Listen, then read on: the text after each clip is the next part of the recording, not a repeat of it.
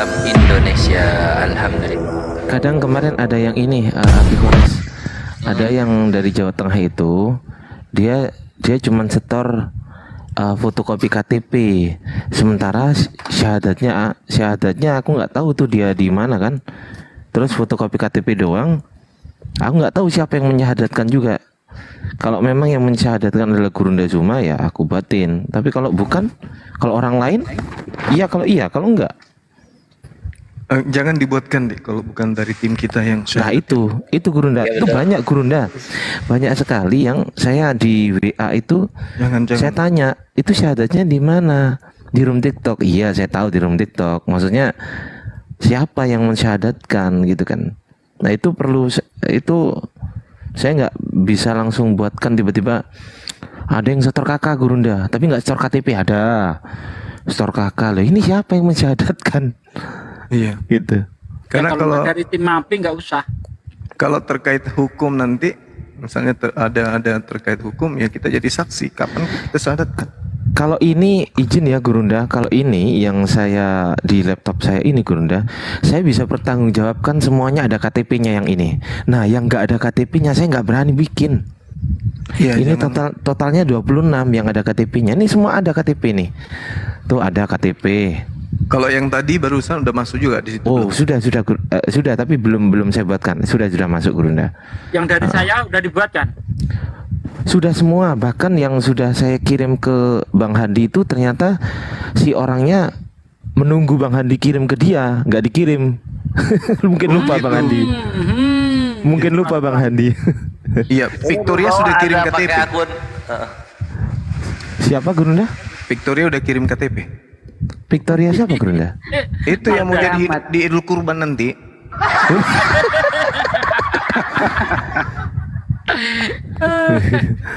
Enggak, jadi izin ya teman-teman kalau mencatat lebih dari punya saya ya saya mohon maaf, tapi yang jelas saya hanya membuatkan yang ada KTP, bahkan kalau nggak ada tanda tangan pun yang penting ada KTP terus jelas disyahadatkan oleh Gurunda Zuma, oleh Ustadz Sugi mungkin atau Ustadz Alif, itu aja. Di luar itu saya nggak berani bikinkan. Iya, benar. Oh, aku sama Bang Andi yang nyahadatin itu batal. Nggak bisa. Bukan gitu maksudnya. Maksudnya di luar orang api ada Oh, itu, ada itu betul ada yang ngaku memang kapan hari itu bukan kapan hari ya, udah 1 bulanan lebih itu disyahadatkan oleh siapa? Oleh Bang ini loh. Bang ini tuh siapa? Aku nggak kenal. Terus kok mintanya ke api gitu. Saya heran juga. Itu. Iya. Jadi yang saya kenal aja ya. Dia salah Karena di sini gunakan, Gurunda di sertifikat ini di belakangnya itu ada saksi Gurunda. Ada saksi-saksi. Iya, Nah, memang saksi betul. Iya, nah jadi kalau saya nggak bener-bener saya nggak saya buatkan. Banyak yang setor sebenarnya. Iya, betul. Lanjut Gurunda. Afwan, izin nyimak. Silakan. Bang Handi monitor. Dia lagi googling itu Pak, siapa tuh? Ya, yang merasa bersahadat di luar API terus minta sertifikat ke API, mohon untuk syahadat ulang di Komal API. Undang kita, salah satu dari kita diundang. Entah Bang Zuma, entah saya, entah Ustadz Alif, Ustadz Mata Ali misalnya kan. Nah, silakan kita syahadatkan ulang, baru kita bikinkan sertifikatnya begitu.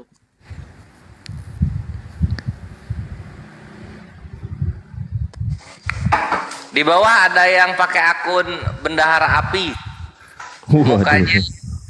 Mukanya muka Christian Sugiono. Oh iya. Ya.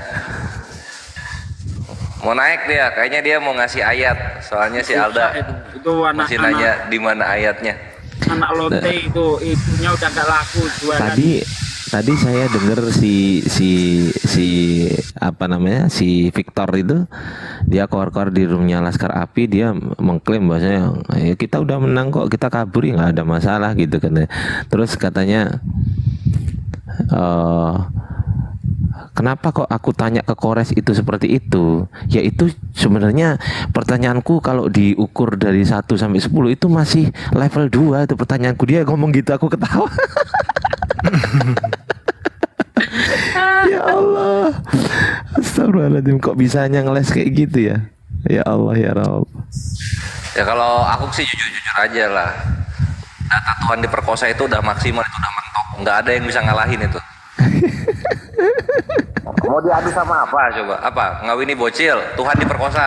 Apa? Nyembah batu, Tuhan diperkosa. Di 1 Korintus berapa itu Korintus? 6. Apa itu? Itu yang plek-plek langsung jadi istri itu, menempelkan diri pada perempuan sundal. Oh iya, 1 Korintus 6 nomor 16. Nomor 16 ya. Iya. Itu nggak Itu- bisa dibantah itu, karena mereka nggak bisa menunjukkan bagaimana syarat sah menikah dalam Kristen. Yang ada yaitu menempelkan diri sama perempuan sundal langsung jadi istri dia. Itu ayatnya mana? Ayatnya mana, Ustaz? Ayatnya. 1 Korintus 6, 16. Ayatnya mana, Ustaz Suki? Itu nama perkawinan satu daging, Ustaz. Perkawinan satu daging, betul. Nah, perkawinan satu daging. Coba jangan pakai bahasa Yunani dong, Ustaz Suki. Aku nggak ngerti. Pakai bahasa Indonesia lah.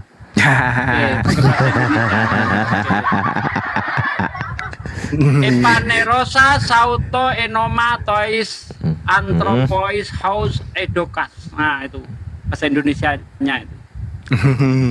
Waduh, susah memang. Tunjukkan ayatnya. Sudah dia. Habis itu dia bilang kita dasar. Apa dia bilang? Kita yang tolol katanya. Iya. Tolol. Sebenarnya. Orang diuji kok nggak ngerti. Itu dia makanya. Heran juga saya sama mereka. Saya aja langsung tahu ayat yang dimaksud itu. Masa mereka nggak ngerti ya? Aneh. Padahal saya bocorkan sedikit kan, Akhi? Dibocorkan itu, dibocorkan sama Tetap guru aja nggak ngerti agama. lah, koplak bener. Kok nggak nyari ya? Kok mereka nggak berusaha mencari ya? Enggak. Gurunda Masalahnya tuh keceplosan ngejelasin ya, Gurunda ya. enggak sengaja tak kasih kisinya, Dek. Karena saya Oh, itu tahu, sengaja. saya tahu dari awal pas mau dimulai sudah tahu bahwa saya yang mau bertanya sebenarnya dia itu sebenarnya enggak sibuk debat, tangannya itu sibuk bersihkan ininya pantatnya. Mencret dari sejak dimulai diskusi. Ada 17 sarung dipakai ngelap sampingnya tuh. Bisa aja Gurunda. Seperti dia nggak paham. Iya, pas dikasih pertanyaan Gurunda itu pemukas itu langsung katup pantatnya tuh bocor udah tuh biar ke bawah langsung. Sama organ-organ tubuhnya keluar Iya. semua dari pantat. Yohanes Iya. 17:8 itu. Itulah bedanya kita, Aki Kores sama Gurunda ya kan. Gurunda 1 pertanyaan, antum berapa pertanyaan? Iya gitu kan. Makanya kalau Gurunda yang masuk duluan di awal itu konten cuma 5 menit kayaknya. Pembukaan, skakmat, penutupan dah. Nggak jadi konten nih. Di YouTube 5 menit nggak kehitung. Aduh ya Allah. Pokoknya bulan Ramadan kali ini bulan kemenangan lah. Iya, alhamdulillah, masya Allah. Ya. Alhamdulillah. Tapi mereka mengaku menang loh Gurunda, jangan salah. Biarin aja, ayam jantan juga kalau udah diburu sama betina merasa menang dia. Tapi kan ini kan bulan suci Ramadan ini iblis setan dirantai. Kok masih ada yang lepas ya? Itu dia masalahnya Bang Andi. Oh, Alda itu jin. Makanya malam ini gua tugasin Kores deh, tangkapin satu-satu tuh. Aduh, Minta data. susah Bang Andi. Aku ini botol keratindengnya nggak ada. Tuh. Karena nangkepin jin kan harus taruh di botol. Mana ya ceritanya ya? Yang pada intinya apapun yang terjadi di dunia apologet Islam, kami sampaikan kepada semua sahabat-sahabat sekalian ya, bahwa tujuan kita itu hanya ingin menyampaikan bahwa yang hak itu adalah hak, yang batil itu adalah batil. Ketika hak itu datang, maka kebatilan pun akan nyonsop. Itu nggak bisa tuh.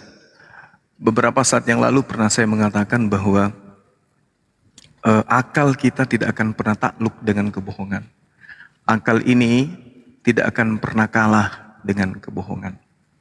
Akan tetapi sebaliknya, kebohongan tidak akan pernah bisa bersatu dengan akal. Kenapa kita menang setiap berdialog? Karena kita bersama dengan akal. Ketika kita bersama dengan akal, berarti kita memegang apa yang disebut hak. Ketika kita memegang apa yang disebut hak, berarti kita bersama dengan al-haq. Kita bersama dengan pencipta kita. Makanya setiap kita bernarasi, alhamdulillah umat Islam itu selalu dimenangkan dalam kancah ring pertempuran perang logika antar Islam Kristen. Karena itulah sahabat-sahabat, setelah kita renungkan, setelah kita pikirkan bahwa sebenarnya keberadaan kita itu harus kita luruskan. Niatan kita itu harus kita kaji ulang lagi bahwa ternyata keberadaan kita ini memang sebagai umat Rasulullah Muhammad SAW itu ditugasi sebagai perpanjangan tangan untuk manusia bisa selamat. Paling tidak kalau kita ini sebagai manusia, kita adalah pelaku dosa, kita pernah melakukan sesuatu yang tidak baik di mata Tuhan, di mata Allah, ya bisa jadi hal-hal seperti ini adalah sebagai penggugur dosa-dosa kita gitu ya. Yang pada intinya kemudian ya kita harus ikhlas, kita harus kemudian memurnikan niatan kita untuk ikut di dunia tempur kayak begini. Hal-hal yang mungkin menjadi penguat, di antaranya kita ingin tenar, ingin dikenal, ingin disanjung, ingin dipuji, ya pelan-pelan nanti kita akan runtuhkan satu-satu. Yang pada intinya, begitu kita hidup di dunia apologet seperti ini, harapan kita kemudian menjadi orang yang tawadu, orang yang suhud minimal, orang yang bisa menjadi contoh terhadap umat Islam yang lain, meskipun kemudian umat Islam yang lain juga ada yang tidak senang dengan keberadaan kita. Ya, saya hanya bisa menghimbau kepada saya sendiri pribadi dan juga kepada sahabat-sahabat adik-adik saya utamanya, bahwasanya kita telah menorehkan sejarah dalam kehidupan anak keturunan Adam. 50 tahun ke depan, 100 tahun ke depan, kita hanya tinggal nama. Suara kita hanya tersisa kemudian di kuping orang-orang yang pelanjut daripada misi ini. Ya, untuk itu sebelum kita pergi, niatan kita harus kita luruskan benar-benar bahwa apapun yang kita lakukan hari ini itu demi agama, bukan yang lain. Benar. Gitu ya, sahabat-sahabat sekalian. Insyaallah. Amin. Amin ya Allah. Aduh, Ini ada berita nih. aku kan data lagi. Siapa ini Kiki disambut dulu dong. Halo Kiki, Oh, ya. selamat malam. Malam Ciki. Ciki. Malam. Halo, kok yang jawab Akhi Ardi? Handi. Itu katanya di bawah siapa, ada bocah siapa itu tadi katanya dia yang bersahadat katanya. Loh, kok Udah hilang. Iya, aku turun dulu. Nah ini loh ada informasi tadi menjelang buka puasa, pas sudah buka puasa tadi itu saya monitor di roomnya sang DPO si Paujang, kan DPO tuh. Nah di sana itu Herdi diadili, saya yang telepon dia, masuk Edi kau diadilinya, kau mau diadili, naik dia kan gitu. Marah si siapa sih logika Will, kata dia begini, kamu itu sesama Kristen kau laporkan. Kata Herdi, saya nggak melaporkan. Si siapa sih CP itu kan menghujat namanya umat Islam. Jadi saya rekam, saya kirimlah hasil rekamannya ke Banyuma, Bang Handi dan lain-lain untuk ditindaklanjuti. Bukan saya yang melaporkan. Wah, Herdi dikerubutin gitu. Herdi dikerubutin gitu. Akhirnya mereka ribut sesama mereka. Itu kira-kira laporannya. Emang gimana kronologisnya kayak mana? Rekaman yang kayak mana ini, Kanda? Andi? Kan ada si CP itu kan menghujat monolog, menghujat Nabi kita, mengatakan binatang lah apa segala macam kan gitu. Iya. Herdi marah, nggak boleh begitu, minta naik nggak dinaikin, dia rekam lah. Nah, hasil rekamannya itu dikirimlah ke kita untuk diambil tindakan. Itu Ayatnya di mana, Bang Andi? ada rekamannya. Nah, itu ayatnya di situ. Nah, si Herdi kamu itu pengkhianat. Mestinya kalau ada begitu kamu diam-diam aja, nggak jangan laporin gitu. Itu. Si Herdi malikil Oh. gitu. Herdi, iya. Oke. Ada tamu nih, Angel. Angel, selamat malam, Angel. Ya, Angel. Gimana Bang Andi? Malam, gitu Bang Andi. Angel, selamat malam. Halo, buka mute-nya. Angel. Angel. Angel. Nah, itu buka dong. Lucu juga, Pak. Assalamualaikum Bunda semua. Oh, Waalaikumsalam warahmatullahi wabarakatuh. wabarakatuh. Assalamualaikum semua. Waalaikumsalam Saya mau warahmatullahi bertanya. wabarakatuh. Ya. Pade itu bukan angel. Mau Islam pakai bertanya sembah. ini, mau bertanya ya Bunda semua. Bentar dulu, Anda Islam apa Kristen? Islam Bang. Oh, Islam. Ya. Lanjut. Islam. Mana ayatnya? Mau bertanya pada Bunda semua nih. Iya, silakan Bang. Kalau saya bisa bertanya, jawab, insya Allah saya jawab. Islam itu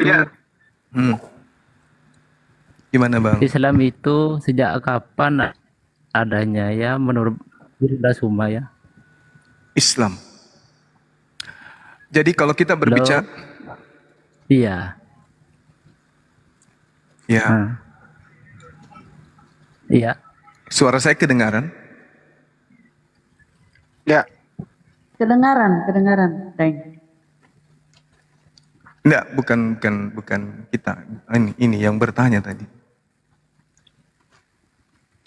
Halo, Bung. Halo. Dibuka mute-nya, Bang Angel. Angel, Is. Angel. Is. Iya, ya. Loh, kok hilang? Angel dibilangin Jaringannya, Angel. Jaringannya Angel. jelek. Jaringannya nggak bagus. Orang Islam kok nanya Islam sejak kapan sih? Aneh-aneh aja nih orang. Bisa jadi, akhi. Kalau beliau kelihatannya orang Malaysia, kok nggak salah dengar itu suaranya. Orang Madura kayaknya guru. Madura ya? Madura. ya udah dijelaskan aja. Islam itu ada ya sejak ada peradaban manusia di muka bumi. Silakan Mbak Nyuma diterusin aja. Gak apa-apa dijawab. Tamu kita di bawah nggak ada lagi. Aku nggak bisa lihat ya, nggak tahu nih. Untuk Oten nggak ada, yang ada Muslim semua nih. Mohon maaf ya teman-teman Muslim, itu nggak mungkin saya naikkan. Terima kasih. Iya. Baik. Jadi kalau kita bertanya Islam itu sejak kapan Islam itu ada gitu ya? Ya sejak aturan Tuhan itu ada terhadap makhluk. Bagaimana kemudian Tuhan menciptakan sebuah konsep di mana konsep itu disebut sebagai konsep shalom atau salam atau damai. Nah, manusia ini diciptakan oleh Allah dengan seperangkat nafsu. Sampai-sampai manusia itu jangankan seperti babi. Oli kotor pun manusia itu bisa minum. Aspal panas, kereta api mereka bisa telan, gedung berlantai 100 pun bisa ditelan oleh manusia tuh. Sehingga Allah kemudian merancang sebuah konsep yang disebut salam, atau apa yang kemudian sering kita artikan aslama, aslalmu, kemudian salim yang artinya aslamu artinya damai, kemudian aslama artinya taat, berserah diri, dan juga salim artinya bersih dan suci. Jadi Allah sudah merancang dari sejak kemudian manusia itu dicipta, ajaran tentang Islam ini sudah dirancang oleh Allah. Kalau Yahudi berarti kepercayaan keturunan Yehuda atau Bani Israel, boleh. Kalau Nasrani kepercayaan untuk orang-orang jadi pengikut Nabi Isa yang berasal dari Nazaret. Sedangkan kalau berbicara mengenai Islam, Islam itu netral. ya, dari akar kata syalim aslama aslamu, damai sejahtera, taat berserah diri, kemudian bersih dan suci. Makanya di Islam itu yang pertama, yang paling dikedepankan itu adalah tauhid. Tauhid itu artinya apa? Mendamaikan hati kita terhadap akidah bertuhan. Nah, Islam itu artinya apa? Mendamaikan diri kita sehingga kita taat untuk berserah diri kepada Allah dalam kebenaran dengan aturan perintah dan syarat-syarat ketetapan yang ada dari Tuhan itu sendiri. Lalu Islam itu apa? Memberikan suatu kepuasan kepada pemeluknya di dalam melakukan satu amalan-amalan perbuatan beragama sehingga tak ada keraguan di dalam mereka melakukan satu runutan ibadah yang mana antara jasad, roh dan jiwanya itu bersih dari segala aspek yang bisa menajiskan. Itulah Islam.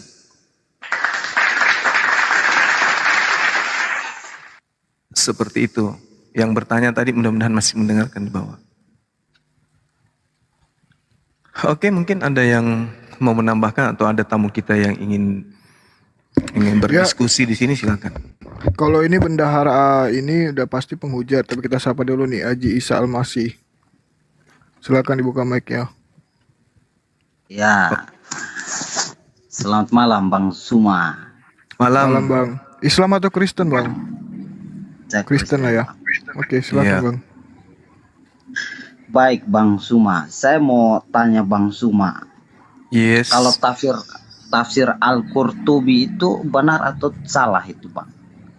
Tafsir Al-Qurtubi. Iya.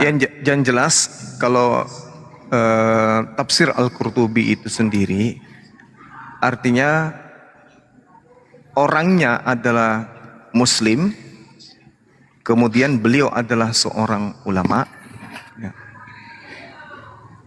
Sehingga kami umat Islam menjadikan materi-materi pengajaran beliau sebagai salah satu referensi di dalam memahami tentang hadits atau pendalaman materi tentang hal-hal yang berkaitan dengan syar'i atau yang berkaitan dengan muamalah atau yang berkaitan dengan akidah tauhid.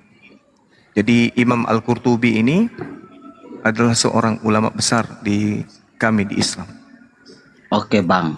Siap Bang. Berarti Al-Qurtubi ini adalah seorang ulama besar atau dia juga salah satu guru besar.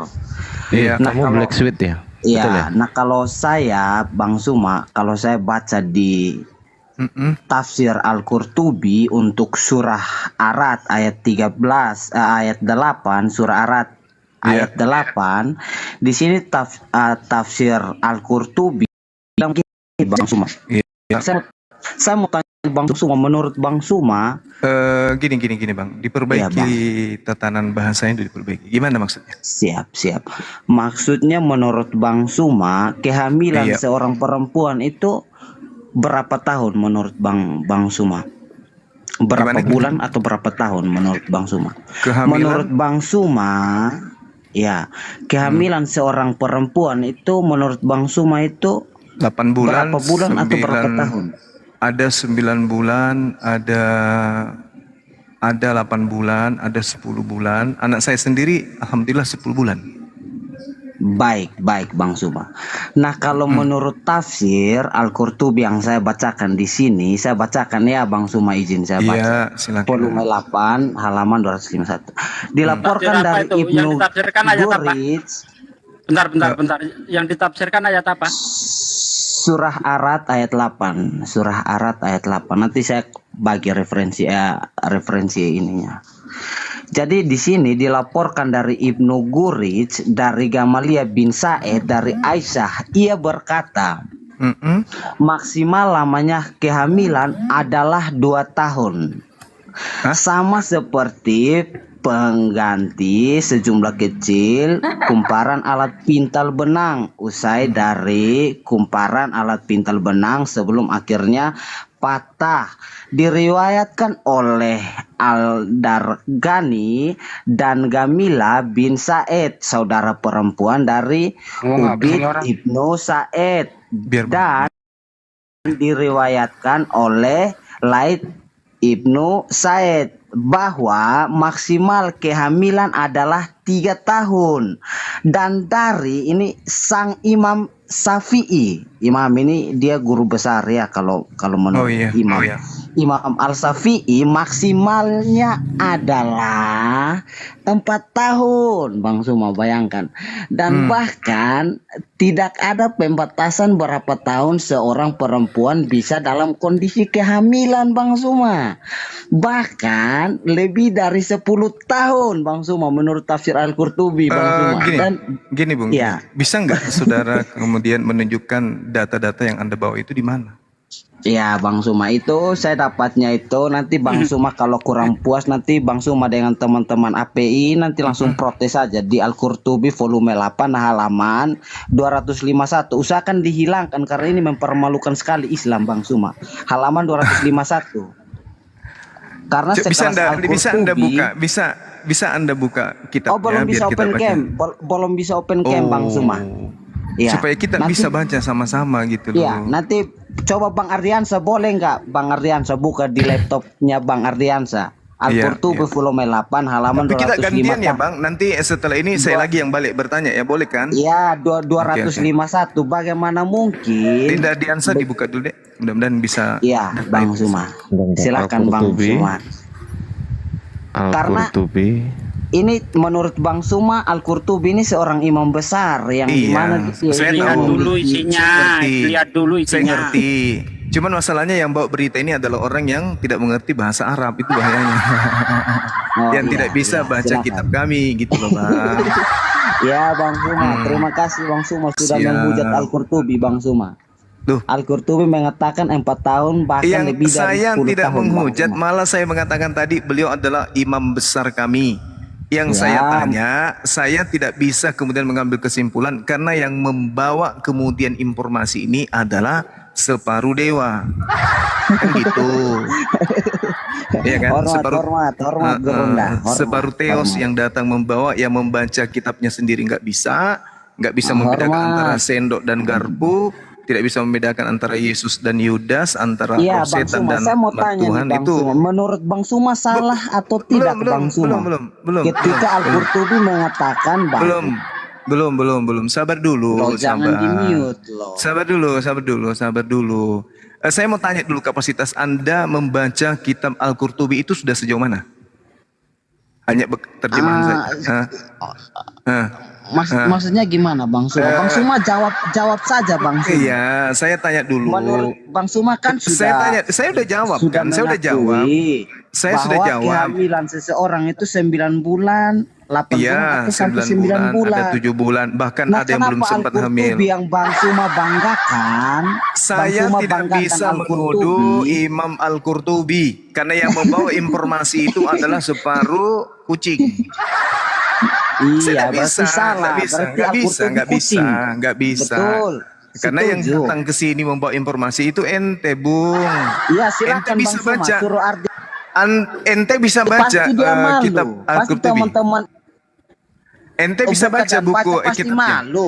Enggak, saya tanya dulu. Anda bisa baca bukunya? Atau hanya baca di Google atau di Wikipedia atau di Bukan di Google Bang, di Google Bang. Dalam tafsir, saya bacakan ulang tafsir mana ya? Dalam tafsir. Berarti Anda punya buku tafsirnya gitu? Gurunda, izin Gurunda. Malu. Kita akan anak buahnya Bang Ardiansa. Volume 8 halaman bentar. Ini Bang Ardiansa mau buka diem dulu. Kita akan untuk umat surah Islam nggak bisa kamu tipu dengan kita akan buktikan dia berbohong, Gurunda. Hostnya dibesarin dong. Kita akan lihat dia berbohong, Gurunda ya. Iya. Nah, Ardiansa carinya lama loh. Ternyata bukan onten. Udah diam dulu. Kalau bukan pembohong bukan onten namanya. Ini angka berapa ini?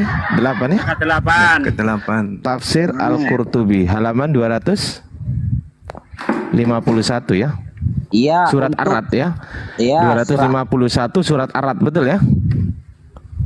Surah Ar-Ra'd ayat 8. Jediar atau 29. Ar-Ra'd. Nggak ada Ar-Ra'd di sini. Nih. Ada surah Ar-Ra'd. Gini Gurunda, saya izin membocorkan sebentar. Tolong di mute ya. Gurunda, saya kapan hari diskusi sama dia, Black Sweet, dia membawa data Decepticon of Allah. Deception Allah, Deception of Allah itu adalah bukunya Christian Prince, Gurunda. Bukunya CP diterjemahkan dari bahasa Indonesia, ya kan? Diterjemahkan ke bahasa Indonesia dan bahasa Inggris, lalu dia bawa itu di situ. Saya tanya, waktu itu dia tanya hadis dimakan kambing. Ternyata di situ, Gurunda, itu ada tulisan dimakan kambing. Kenapa lari? Ada kan? Mana? Terus kemudian saya tanya, mana tulisan Arabnya? Surah Arad Dia ayat nggak bisa 8. nunjukkan, Gurunda. Ketika dia nunjukkan, Surah Arad ayat ketika 8. dia menunjukkan apa namanya Surah Arad daftar ayat isinya, Gurunda, itu isinya Arad adalah ayat 8. Deception of Allah. Loh, Allah sang penipu. Loh, berarti ini bukunya. Saya tanya, itu ini bukunya. bahasnya Saya punya itu, Gurunda, bukunya. lo nggak nyam. Itu bukunya Nggak Christian nyambung, Prince, nggak Gurunda. nyambung. Lanjut, Gurunda, sudah kita permalukan bahwasanya di sini nggak ada. Surah Arad ayat Surat Arad nggak ada, Gurunda ya. Kita cek Nggak ya. ada, Kita nggak cek ada. dari atas ya. Iya, Kita di cek ya. Al-Qurtubi volume 8. Baik. Ini Surat 13, Al-Anfal, surat 13. Al-Anfal 41, Al-Anfal At-Taubah, At-Taubah, surat Yunus. Memang Yunus. sebagai Islam harus Yunus. Selesai, Gurunda. Sampai halaman 934. Iya. Ini Yunus, nggak ada Arad. Nah, jediar penipuan dia. Penipu Lanjut, kan? Gurunda. Kan aku bilang kan. Nggak nipu, Kristen nggak laku. Allah. Oke, besarin saya. Coba Ardiansa, besarin saya. Saya Duh, buka. katanya nggak bisa open Iya, Bisa, cam. mungkin silakan. Saya Silakan. iya, besarin saya. Silakan. Buka. Oke, jangan mute ya. Iya, Saya buka. Tadi buktikan katanya- kalau Ardiansa ini salah. Buka, Tadi buka. katanya Dia nggak tidak- bisa dia open tidak cam. membukakan data itu. Oke, Gini. Tadi bentar. katanya nggak bisa open cam. Kok sekarang bisa Sabar open cam? Ardiansa, kamu sudah bohong di sini. Kamu mengatakan bahwa Iya, iya. surah Arad, tafsir untuk surah Arad ayat 8 itu tidak ada. Kamu pembohong di sini. Coba buka Ardiansa. Al-Qurtubi. Buka. Tunjukin. Buka Al-Qurtubinya Tunjukin. mana? Iya, makanya Mana saya- Al-Qurtubinya coba? Iya, Jangan-jangan suaminya Bentar dulu. Victoria ini. Bentar dulu, Haji Isa Almasih buka. Buka Haji Al-Qurtubi Isa Almasih cepat. nanti 1, buka. 2, 3, 4, Haji 5. Isa Almasih buka nanti. Aduh. Buka. Buka cepat. Tidak. Buka. Iya, makanya. habis ini giliran Ardiansa kamu ini terima pertanyaanku ya. penipu. Mana? Karena begini Bang Suma, Mana? menurut Buka dulu, Ardiansa, buka dulu. dia tidak mau membukakan Buka data. dulu. Dia mengatakan Tadi bahwa sudah saya dibuka. penipu. Tadi sudah Penipu dibuka. dia. Penipu, Ardiansa ini Gurunda. memang penghujat Islam. Penyembah Ardiansa Yudas, sebenarnya. penyembah Yudas Buka. dengarkan. Penyembah Yudas Woi, buka dengarkan. celanamu lah kalau nggak bisa buka Al-Qurtubi. Buka celanamu. Penyembah Yudas dengarkan. Tadi kamu membawa tafsir Al-Qurtubi volume 8 halaman 218. 251, Gurunda. Halaman 251. Iya, Atau huruf. 251. Dungu. Ternyata 251. setelah dicek itu bukan Arad, tapi di situ adalah At-Taubah. At-Taubah ayat 29. Nah, itulah tandanya bahwa penyembah Yudas ini memang orang error. Ardiansa kan penipu. Artinya Dia kamu besarin saya. Artinya kamu penipu kan, Saya. ketahuan kan. Nah, benar nggak? Penipu, Gurunda, Oke, penipu. sekarang saya balik bertanya kepada saudara. Ini giliran Begini Bang Suma. giliran saya yang bertanya. Suma kau parah. Dengarkan pertanyaan saya. Mau saudara. Kenapa kau tidak mau Dengarkan pertanyaan Kau saya. itu salah, Dengarkan Suma. pertanyaan saya. Dengarkan pertanyaan Suma, saya. kucluk, Jangan diturunkan kucluk. orang ini sebelum saya bertanya. Suma kucluk? Pertanyaan saya. Emosi Suma dia. memang kucluk, Suma. Bagaimana kemudian di dalam Suma. kitab yang Anda ambil dari agama lain, Parah, Ardiansa 2 Tawarik 21 Ardiansa ini memang penipu. nomor 5, 2 Tawarik 22 nomor 1 nomor 2, bagaimana keadaannya kemudian ada janin di dalam kandungan ibunya 2 tahun lebih tua dari ayah kandungnya sendiri? Jawab. Kabur dia nggak dikit ya Bang Joma. Kabur sendiri dia. Gurunda. Saya sudah bisa buktikan, Gurunda, Tanpa bahwasanya di tipu-tipu halaman Kristen tidak laku. Itu di intinya. halaman 251 ini bukan surat Arad, Gurunda, Iya, atau bahkan atau Gurunda. Betul. saya ada kitabnya, ada kitab, cuman Masya Allah. di lemari. Siap, Gurunda. Lanjut. Iya. Nah, itu tadi ya untuk siapa tadi penyembah Yudas di dalam kitab yang kalian ambil itu Yoram sang ayah lebih muda 2 tahun daripada kemudian anaknya, yaitu Ahazia. Nah, gimana ceritanya? Ahazia ini sang anak berusia 42 tahun, sedangkan sang ayah Yoram itu berusia 32 tahun. Ya, jadi ada penambahan 8 tahun kemudian sehingga 40 tahun. Nah, itu pun kalau dipaksakan berarti sang anak lebih tua, kemudian sang anak lebih tua 2 tahun daripada ibu ayahnya sendiri. Bagaimana caranya itu? Proses dalam kandungan itu. Anak 2 tahun lebih tua dari bapak. Ini kira-kira gimana ceritanya tuh? Di rahimnya itu bagaimana polanya? Kemudian coba teman-teman, ada nggak yang bisa masukkan ke otak saya ini? Otak saya ini kan nggak bisa nerima kebohongan tuh. Ada anak lebih tua 2 tahun dari bapaknya. Ini gimana ceritanya? Di janin, di dalam perutnya itu kayak mana ceritanya? Dia gimana ini? Sumber daripada janin ini lebih duluan masuk ke dalam rahim, lalu kemudian tinggal di dalam selama kurang lebih 2 tahun. Ya, setelah janin ini 2 tahun ada di dalam rahim, bapaknya baru lahir hari ini. Sini saya jawab. Jawabannya gini Bang Yoma, jawabannya begini, karena mereka memang ini percaya hal-hal yang tidak masuk akal. Kenapa? Menurut mereka Yesus ini lebih tua daripada ibunya. Nah, itu kan dasarnya di situ. Oh, pantesan aja. Jadi janin sudah ada 2 tahun menunggu di dalam rahim ibu, baru kemudian bapak lahir hari ini, dicetak. Begitu pas hari tahun kedua baru lahir bapak. Lalu bapaknya kemudian bikin anaknya, ini gimana ceritanya? Ya, memang harus nggak masuk akal diimani. 2 tahun sudah janin di dalam perut Bang Andi. Ayah baru lahir hari ini. Ayah kan tidak mungkin langsung membuahi istrinya kan?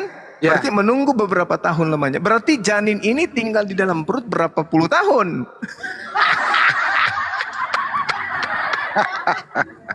Allahu Akbar. Allahu Akbar. Nah, itu kalau pertanyaannya kita ambil dari aspek kirinya. Nah, coba kita ambil aspek dari bawahnya.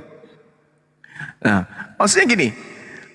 Kalau kita ambil dari aspek yang lain, artinya usia 2 tahun, usia 1 tahun, mana ceritanya ya? 2 tahun kemudian lebih tua dari janin. Ayah, anak lebih tua. Jadi ketika kemudian anak ini sudah lahir, bapaknya baru keluar dari rahim ibunya. Jadi anak 2 tahun inilah yang kemudian membersihkan nonotnya bapaknya. Jadi anak ini memanggil kemudian bapaknya dan panggilan, adekku yang adalah bapakku. Iya. Masya Memang dia anakku adalah Tuhanku. Oh begitu. Iya. Iya. Kan pertanyaannya tadi kenapa 2 tahun, 4 tahun ya kan? Nah sekarang permasalahannya adalah ini si bayi yang usia 2 tahun kapan nyetaknya? Kenapa bisa bapaknya terlambat keluar? Jangan-jangan pada saat dia begitu tak balik ki.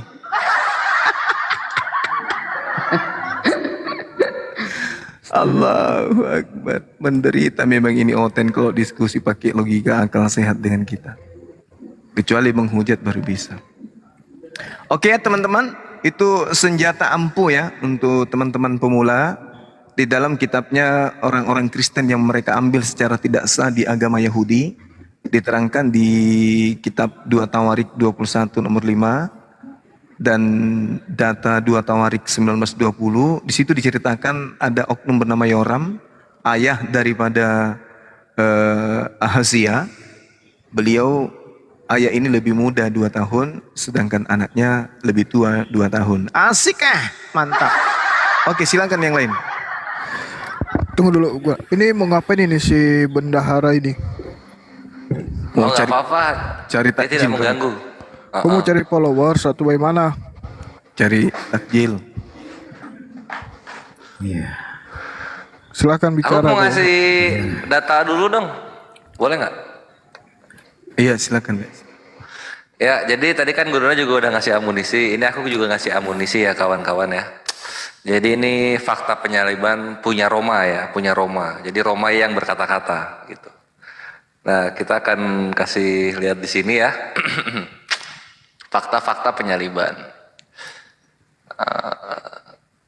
Nah, di sini. Jadi datanya aku sembunyikan dulu buat nanti. Ini aku kasih hanya untuk spoiler ya, trailer ini, spoiler trailer. Di sini dikatakan begini. Ya, aku blok dulu.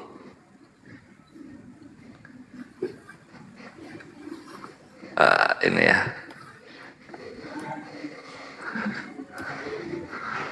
Jadi nggak kelihatan ya? Nah, gini aja lah. Orang-orang Roma sebenarnya menyalibkan orang-orang dengan telanjang. Ini udah pada tahu ya? Udah pada tahu lah ini. Disalib itu pasti telanjang. Bagian dari penyiksaan penyaliban adalah membuat malu dengan digantung telanjang dengan apa ini?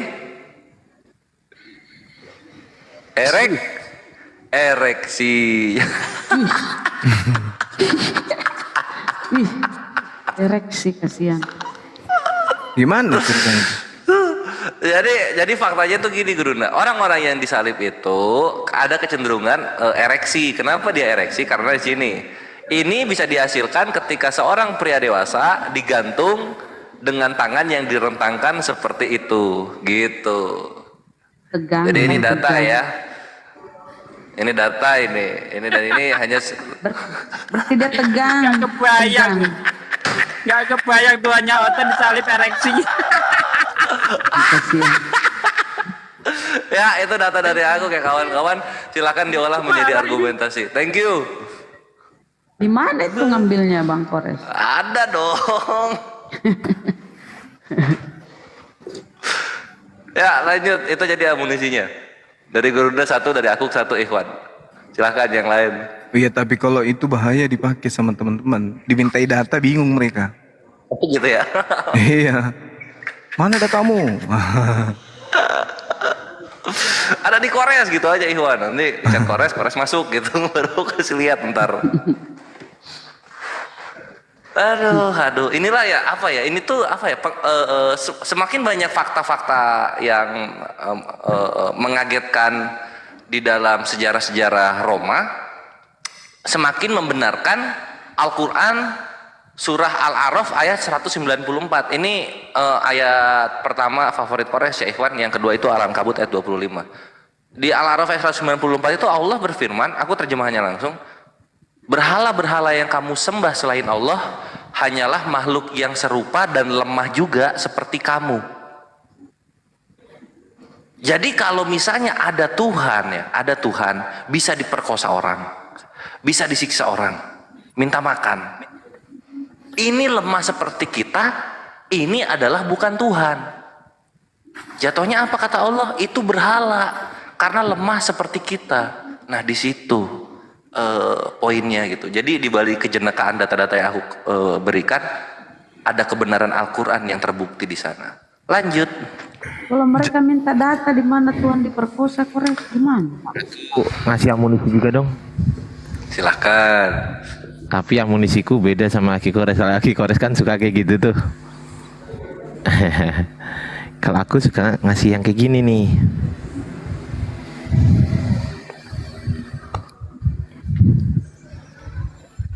Tidak disapa dulu UN. Host tolong dikecilkan host. Host. Tunggu. Kapan saya bertanya? Siap Gurunda. Oh nenek siapa nih? Nenek kiper. Tuh bertanya dia. Yo, Nenek bendahara, silakan. kita sama-sama bendahara loh. Kamu bendahara, saya juga Oh siapa sih? Gak jelas kau siapa? bendahara api. Saya mau bertanya nih sama sekali. Masa Oten bendahara api? Takut apa?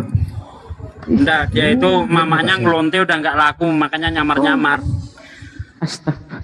Duh, pernah nggak lihat muka saya? Emang siapa sih itu namanya siapa?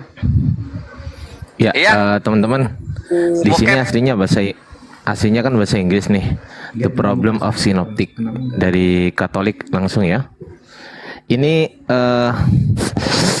di sini teman-teman, ternyata si Matius sama si Lukas ini, ya, berdasarkan analisis Katolik di sources.org, si Matius sama si Lukas ini dapat dari 3 sumber. Satu, sumber M. M ini adalah hanya ada di Matius, yang nggak disebutkan siapa namanya, nggak ada namanya. Kemudian dapat dari si Markus. Kemudian dapat dari Q. Q ini adalah Huel. Huel itu adalah sumber tertulis hipotesis, masih dugaan. Dugaan dari apa? Dugaan dari perkataan Yesus. Huel ini adalah dugaan, hipotesis. Jadi ini masih dugaan. Dan Injil pertama ternyata bukan Matius, tapi Markus. Ini terbukti bahwasanya si Matius sama Lukas ini jiplak dari Injilnya Markus. Begitu. Nah, coba kita cek di sini. Injil Markus mengandung beberapa kesulitan tata bahasa, sastra, sejarah, dan geografis, kesalahan kecil yang tidak ditemukan dalam Matius dan atau Lukas.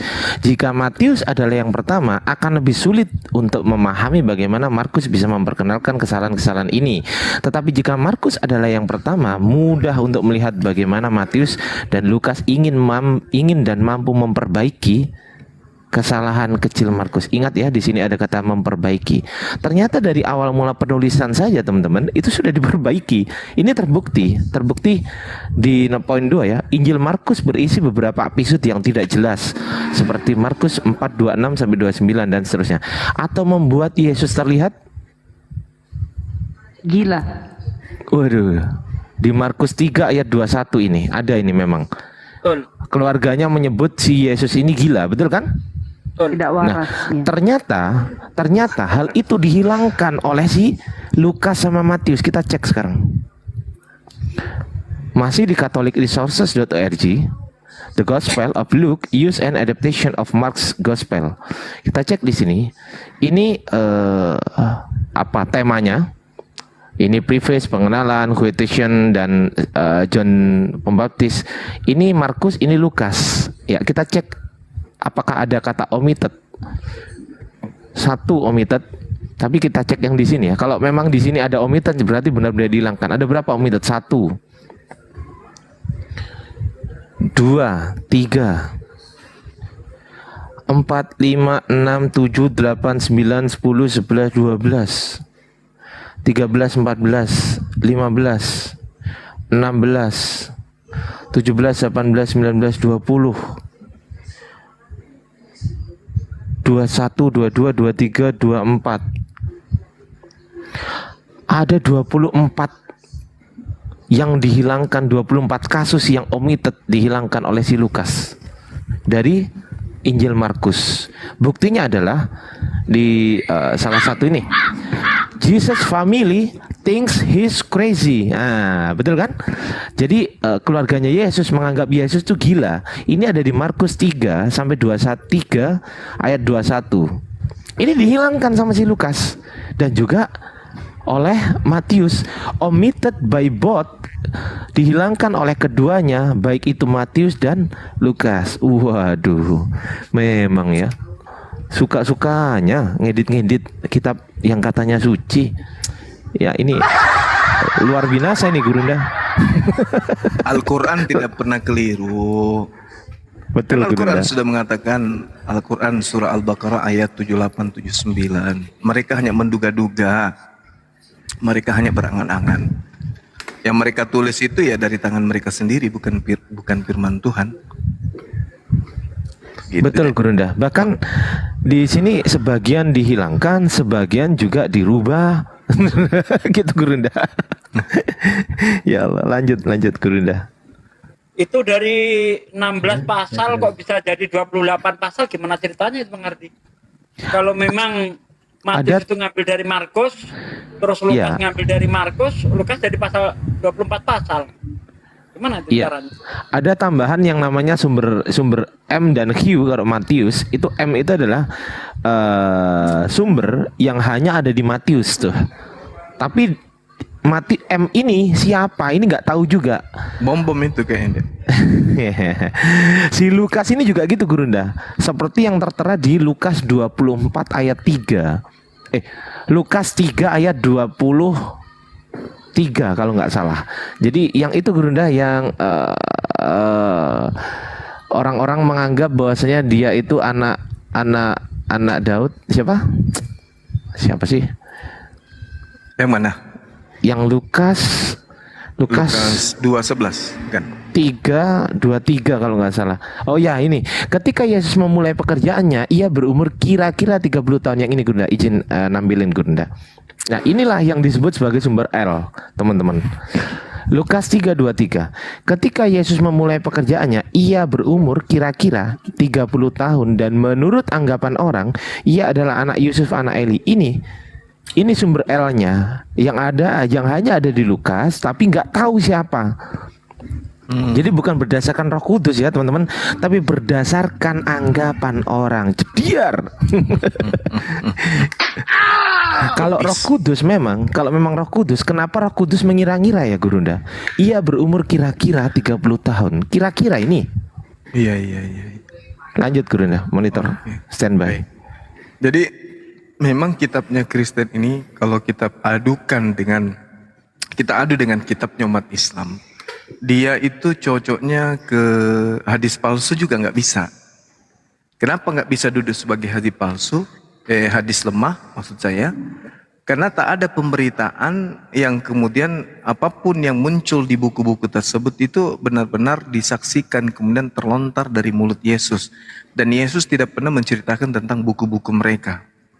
Nah, sehingga kalau dia mau dipaksa kemudian sebagai bahan materi pembelajaran, maka dia duduk sebagai hadis palsu dia. Kenapa hadis palsu? Karena catatan-catatan ini tidak ada pengesahan dari Yesus itu sendiri. Yesus tidak mengenal Lukas, Yesus tidak mengenal Paulus, Yesus tidak mengenal penulis Matius, penulis Markus, dan juga penulis Yohanes. Dan lagi-lagi buku-buku ini tidak pernah bercerita tentang dirinya sendiri. Dan juga tidak ada nubuah dari Tuhan yang memperkenalkan diri kepada Nabi Ibrahim, Ishak, Yakub, Nabi Musa, Daud, Salomo tentang nubuatan, tentang munculnya kemudian buku-buku yang ada di tengah-tengah Bani Israel. Itu nggak ada itu yang buku-buku kayak gitu. Kecuali Al-Quran yang menceritakan bahwa mereka menulis berdasarkan keinginan saja, angan-angan dan duga-menduga. Dan itu kita bisa buktikan kalau ada Kristen yang bisa berdiskusi dengan baik pakai pola akal tapi ya bukan pakai mulut biawak, maka pasti kita bisa buktikan bahwa buku yang diimani Kristen itu sebagai firman Tuhan sebenarnya untuk disandingkan dengan hadis lemah saja nggak sanggup, apalagi disandingkan dengan Al-Quran gitu. Halo Pak Juma. Iya. Saya sudah bisa bertanya. Silakan Pak Bendahara, apa yang ingin disampaikan? Tanyakan. Ini giliran bendahara yang bertanya. Ini tentu belum Bendahara bukan masalah keuangan ya. Bukan masalah keuangan ini. Jadi begini Gurunda, dalam literasi Islam baik dalam Quran maupun hadis, iya, siapa yang membuat Adam berdosa? Takdir atau setan? Setannya. Setan. Yes. Gimana tertulis? Lah, itu diterangkan kemudian pada saat Adam ada di dalam jannah, iblisnya kemudian menggoda daripada Adam dan Hawa. Kalau tidak digoda bisa nggak kemudian dua oknum ini jatuh? Artinya yang harus dipahami di sini adalah kekuasaan Allah, karena itu adalah skenario dari Allah. Adam dikasih syahwat, kemudian ayatnya mana? Ayatnya ada di Al-Quran surah Shad ayat 75, 78 dan seterusnya. Ketika kemudian iblis ditanya oleh Allah, kenapa wahai engkau iblis enggan kemudian bersujud ya hormat kepada Adam alaihissalam. Alasan daripada iblis itu adalah karena saya lebih mulia daripada dia. Maka dia jatuh pada kesombongan.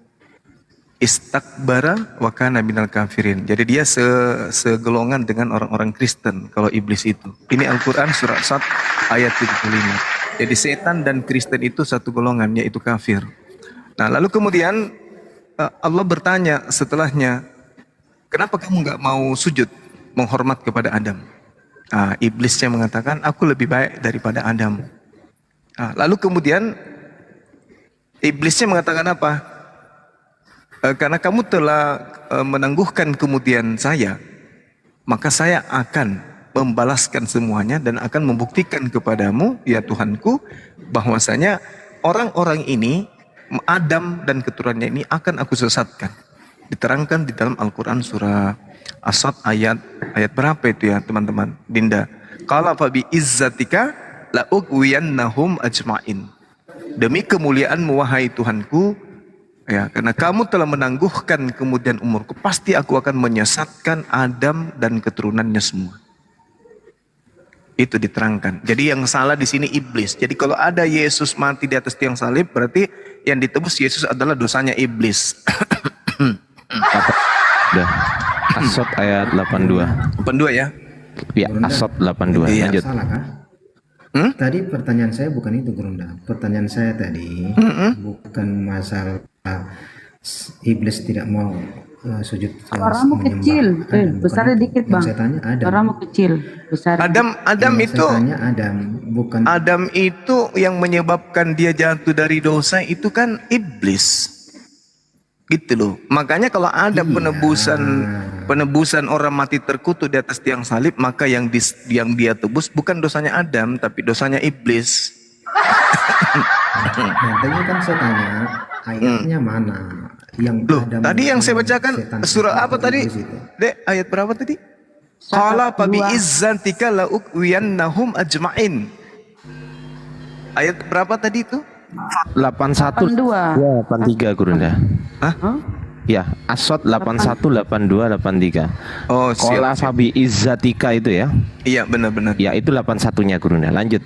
Monitor. Al-Hijr Itu kan- 39 juga ada itu. Gimana? Al-Hijr 3940 juga ada. Nah, itu kan tentang iblis yang tidak mau menyembah Adam. Iya. Berarti Dan di situ dan iblis berdosa. Yang saya tanya, yang Adam yang berdosa, bukan Adam iblis yang tidak berdosa. pernah Adam kemudian yang berdosa. menyebabkan dirinya berdosa selain daripada godaan setan. Kan jelas. Iblisnya bersumpah di hadapan Tuhan kan. Qala fa bi izzatika la ughwiyannahum ajmain. Pasti aku akan menyesatkan Adam, istrinya dan keturunannya. Iblis sudah mengatakan begitu. Jadi yang menyebabkan kemudian Adam berdosa iblis. Jadi yang mati di atas tiang salib ini menebus dosa iblis. Nah, yang membuat Adam berdosa adalah iblis. Iblis. Ayatnya. Loh, yang saya bacakan ini Adam berdosa itu adalah iblis. Itu bukan itu. Loh, ini iblis yang menyebabkan kemudian yang menyebabkan Adam jatuh ke dalam dosa. Ini dalilnya.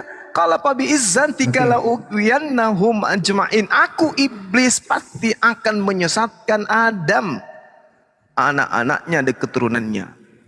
Begitu, Bung. Jadi yang mati di atas tiang salib itu menebus dosanya iblis. Makanya saya katakan saya dengan Kristen, iblis dan Kristen itu susah saya bedakan yang mana yang iblis sebenarnya ini. Tapi Al-Quran mengatakan iblis itu memang dari dua golongan sih. Ada dari kafir, ada dari golongan jin.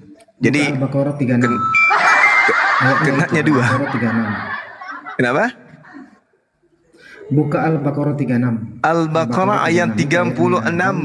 Lain. Wa iz qala rabbuka lil malaikati fa'azallahuma asyaitanu anha fa'akhrajahuma mimma kana fihi faqulna ihbitu ba'dukum li ba'din adu walakum fil ardi mustaqarrun wa mata'un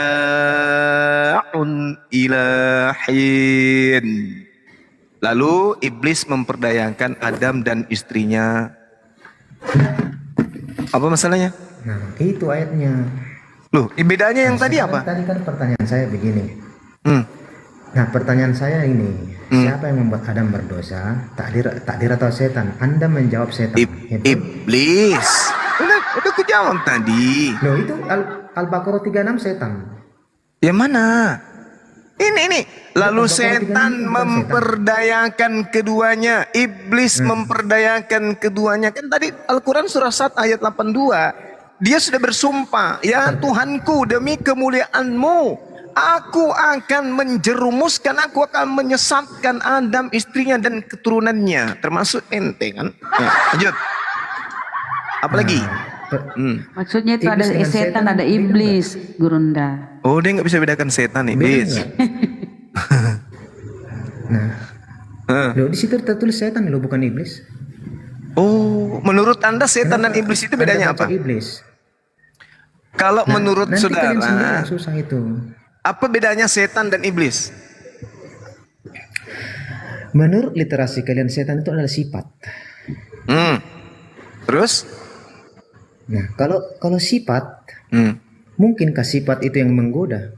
Ya Itu ini ada karena oknumnya. Adam ini karena sifatnya sebagai makhluk biologis diperdayakan kemudian oleh setan. Makanya dikatakan dalam Al-Quran yang membisikkan kejahatan. Kemana kejahatan itu dibisikkan? Ke pohon kayu? Bukan. Ke tong sampah? Bukan. Kejahatan itu dibisikkan ke dalam diri manusia, ke dalam hati manusia. Sehingga yang dimaksud setan memperdayakan keduanya adalah ketika iblis datang menggoda kemudian Adam dan Hawa, mereka kesetanan. Sehingga lupa akan perintah Tuhan. Yang makan buah pengetahuan siapa? Adam dan Hawa. Kenapa? Karena mereka sudah kesetanan. Begitu cara belajarnya. Begitu. Saya pikir tadi itu Anda sudah ada sedikit pemahaman, ternyata masih Jadi, bocor halus. Gimana? Jadi setan yang membuat mereka berdosa ya, bukan takdir ya. Loh, kok takdir pula? Loh, saya bilang, saya tegaskan dulu kunci jawabanmu. Apakah yang membuat Adam itu berdosa, takdir atau setan? Kamu bilang setan. Iblis, setan. Oke, terus? Ya, iblis atau setan ya. Oke. Lalu? Buka Sahih Bukhari 6961. Ternyata ahli hadis juga ini. 6961. Bisa enggak bukakan saya? Bacakan saya dong. Sahih Bukhari 6961. Mama Kita lihat takdir atau setan yang membuat dia berdoa. Oke. Coba. Buka coba. Saya bacakan ya. Telah menceritakan kepada kami. Terjemahannya, kirain hadisnya. Terjemahannya ternyata. Kamu tahu Oten itu tidak tahu bahasa Arab. Jangan. Iya, terus kalau kamu tidak tahu bahasa aslinya terus. Bung, Anda datang di sini. Gini. Anda datang ke sini. Dengar saya dulu. Anda datang ke sini membahas komputer. Tapi yang Anda jelaskan di sini adalah priuk. Kan ente lucu. Anda katanya mau membahas hadis. Bahas hadis atau bahas terjemahan hadis? Tunggu. Terjemahannya ya. Oh, terjemahannya. Oh iya. Saya Bukhari ya. Sip. Oke, saya Bukhari. Iya. Bukhari 6961 ya. Apa dikatakan di sini? Nah. Saya tidak usah bacakan sanadnya. Bahwa Nabi SAW. Memang sampai pengetahuanmu sudah sampai ke sana? Adam dan Musa berbantah-bantah. Sudah sampai ke sana juga. Ini kayaknya suaminya si Victoria ini. Iya. Dengarkanlah dulu. Tapi habis ini saya boleh bertanya kan satu pertanyaan? Iya. Oke. Adam dan bagus. Musa berbantah-bantahan pada hari kiamat. Musa berkata kepada Adam, engkaulah penyebab yang mengeluarkan anak cucumu dari surga. Sedang Adam berkata, engkau Musa yang Allah telah memilihmu dengan risolahnya dan kalamnya, engkau mencelaku atas sesuatu yang telah ditakdirkan bagiku sebelum aku dicipta. Maka Adam lah yang mengalahkan Musa. Dikatakan di sini ditakdirkan bagiku sebelum aku dicipta. Ini bukan gara-gara setan yang seperti yang kau bilang tadi, Juma. Oh begitu. Bagaimana ini menurutmu? Apakah Iya. Sekarang begini. Sekarang begini. Sebelum kejadian tersebut, apakah pencipta langit dan bumi ini sudah tahu keadaan itu akan terjadi? Jawab. Menurut Sahih Bukhari 691 Tunggu. Ini saya mau ngajak Anda sembuh dari flu permanen Anda. Saya tanya dulu. Sebelum keadaan itu terjadi, sebelum Adam mengalami hal itu, apakah Tuhan Allah Subhanahu wa taala telah mengetahui keadaan jauh sebelumnya? Jawab. Sahih Bukhari menyatakan Kenapa larinya ke situ, Cak Ayu? Saya tanya, apakah sebelum keadaan itu terjadi, Adam berhasil digoda oleh kafir? Apakah keadaan itu Allah sudah tahu? Jawab. Jawab dong. Saya tahu atau belum tahu? Tunggu dulu. Tahu atau belum tahu? Jawab. Jangan nakal kamu. Ke saya. Saya tanya dulu samamu. Pertanyaanmu terlalu tinggi, bawa Al-Quran, bawa hadis, ternyata muridnya kiamat. Saya tanya samamu, sesuatu di atas muka bumi ini, apakah Allah pencipta langit dan bumi sudah tahu atau belum tahu? Saya tidak mau menjawab. Kasihan. Jelaskan sesuai dengan kasihan. dua ayat tadi. Oke. Jadi saya sampaikan samamu ya. Segala sesuatu yang terjadi di atas muka bumi ini itu sudah dituliskan oleh Allah. Tetapi yang perlu saudara pahami adalah ketika pengetahuan Allah itu sudah mengetahui semua aspek yang terjadi kemudian, bukan kemudian Allah yang menetapkan nasib seseorang itu maunya seperti itu, tidak. Tetapi Allah sudah tahu ketika Adam dicipta, lalu kemudian iblis datang menggodanya, ending dari cerita itu Allah sudah tahu, maka endingnya sudah dituliskan. Sampai sini paham? Berarti Allah kok Allah yang merencanakan semua. Kok Allah yang merencanakan? Bukan karena free will. Kok Allah yang merencanakan? Dengarkan saya. Semua. Dengarkan saya, wahai kakek tua. Dengarkan saya, kakek tua, dengarkan. Kalau yang dimaksud rencana, dengar. Kalau yang dimaksud rencana, berarti sesuatu itu belum terjadi pada yang merencanakan. Misalnya nih, kamu berencana mencium pipinya bom-bom. Ini belum terjadi, tapi kamu sudah rencanakan. Artinya hal itu boleh terjadi, boleh tidak. Itu kamu baru rencana. Ini tidak. Allah Subhanahu wa taala tidak terikat oleh waktu. Tuhan Allah Subhanahu wa taala tidak menunggu waktu. 1 menit, 2 menit, 3 menit baru mengetahui apa yang terjadi. Itu makhluk. Allah Subhanahu wa taala sebelum kiamat dunia ini, semua aspek apapun di atas muka bumi itu sudah dia ketahui. Sehingga dia menuliskan semua yang akan terjadi. Bukan dia menuliskan lalu tulisannya itu yang harus mengikuti alur. Bukan. Tapi alur yang sudah terjadi di hadapan Allah yang kemudian dituliskan oleh Allah. Itu yang perlu Anda paham. Sampai sini ngerti? Belum? Cambuk juga kau. Paham enggak? Begini Juma. Kamu menjelaskan, memang lancar kamu menjelaskan, tapi tidak masuk kepada poinnya. Oh, tidak masuk ke dalam otakmu. Otakmu yang sudah berkarat. Begini. Saya tanya dulu samamu. Sederhana aja, sederhana. Iya, enggak. Saya di sini status ditanya. Saya harus menjelaskan. Sekarang gini, Tuhanmu Yesus kira-kira tahu nggak bahwa besok hari Rabu?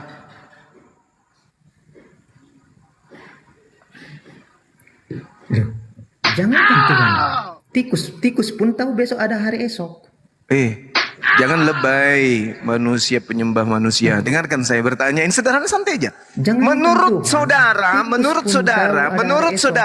jawab aja dulu. Apakah Yesus tahu besok hari Rabu? Anggap saja tahu. Oke ya? Yesus tahu. Oke, saya jawab kamu. Diam. Apakah Yesus tahu besok hari Rabu? Oke, saya jawab kamu ya.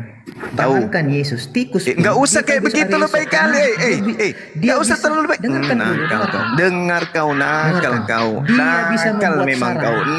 Tikus Nakal memang tikus kau. membuat sarang. Kau Karena memang dia tahu ada hari nakal. esok. Kau memang nakal. Kau Tikus nakal. membuat Saya sarang. Karena tanya, dia tahu ada hari jangan esok. kau setarakan Tuhanmu dengan tikus, Palau. Jangan.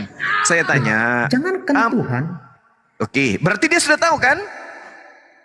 jangankan Tuhan. Tikus Oke, berarti pun dia sudah hari tahu esok karena kan? Dia bisa buat Berarti sarang. Tuhan sudah tahu kan? Apa yang terjadi besok Tuhan sudah tahu kan?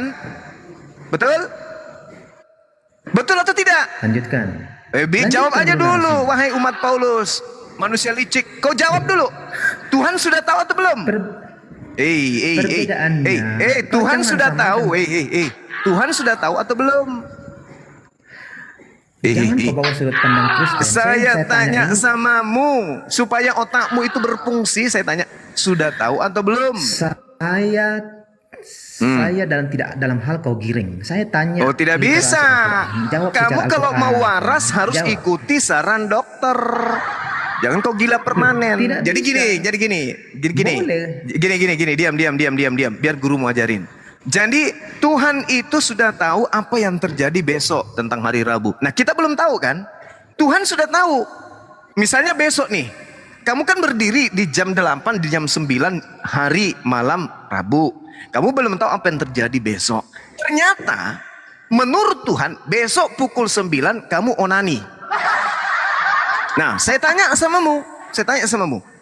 Apakah kemudian ketika Tuhan sudah tahu pada detik ini bahwa besok siapa namamu? Si bendahara ini onani besok dengan menggunakan rinso. Nah, kalau Tuhan sudah tahu hari ini bahwa besok kau onani pakai menggunakan rinso, ya. Lalu Tuhan menuliskan itu di dalam sebuah ketetapannya. Apakah itu artinya Tuhan yang menyuruh Anda onani? Jawab dulu. Saya mau tes otak Anda. Jawab Nah, saya jawabkan. Itulah iya. bedanya Tuhan Kristen dengan Tuhanmu. Tuhan Kristen itu memberikan Memberikan apa? free will. Memberikan Artinya free bertindak will. bebas. Nah, Dia bisa memilih di yang mana sinilah yang baik dan yang otakmu buruk. tidak Nah, berfungsi. Ku kalau bilang, sesuai dengan kamu itu penjelasan dengar. Dengarkan dulu. Dengarkan saya. Enggak. Aku udah dapat poinnya. Udah dapat poinnya. Maksudnya, kamu itu Dengarkan oleh dulu. Tuhan Sesuai diberikan penjelasan kehendak. tadi. Dengar dulu. Dengar. Kau masih belajar anak kecil kau. Dengarkan. Kamu itu diberikan Tuhan kehendak bebas. Dengar. Kamu itu dikasih kehendak bebas oleh Tuhan. Besok kau mau onani pakai rinso, mau onani pakai oli kotor, mau onani pakai air kencingmu sendiri, Tuhan kasih kamu kebebasan. Dan ternyata Tuhan sudah tahu besok kau onani pakai rinso. Dan itu sudah ditulis sesuai dengan apa pilihanmu besok. Itulah Tuhan. Sudah mengetahui apa yang hambanya akan lakukan sebelum hambanya itu melakukan. Tidak seperti Tuhanmu. Aku tidak tahu apa yang terjadi pada diriku. Itu Tuhanmu. Karena dia Jangan kau makhluk. mengembang kemana-mana. Loh, itu supaya Pertanyaan kamu saya sehat. tadi. Nakal memang kau ya. Ya, Nakal. pertanyaan saya tadi, siapa yang membuat Memang Adam kau berdosa? nakal. Takdir atau Memang. setan? Kau jawab setan. Sekarang permasalahannya, Ketika saya kalau bawa Tuhan Bukhari sudah menuliskan 6961, bahwa besok itu kamu onani, apakah Tuhan yang menentukan bahwa besok kamu yang onani? Nakal memang kau ini, otakmu ini susah untuk dipakai. Kau bilang, oke. Kamu bilang dituliskan, tunjukkan saya di dalam Al-Quran bahwa Ya Allah ya Adam Karim, ya Allah ya Karim. Tunjukkan. Kalau sudah saya tentukan gimana? Kalau saya tunjukkan gimana? Oke, sama dengan perkataan hadis tadi ya, ditakdirkan ya. Kalau saya tunjukkan gimana? Tunjukkan ditakdirkan. Oke. Ya tunjukkan di dalam Al-Quran bahwa Adam ditakdirkan. Oke. Segala sesuatu itu sudah dituliskan di Lauhul Mahfuz. Kami semua umat Islam itu tahu. Artinya segala sesuatu. Dengar dulu. Kamu itu status belajar di sini. Jadi apapun yang kau pertanyakan, mohon agar kau bersabar untuk mendengarkan. Karena jangan sampai giliran saya sudah bertanya, kamu bagaimana ya lari lagi kan kayak semalam teman gurumu. Kan tidak bagus. Kalau kau tidak bisa menjawab, saya tidak akan menjawab pertanyaanmu. Loh, Tadi kau saya sudah dari salah tadi ini dalam sudah hampir sejam menjawab. Terus pertanyaanmu kok kamu mengatakan saya tidak menjawab? Tidak masuk, tidak bisa masuk di akalnya anak TK itu. Oh, hanya kamu anak banyak TK, ngomong, baru masuk. sadar aku ternyata anak Kasih tahu TK. kamu. Allahu Akbar, Masya Allah. Saya tingginya baru bahasamu, sadar tidak kalau anak menjamin. ini ngaku kemudian anak TK. Kamu barusan mengakui anak Tingginya TK. Berarti saya di prank Atau- ini, teman-teman. Tingginya Saya di prank bahasamu, berdiskusi atau dengan ini lancar orang. menjawab. Ternyata kemudian dia ngaku Tidak sendiri dia menjamin. adalah anak TK. Mutu, La haula wala quwata illa nggak ada mutunya billah. dari tadi. La haula wala quwata Jawabanmu illa. nggak ada mutunya dari tadi. Loh, saya sudah Kau mengatakan bawa ke sama sana, mu, kau hampir bawa ke sejam sana. loh, hampir sejam loh saya jawab pertanyaanmu bahwa Nah, segala buktinya tadi kau sesuatu, salah menjawab. segala sesuatu itu telah dituliskan oleh Allah. Wa indahu mafatihul ghaibi la ya'lamuha illa huwa. Wa ya'lamu ma fil barri wal bahr. Wa ma tasqutu min. Ini sudah jelas ini. Tunjukkan saya ada kata ditakdirkan dia berdosa. La haula wala quwata illa billah. Tunjukkan saya. Dan kunci-kunci semua Kan yang saya gaib mau ada dalilnya. padanya. Tidak ada yang mengetahui selain dia. Dialah yang mengetahui apa yang ada di darat dan apa yang di laut. Tidak ada yang sehelai daun pun yang gugur, yang tidak diketahui. Tidak ada sebutir biji pun dalam kegelapan bumi yang tidak sesuatu tidak diketahui dan seterusnya. Yang tak ada satupun di atas muka bumi, baik di langit maupun di bumi, yang tidak tertulis di dalam ketetapan yang nyata, Lauhul Mahfuz. Nah, sudah selesai kan? Saya bilang tadi saya bilang tadi tunjukkan saya di Al-Quran di mana Adam ditakdirkan, ada tulisan ditakdirkan. Jangan seperti kalau itu jawabanmu, anak TK memang itu tidak memang membanggakan. susah untuk menerima Al-Quran. Anak TK memang susah. Anak TK memang susah menerima Al-Quran. Mungkin Kenapa di bagus hadis- kalau kenapa saya di hantam hadis dulu rotan Bukhari? tenggorokanmu 2 kali, Dik. Kenapa di Satu. Bukhari Satu kali lagi. 6961 dikatakan Hantam lagi, ditakdirkan. coba telingamu Kenapa sebelah kanan. Nakal, tidak mau belajar, Dai. menggunakan Dai. akal. Dai. Coba biji Dai, pelermu kita saya hantam sama-sama rotan 1 kali. Biji pelermu coba. Saya ulang lagi ya. Jangan Kalau sampai kamu kita nanti- tidak paham-paham lagi, kalau kau tidak paham-paham lagi, aku sekap kau di toilet 2 bulan. Dengarkan, saya Jangan bacakan sampai ayat. saya ajari kamu nanti. Dengarkan. Jangan sampai saya ajari Dengarkan. Kamu dari tadi, Wala dengarkan dulu saya. yabisin illa fi kitabim mubin. Tak ada sesuatu yang terjadi di atas muka bumi ini kecuali sudah dituliskan dalam ketetapan Lauh Mahfuz. Udah. Oke.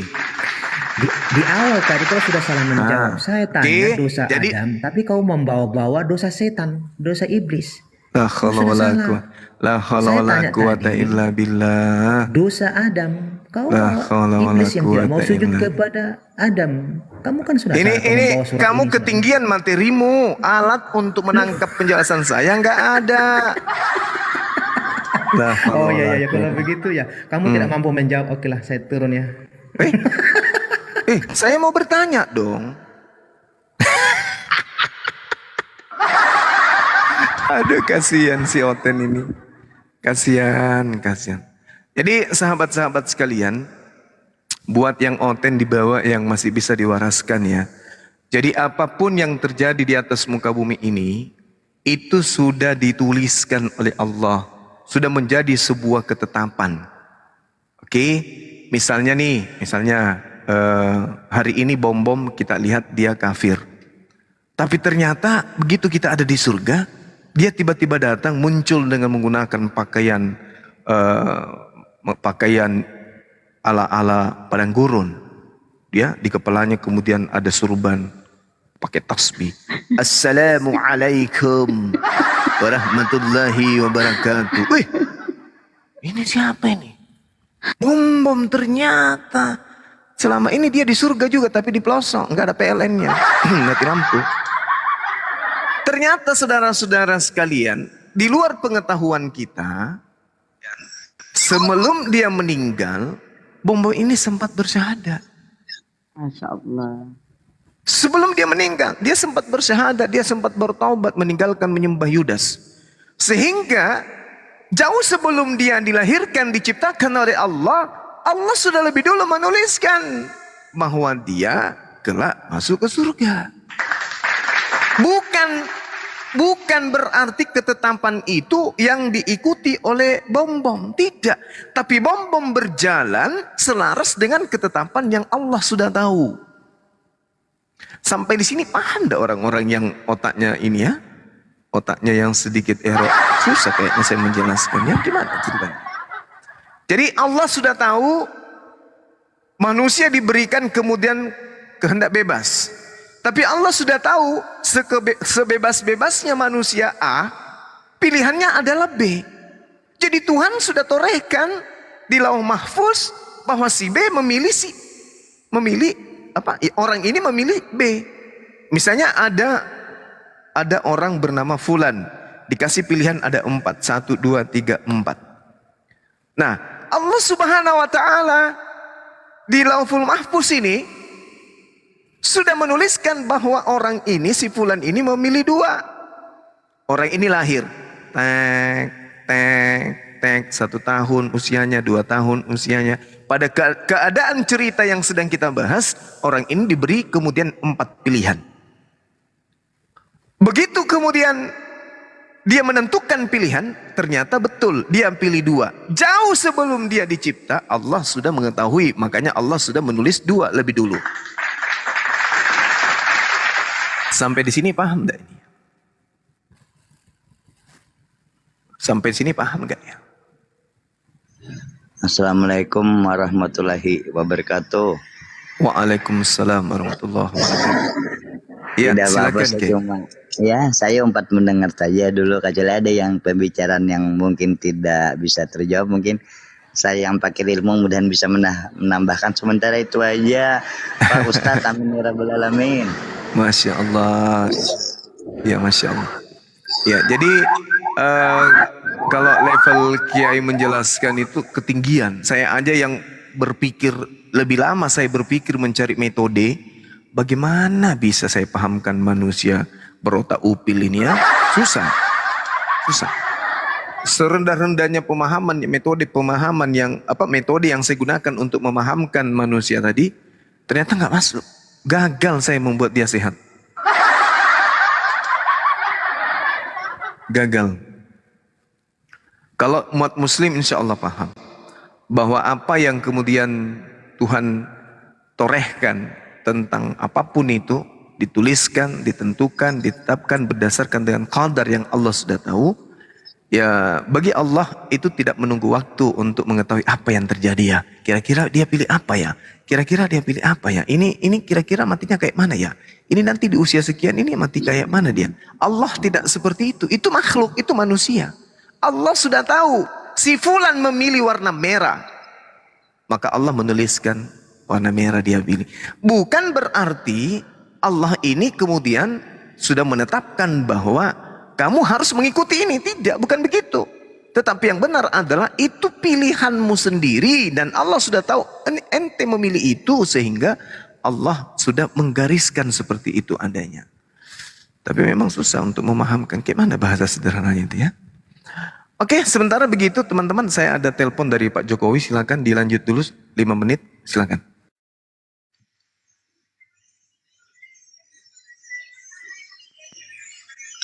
Insyaallah penjelasannya. Assalamualaikum warahmatullahi wabarakatuh. Saya memperkenalkan diri. Nama saya Syarifuddin. Entah orang nyebutnya Kiai, pada saya pakai ilmu. Terus sebutan lain Kai No Aiman. Asal dari Kalimantan Selatan, Kabupaten Tapen, Desa Lokpaikat. Orang utan tentunya pakir ilmu, amin ya rabbal alamin. Mudahan saya bergabung di sini tentunya diterima dengan seluas hati, seluas alam semesta, amin ya rabbal alamin. Mudahan yang di dalam room ini barakah. Dan ini room ini di mana Bu? Apa tahu Pak yang mana yang tahu nih room ini di mana? Saya dari Kalimantan Selatan, Kabupaten Tapen, Lokpaikat, amin. Ya Pak, kita sapa dulu tamu kita yang lain nih. UN. Aduh. Noise Pak, di mute. Nah, gimana host? Oh, insyaallah.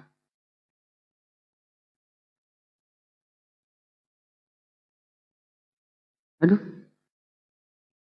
Saya Bunda, nggak ada oten. nggak ada. Turun juga tadi. Batak. Oke, makasih. Kiai tadi mana? Turun. Turun, Deng. Iya. Oh. Salam kenal saudaraku Pak Kiai Sarifudin, Masya Allah. Salam kenal, semoga sehat selalu, panjang umur,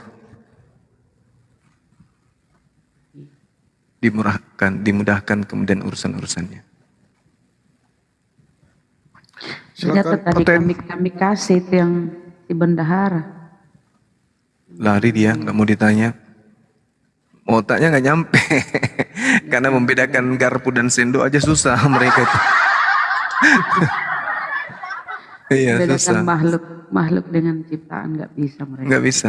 Memang berat karena kajian Islam dia coba untuk masuk. Jadi ibaratkan anak bayi coba-coba makan kedondong. Yang ada apa? Berdarah-darah gusinya.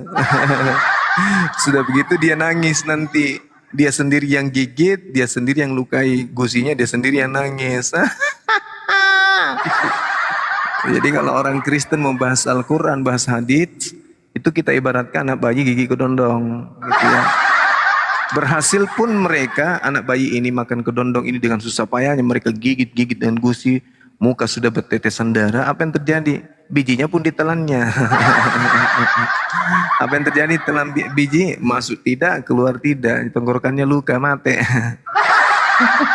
Kalian terjadi, daripada saya mati telan biji kedondong, mending saya kabur, kan gitu ya teman-teman. Insyaallah, baik. Siapa nih? Jeros, namamu aneh-aneh sih. Jeros, Mikel. Selamat malam. Jeros Mikel. Halo? Ya, halo. Ya, silakan Bang. Apa yang ingin disampaikan? Mau diskusi atau mau bertanya atau gimana? Silakan. Atau Jeros Mikel Muslim? Saya dari Lombok. Iya, biasanya. Abang Islam atau Kristen? Lombok itu biasanya Muslim. Islam. Iya. Tuh, Lombok itu mayoritas. Di sini ada yang saya bingung, ada Islam waktu teluh namanya. Bang Zuma tahu? Waktu teluh. Ya, coba lihat di Google ada. Indek. Ya, itu kalau sholatnya cuma tiga kali sehari. Oh, itu sama dengan Syiah berarti. Iya, terus puasa 3 kali juga. Yang pertama, setengah, sama terakhir. Bukan ortodoks. Bisa jadi, kalau saya tahu saya sih Syiah yang itu. Pertanyaannya? Pertanyaannya gimana caranya supaya kita bisa yang terbaik menurut Bang Zuma, gimana caranya supaya kita bisa ngajarin, saya mau membawa teman-teman yang waktu teluh supaya masuk agama yang Islam, betul. Islam yang sebenarnya. Lombok sudah ada api di Lombok itu Bang atau belum? Api. Di mana? Mataram ya. Sudah Belum. ada kayaknya. api? Oh belum. Oh belum. Saya di Lombok Timur. Lombok Timur. Ya. Iya. Solusinya itu diajak aja belajar tentang Al-Quran, Bang. Diajarkan tentang fadilah sholat, diajarkan bagaimana Rasulullah itu sholat, ajarkan ayat-ayat suci Al-Quran yang terkait dengan waktu-waktu sholat. Kan lengkap tuh ayatnya, sholat zuhur, azhar, semuanya lengkap ayatnya. Jadi kalau ada yang kemudian sholat cuma 3 waktu, berarti ya dia di luar akidah Islam. Laporkan aja langsung, kalau mereka tidak mau berhenti, dilaporkan. Termasuk sesat nggak? Iya, betul, pasti sesat. Karena Rasulullah tidak mencontohkan seperti itu. Sallu kama ra'aitumuni usolli. Salatlah sebagaimana kalian melihat aku salat. Pada waktu petang aku salat maghrib. sedikit tergelincir matahari, kemudian aku sholat asar, aku sholat zuhur, pada fajar hari aku sholat subuh dan seterusnya. Malam hari isya, subuh hari jelas.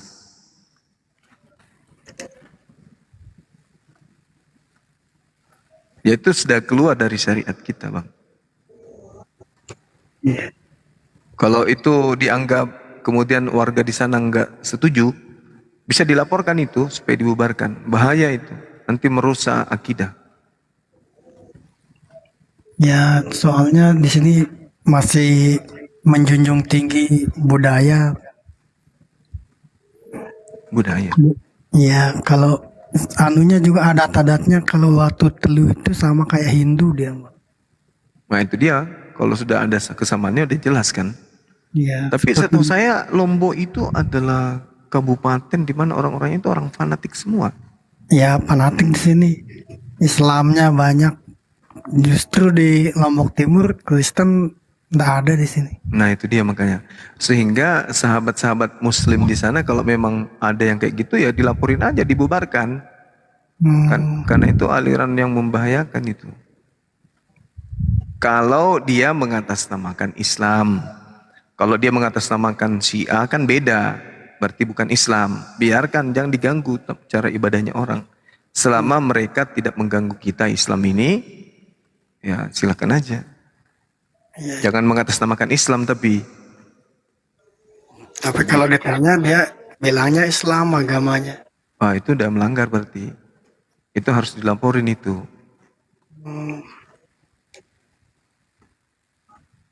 Ya, terima kasih Bang. Iya, sama-sama Bang. Sehat Oke selalu. Bang, terima kasih. Sehat selalu. Assalamualaikum warahmatullahi wabarakatuh. Waalaikumsalam warahmatullahi wabarakatuh. Ini Oten cuman beraninya di typing aja, di jambak-jambakin gak ada yang mau naik. Trauma lihat ini, trauma lihat temannya tadi. Nih teman saya, pasti mereka menggerutu. Ini teman saya ketumpul kali ya. Udah dijelasin sama Bang Suma kok belum paham-paham juga, malah tertawa-tertawa. Nah, pasti kayak gitu. Belum lagi ketika dia lihat bagaimana Congorpedia dan juga siapa Octavia semalam mencer tepung, pastilah trauma. Gak ada yang berani mereka, cuman berani komen di bawah, pas dijambakin gak berani. Ketakutan mereka karena mereka sadar kalau agamanya itu tidak masuk akal gitu. Tapi ini ada yang berani nih. Baik. Oke, please skip. Dia tadi komen di bawah katanya Islam menyesatkan. Oh ya udah. Ya mari kita kaji yang mana yang menyesatkan, Islam atau Kristen. Betul, tadi dia komen di bawah. Oke. Silakan, please skip. Silakan Ya. Bang. Malam-malam Bang. Malam. Iya. Siap. Kenapa aku menyimpulkan Islam sesat? Aku boleh tanya ya? Bukan, paparkan dulu. Apa alasannya Anda mengatakan itu? Betul. Kan Anda sudah mengambil kesimpulan Islam itu sesat, alasannya ini. Sama seperti saya menjelaskan Kristen itu agama sesat. Karena Kristen bukan agama para nabi, Kristen tidak diajarkan oleh Yesus. Nah, saya tegas mengajarkan itu. Ini salah Bang Juma. Berikan tepuk tangan yang gemuruh untuk Bang Juma. Saya berani mengatakan itu karena terbukti agama Kristen itu agama asing. Agama yang tidak pernah dunia, Bang. Seperti Iya, itu. nah, saudara pikir setan itu cuma tinggal di Vatikan? Iblis itu sudah mendunia kemana-mana. Hati-hati yang kotor. Ya Seperti betul. itu. Benar sekali, hebat sekali. Hati yang kotor itu adalah yang membunuh sesamanya manusia lalu dilantiknya menjadi Tuhan. Itu hati yang kotor. Benar, itu bukan manusia Bang, dia itu. Nah inilah yang saya katakan. Anda berbicara mengenai sesat dan tidak sesat. Masakan Anda seorang manusia punya mata, punya otak, punya mulut, punya hidung, punya telinga, punya otak lagi, punya akal lagi. Sudah begitu hidup lagi. Masakan Anda mengatakan Yesus bukan manusia? Ya Allah ya Karim. Di Bible juga ada Bang, Yesus itu kan anak yang tunggal yang diutus Allah Bapa. Jadi utus. Jadi kodratnya itu dia sebagai firman. Seperti itu. Firman. Manusia, selama di bumi dia manusia, cuma kan dia kan separuhnya kan ini Allah. Seperti Waduh, berarti Anda menganut ajaran paganisme, separuh dewa, separuh manusia. Kalau Anda melihat foto-foto atau gambar-gambar dewa-dewa kuno, ada ular sepotong, harimau sepotong, Ini sama suster ngesot. Berarti. Nah sekarang permasalahannya begini Bung. Kalau Anda mengatakan Yesus itu adalah Tuhan, itu pasti dogma. Itu doktrin. Itu bukan ajaran Yesus itu. Saya yakin sekali. Kenapa? Karena Yesus mengajarkan nih. Kepada kita nih. Termasuk saya nih. Melalui Bible. Ada pesan yang kemudian dituliskan. Bahwa seluruh murid-murid Yesus mengetahui dengan pasti bahwa Yesus itu adalah Rasulullah. Yesus mengatakan, lah ada mana coba ayatnya? Oke, baik. Kita lihat ya, bagaimana kemudian dikatakan Yesus itu adalah Rasul di dalam kitab saudara. Ini kitab saudara sendiri yang mengatakan Yesus itu Rasul. Saya takut jangan sampai Anda ini tidak pernah baca Ibrani 3 nomor 1. Coba Anda buka. Aku buka satu HP bang. Oh yaudah, kalau gitu siapa yang bisa buka kamera? Mau dibukakan atau dibaca aja langsung? Dibukakan lah biar yang di bawah tahu. Dibuka. Atau di bawah banyak konten juga kan? Iya betul. Silakan. Saya buka Guronda. Oke silakan Bunda Rahma. Syukran.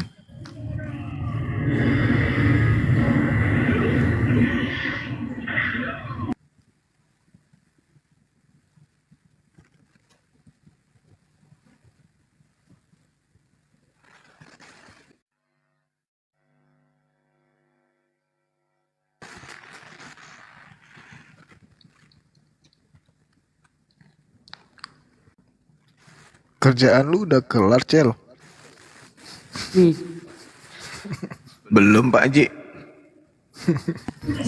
Ini brother ya. Sebab itu, hai saudara-saudara yang kudus yang mendapat bagian dalam panggilan surgawi, pandanglah kepada Rasul dan imam besar yaitu yang kita akui yaitu Yesus ya. Jadi Rasul dan imam itu Yesus. Rasul kan?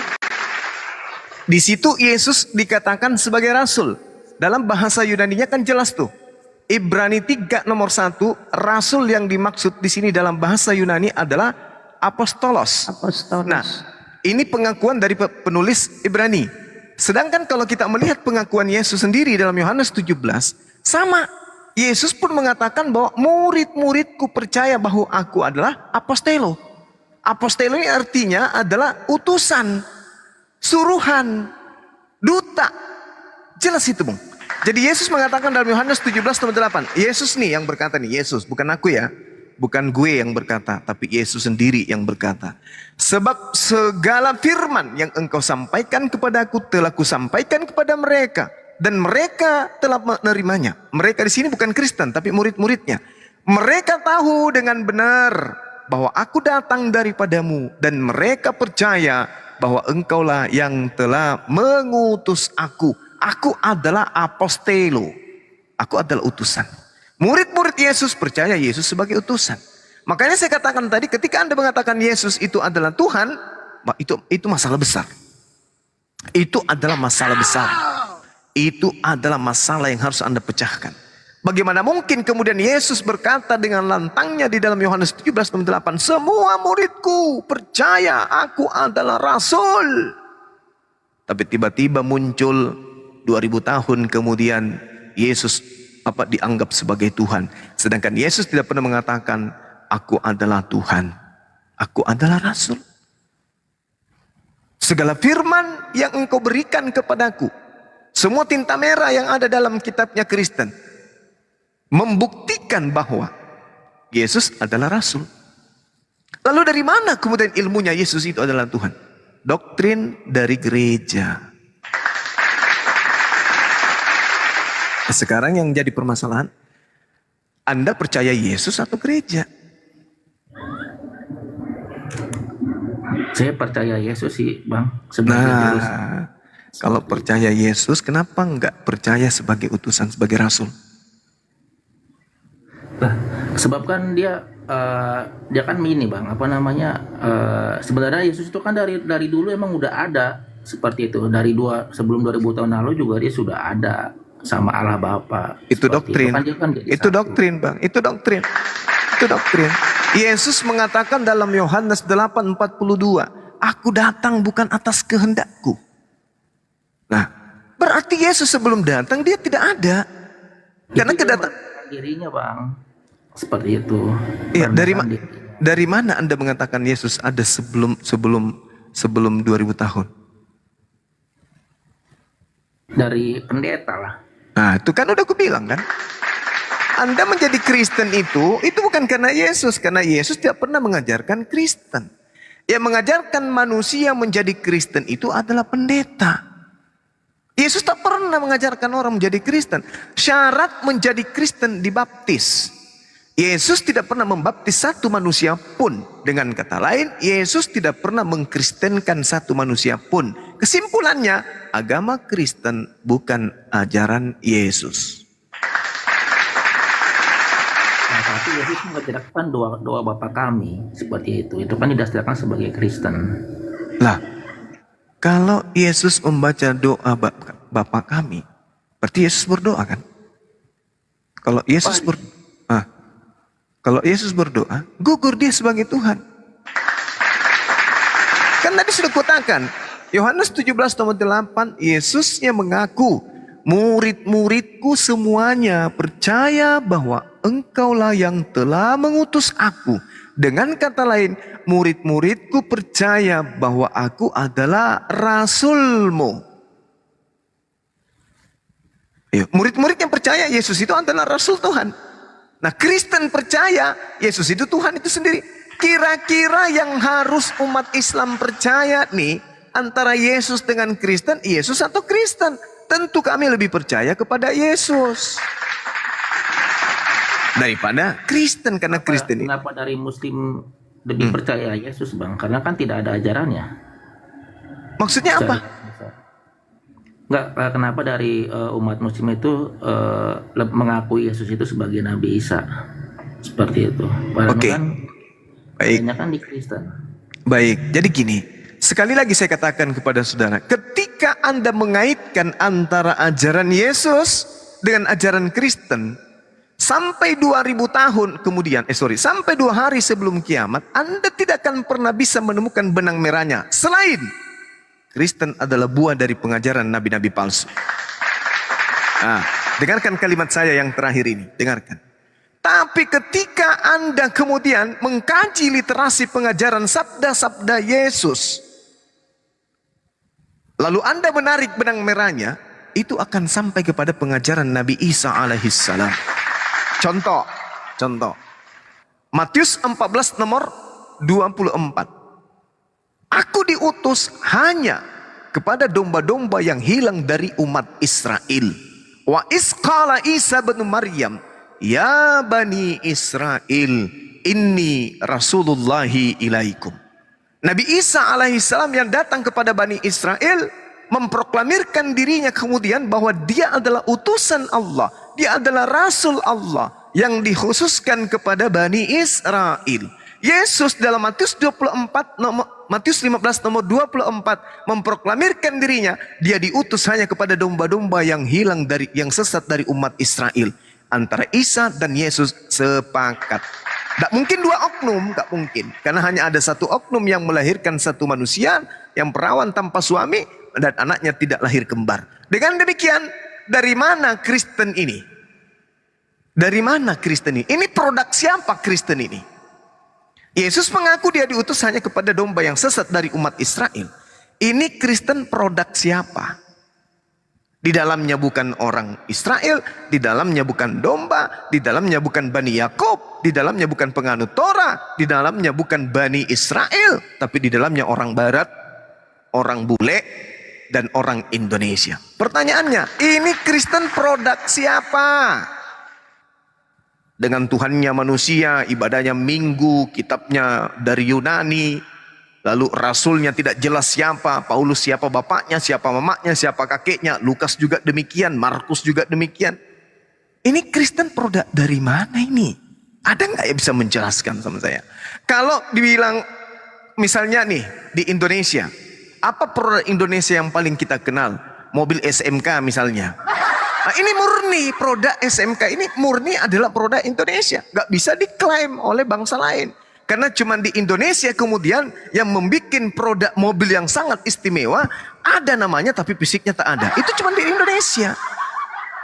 Itu cuma di Indonesia. Jadi tak ada boleh ada oknum yang mengklaim bahwa mobil SMK yang selama ini anak-anak SMK pakai ke sekolah, yang adalah mobil roh, tidak boleh diklaim oleh bangsa lain. Tidak boleh. Karena itu murni produk Indonesia. Oke? Nah, sekarang Bani Israel tidak pernah memproduksi sebuah buku bernama Roma, Filipi, Kaliki, Kaluku, Pararang, Padale. Itu tak pernah diproduk oleh orang Yahudi. Tapi di Kristen kitab-kitab itu ada. Maka muncul pertanyaan, ini produk siapa? Ada nggak orang Kristen yang mungkin kepalanya botak yang bisa jawab ini? Silakan.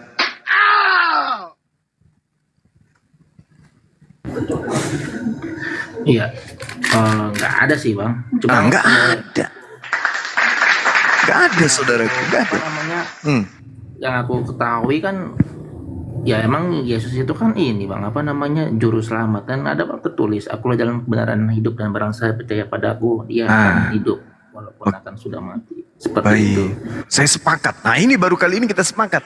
Jadi Yesus itu, barang siapa yang percaya kepada Yesus, maka dia akan selamat. Nah, saya sebagai seorang muslim, ketika Yesus berkata, wahai seluruh umat manusia, aku ini diutus hanya kepada domba yang sesat dari umat Israel.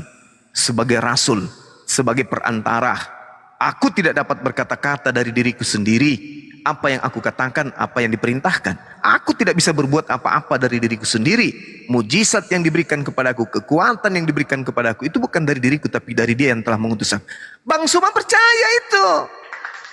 Saya percaya samamu Yesus. Hakul yakin, saya percaya. Ente mengatakan ente hanya untuk Bani Israel. Saya percaya. Kamu adalah jalan kebenaran dan hidup.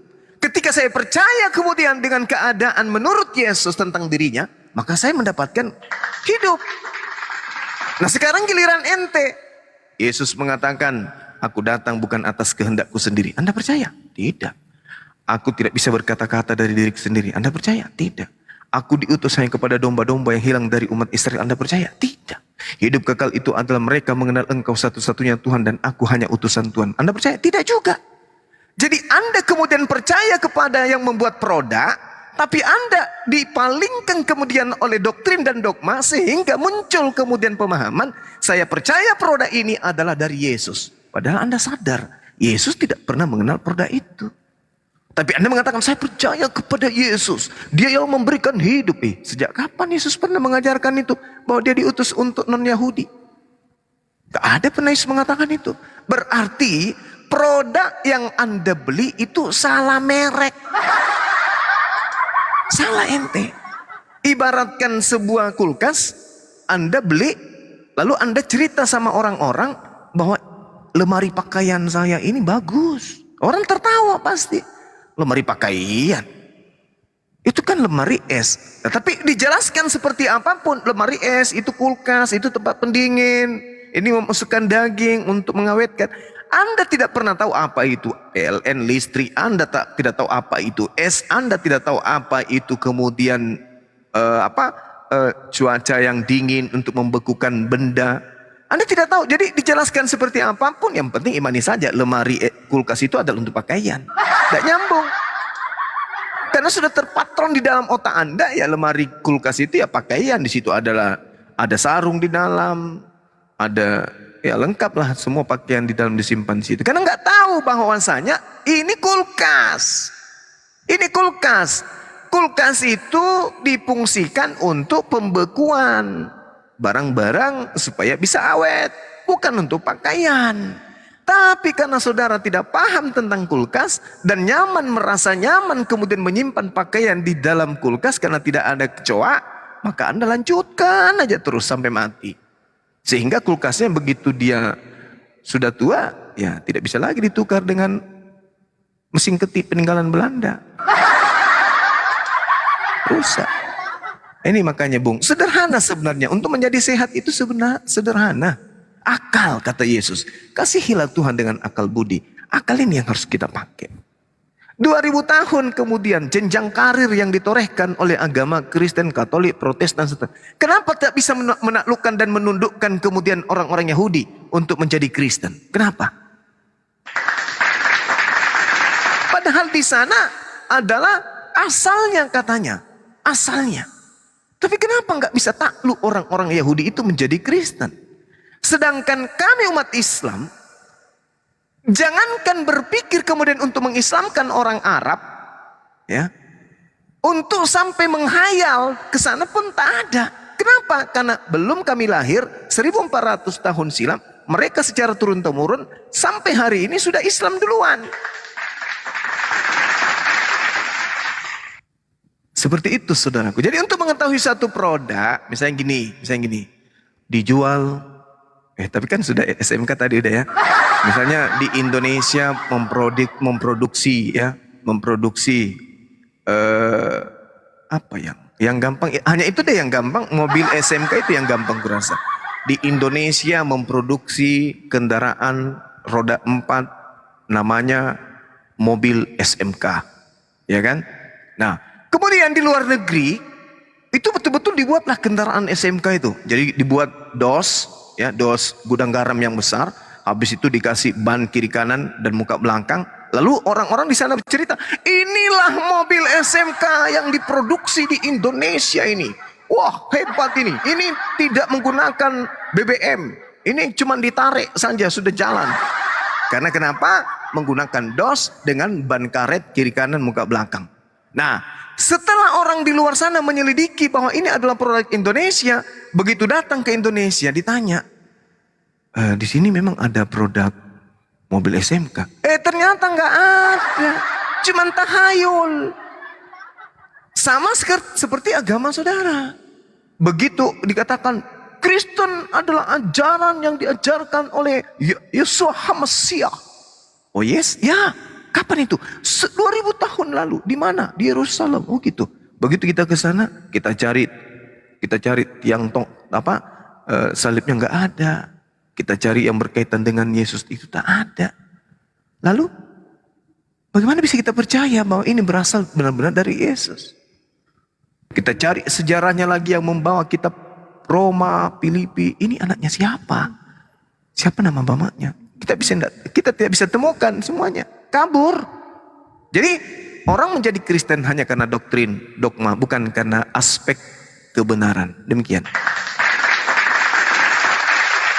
Ya, tapi gini loh Bang Zuma, kalau orang Kristen tidak percaya Yesus, kenapa orang Kristen berlomba-lomba untuk pergi ke Israel, pengen tahu di mana goanya, seperti itu, terus di mana waktu penyalipannya, terus di mana waktu Yesus dibaptis oleh Yohanes, seperti itu sudah ada sejarahnya sih Bang, seperti itu. Makanya orang Kristen itu berlomba-lomba pengen ke Israel, ya itu. Seperti itu, makanya dia percaya sama Yesus. Seperti itu sih. Sama kayak orang Islam kan ke Arab, seperti itu, ke Mekah, ke Tanah Suci. Seperti itu. Baik. Oke, silakan. Oke, saudara, gini. Kita turun 2 level ke bawah ya. Yesus datang di tengah-tengah Bani Israel. Jadi bayi, anak-anak, remaja, dewasa. Mulai dari dia bayi sampai dia dewasa, tidak pernah kemudian dia mengajarkan dirinya sebagaimana yang diajarkan oleh Kristen hari ini. Catat itu dulu. Di dalam Yohanes 17 yang saya bawa, di situ jelas ada kata pisteuo. Pisteuo dalam bahasa Yunani meyakini sepenuh hati, percaya sepercaya-percayanya, beriman seiman-imannya, dan kepercayaan mereka buktikan dengan dedikasi terhadap Yesus. Mengabdi mereka itu kepada Yesus. Pengabdian mereka mendudukkan mereka sebagai murid, bukan sebagai hamba. Jadi ketika mereka mengikut Yesus dari belakang, mereka mengikuti seorang guru, tidak mengikuti tidak mengikuti Tuhan, tidak sedang mengikuti sembahan, tapi sedang mengikuti manusia yang adalah guru, Mesias, Kristus. Nah, kata pisteuo ini, orang-orang sesama Yesus yang percaya kepada Yesus menjadikan gerakan tangan, gerakan tangan, kaki, dan tubuhnya beribadah kepada Hasim yang ada di langit, kepada Elohim. Dan Yesus didudukan sebagai utusannya Elohim. Yesus diberikan kedudukan sebagai Nabi Rasul. Makanya Yesus mengatakan pisteo, dan mereka percaya aku ini adalah Rasul.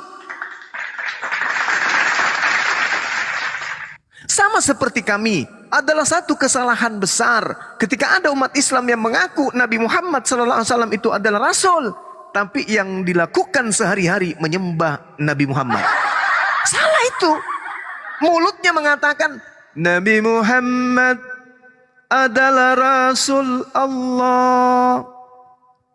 Nah, mulutnya mengatakan, tapi setiap hari Tuhanku Nabi Muhammad, dimuliakanlah namamu wahai Tuhanku Nabi. Ini gepeng namanya, Bang. Gepeng segepeng-gepengnya. Sekarang ketika Yesus diakui murid-muridnya sebagai Rasul, mereka percaya pisteo. Dan semua muridku percaya bahwa engkaulah yang telah mengutus aku. Artinya apa? Dan semua pengikutku percaya engkaulah yang telah mengutus, engkaulah yang telah menjadikan aku Rasul. Tapi kalau faktanya kemudian Yesus mengatakan semua muridku percaya bahwa engkaulah yang telah mengutus aku. Tapi faktanya murid-muridnya mengatakan begini, Tuhanku Yesus, engkaulah segala-galanya, semuanya berasal daripadamu. Berarti pembohong, atau murid palsu, atau saksi palsu, atau orang gepeng, atau Yesus yang pembohong. Tadi Yesus mengatakan bahwasanya dia diimani oleh muridnya sebagai Rasul. Tapi ternyata murid-muridnya menyembahnya. Berarti Yesus pembohong. Ataukah yang menyembah Yesus ini adalah serigala berbulu biawak? Nah, itu Bang yang Anda harus renungkan, saudara, please. Silakan. Iya. Gimana ya? Aku juga masih belum ketemu nih jawaban dari Bang Zuma, belum ada terjawab seperti itu. Tapi begini loh, Bang. Waktu kita balik lagi yang kata murid-murid Yesus tadi yang Bang Zuma bahas seperti itu terkait murid Tuhan Yesus seperti itu. Yang pertama kan sempat kayak contoh si Petrus dan Andreas ya, yang sempat dia nggak percaya, yang waktu Yesus bilang tebarkan jalamu seperti itu. Dia udah berkali-kali nggak dapat ikan, dicontoh seperti itu, tapi dia nggak percaya seperti itu. Nah, pas dia tebarkan lalu dapat ikan banyak. Nah, di situ dia sudah tahu, Bang, kalau dia itu Mesias. Nah, terus yang kedua itu saat beri makan 5.000 orang. Nah, itu juga Yesus juga kan melakukan mukjizat juga, 5 roti dan 2 ikan. Mungkin Bang Zuma kayaknya udah tahu juga ceritanya seperti itu. Nah, dari mana dibilang Yesus itu hanya Rasul seperti itu? Sedangkan keilahiannya kan dia sama dengan Allah gitu. Dia hanya berdoa langsung ada ikan seperti itu di bakul. Oke. Oke, baik. Anda percaya nggak bahwa Tuhan itu Maha Kuasa? Percaya kan? Ya. Kalau Tuhan mengutus kemudian utusannya, Rasulnya, untuk melakukan mukjizat-mukjizat kayak begitu, kira-kira Tuhan mampu nggak? Mampu. Lah, lalu kenapa kemudian Rasulnya yang Anda tuhankan? Nah, itu kan ini keilahian ya seperti itu. Oh, jadi tidak bisa. Nggak bisa. Ini dalil, tak kasih dalil, Bung ya. Tapi Anda kan bukan orang Israel, wajar. Orang-orang Israel harus tahu dengan pasti. Kisah para Rasul 2 nomor 22. Ini bercerita tentang Yesus. Yesus kan Rasul tuh. Ibrani 3 nomor 1. Hai orang-orang Israel, dengarkanlah perkataan ini. Yang aku maksudkan adalah Yesus dari Nazaret, manusia yang ditentukan oleh Allah dan yang dinyatakan kepadamu dengan kekuatan-kekuatan. Yang dinyatakan kepadamu. Maksudnya Allah mengutus kemudian Yesus untuk menyatakan kekuatan-kekuatan di tengah-tengah Bani Israel berupa yang tadi, menjala ikan, membuat angin badai menjadi tenang, air menjadi anggur, Lazarus mati menjadi hidup. Ini yang dikatakan ini.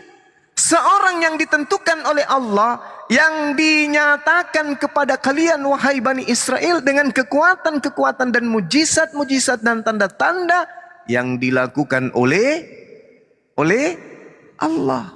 Jadi yang melakukan itu adalah Allah. Yang dilakukan oleh Allah melalui perantaraan Yesus di tengah-tengah kamu seperti yang kamu tahu. Jadi apapun yang kemudian Yesus lakukan, Yesus mengatakan, aku tidak dapat berbuat apa-apa dari diriku sendiri. Yohanes 5 nomor 30. Apa yang aku lakukan adalah apa yang diperintahkan. Makanya di dalam Yohanes 4, ya, Yohanes 4 nomor 34. Di situ jelas dikatakan oleh Yesus, makananku, ini pengakuan Yesus nih. Jadi kita nggak usah menuduh, kita nggak usah berpikir dan meraba-raba apa sih itu mujizatnya Yesus. Ini Yesus melakukan begini apa sih? Dia Tuhan, nggak usah kita meraba-raba. Tanya aja langsung kepada Yesus. Wahai Yesus, ya paman, kenapa kamu bisa? Kamu kan manusia, lahir dari seorang manusia. Tapi kok kamu mampu membangkitkan orang mati? Itu kan hanya bisa dilakukan oleh pencipta. Kamu bahkan kemudian bisa merubah air menjadi anggur. Itu kan luar biasa. Itu kenapa Yesus? Bisa enggak kamu jelaskan? Yesus menjawab, makananku adalah melakukan kehendak Bapa yang mengutus aku dan menyelesaikan pekerjaannya. Ini dari mulutnya Yesus. Yesus sendiri yang berkata, makananku, artinya pekerjaanku. Emos dalam bahasa Yunani. Emos artinya keadaanku atau firmanku atau kehendakku kemudian. Atau apa yang bisa aku lakukan yang engkau bisa lihat, kata Yesus. Adalah melakukan poio, melakukan, membuktikan, mempraktekkan. Mempraktekkan apa? Telema, kehendak, keinginan, ide, gagasan. Gagasan siapa? Dia yang mengutus aku, pempo, yang mengutus, yang mengulur aku, yang mengayunkan aku dari tempat tinggi ke rendah.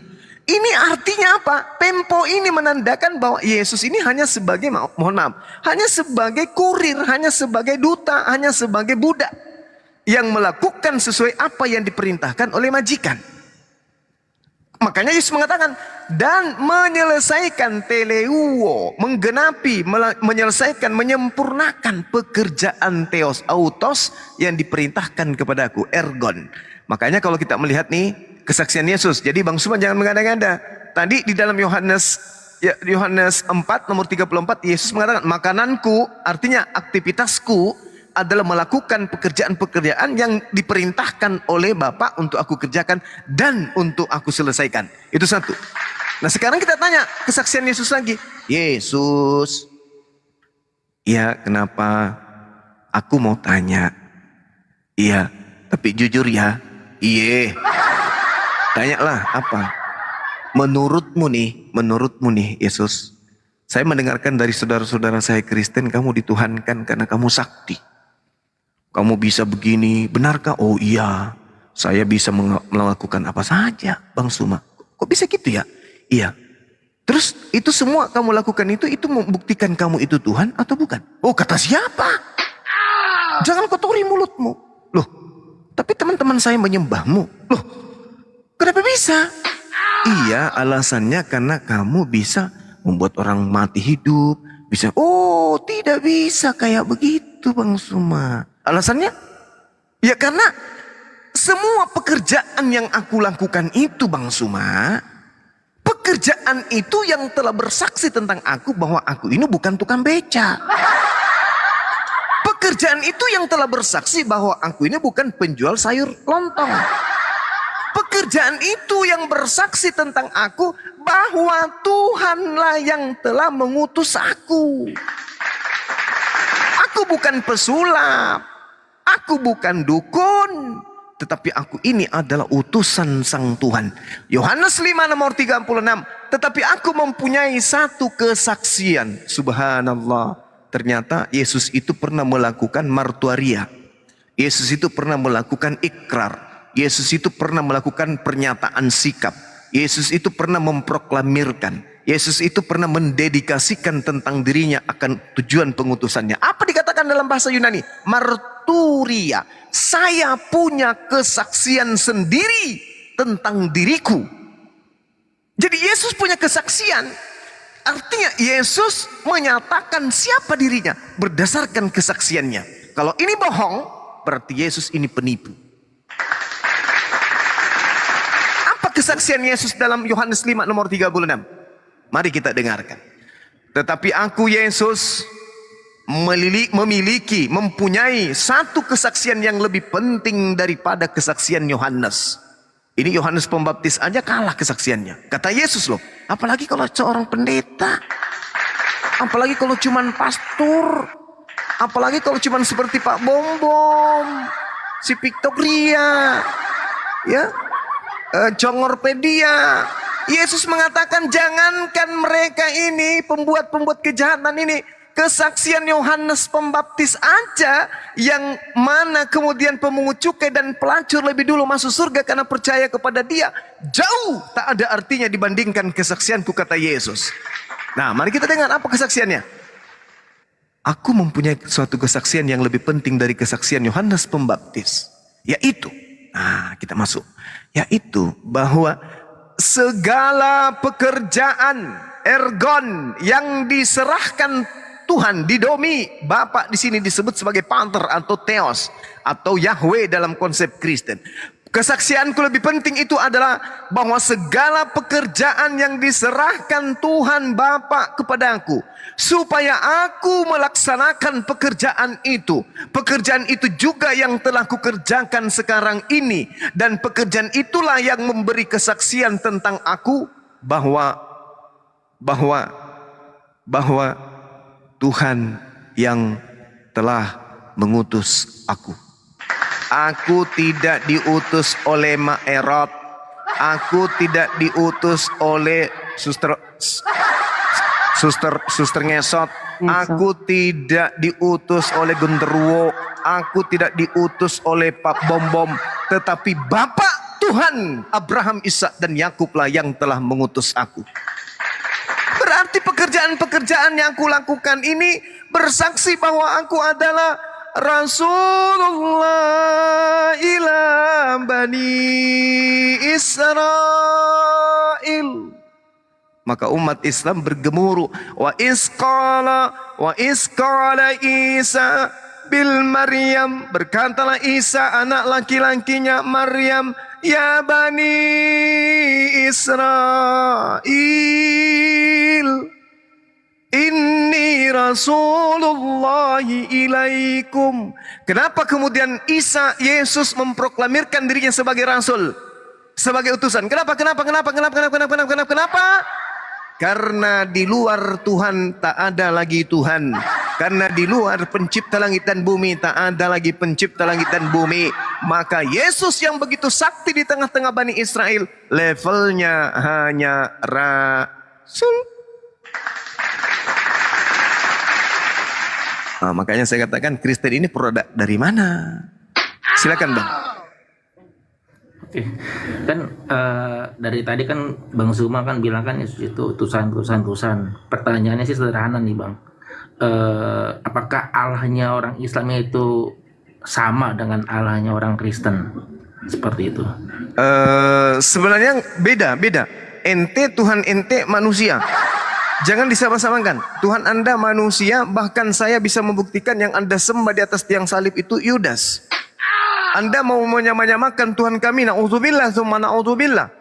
Tuhan kami itu adalah Tuhan yang datang kemudian menyatakan diri kepada Nabi Ibrahim alaihissalam. Wa may yarghabu an millati Ibrahim illa man safiha nafsa wa laqad istafainahu fid dunya wa innahu fil akhirati laminas salihin. Ini kata Allah. Isqala lahu rabbuhu aslim, qala aslamtu lirabbil alamin. Abraham keturunannya menyembah kepada Rabbus samawati wal ard. Aslamtu, mereka berserah diri kepada siapa? Lirabbil alamin, kepada Tuhan pencipta alam semesta. Lalu apa kata Nabi Ibrahim alaihissalam? Wa wassa biha Ibrahim banihi wa Yaqub ya bani ya innallah,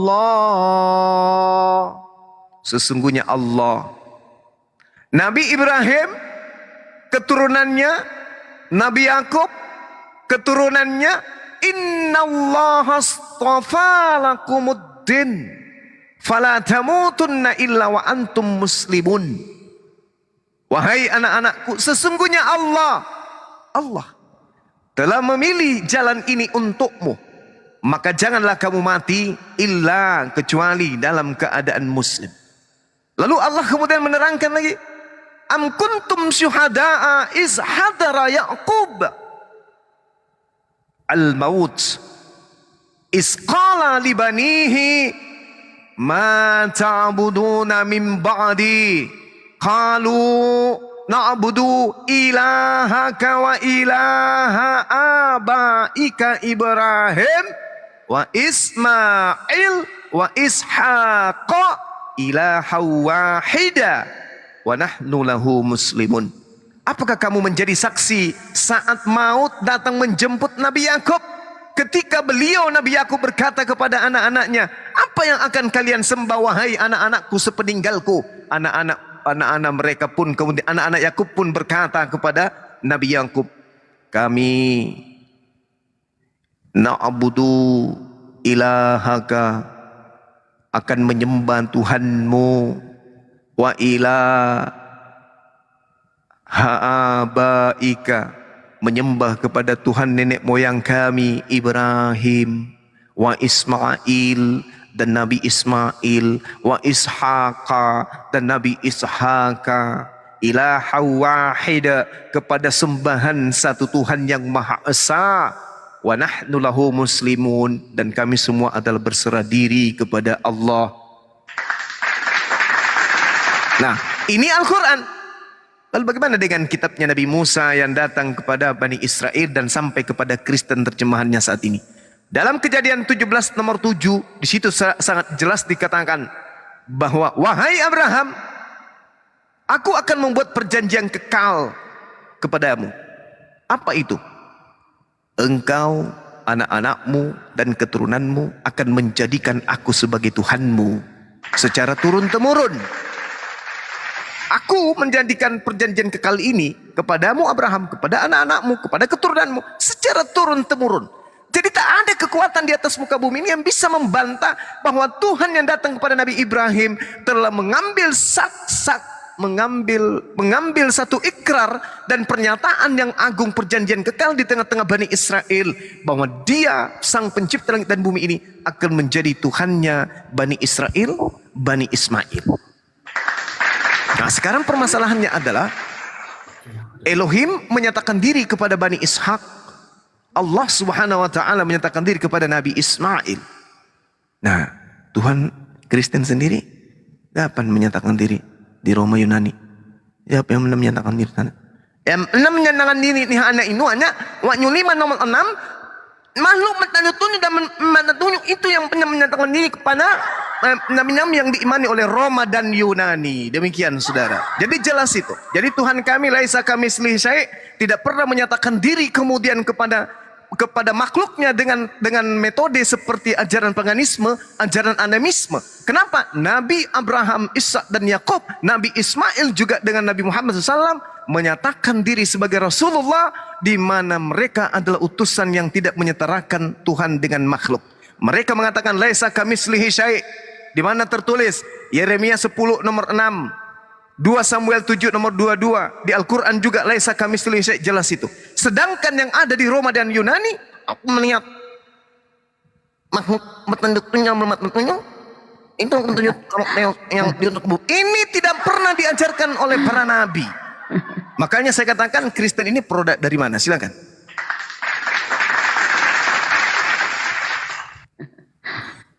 lalu di Bible, di Alkitab kenapa ada Allah Bang Zuma, sedangkan kalau bukan ini di Al-Quran juga sama, ada Allah juga. Iya kan sejatinya gini saudara. Tadi kan saya sudah menggambarkan Kejadian 17 nomor 7. Tuhan mengangkat perjanjian. Perjanjiannya itu bukan temporer tapi perjanjian kekal. Yang namanya kekal itu tak pernah berhenti, tak pernah ada akhirnya. Apa perjanjian kekal itu? Wahai Abraham, aku akan menjadi Tuhan, aku akan membuat perjanjian kekal untukmu. Bahwa aku Elohim, aku Tuhan, Rabbus samawati wal ardh, pencipta langit dan bumi, akan menjadi Tuhanmu, akan menjadi Tuhanmu, Tuhan anak-anakmu, Tuhan keturunanmu secara turun-temurun. Dan ini dijelaskan pula dalam Al-Quran. Na'budu ilahaka wa ilaha abaika Ibrahim wa Ismail wa Ishaka wa ilaha wahida wa nahnu lahu muslimun. Makanya tadi muncul pertanyaan, Kristen ini produk dari mana? Antara Islam dan Yahudi menyembah Tuhan yang sama. Tuhan yang mana? Ilahaka wa ilaha abaika Ibrahim wa Ismail wa Ishaka. Sedangkan Tuhan yang kalian sembah, mohon maaf, sembahlah Allah. Allah itu adalah roh. Ini yang diterangkan di dalam kitab saudara di Pulau Patmos, Wahyu 5 nomor 6. Lihat, mata tunjuk itu tunjuk makhluk Tuhan Theos yang diutus ke bumi. Ini yang Anda sembah. Makanya orang Kristen itu menyembah roh. Sehingga karena Kristen menyembah roh, Kejadian 1 pun diangkat bahwa yang dimaksud Elohim itu adalah roh. Roh Allah melayang-layang. Oh, dianggap bahwa Allah itu betul-betul adalah roh. Maka percaya Tritunggal Bang orang Kristen. Nah, inilah yang saya katakan saudaraku. Sebenarnya kalau Anda percaya Tritunggal itu kurang sip. Ibarat makanan itu nggak ada garamnya. Kenapa saya katakan tidak ada garamnya? Karena salah satu rasul kalian menulis di Pulau Patmos, di situ terang sekali dikatakan ada 7 roh Tuhan yang diutus ke bumi. Ada 7. Jadi kalau 3 diskon berarti hilang ini yang 4 ini kemana mereka merantau? Coba Anda baca Wahyu 5 nomor 6. Aku melihat seperti anak domba yang sudah disembelih, bertanduk 7, bermata 7, dan itulah ke-7 roh yang diutus ke atas muka bumi. Mari kita hitung. Mari kita hitung. Pertama, roh Bapa melayang-layang di atas permukaan air. 1. Yang kedua, roh yang datang kepada Yesus kemudian ketika dia bangkit, dia naik ke langit. Ada yang mengatakan tubuhnya hancur meleleh. Ada yang mengatakan tubuhnya hilang. Ada yang mengatakan diganti dengan tubuh kemuliaan sehingga dia menjadi roh. 2. Sudah 2 roh. Ketiga, burung merpati yang juga adalah jelmaan dari Theos menjadi burung merpati. 3. 4-nya kemana? Jangan-jangan yang menjelma bom-bom, menjelma CP, yang menjelma siapa lagi? Sopiatul, yang satunya lagi Victoria. Jangan-jangan ini yang 4. Karena itu data, Bung. Itu data. Dan dimensi ini harus disentuh dengan logika. Karena di situ dia katakan, aku melihat. I see. Aku melihat. Aku melihat. Ada 7 roh Theos bertanduk 7. Dan itulah ke-7 roh. Sementara Kristen penyembah roh-roh. Kalau Anda mengatakan Tuhan Anda cuma 3, 4-nya kemana? Gue gak mau jadi saksi. Gue keluar garis. Gue takut jangan sampai yang 4 ini adalah Pak Bom-Bom salah satunya. Ngeri coy. Lanjut.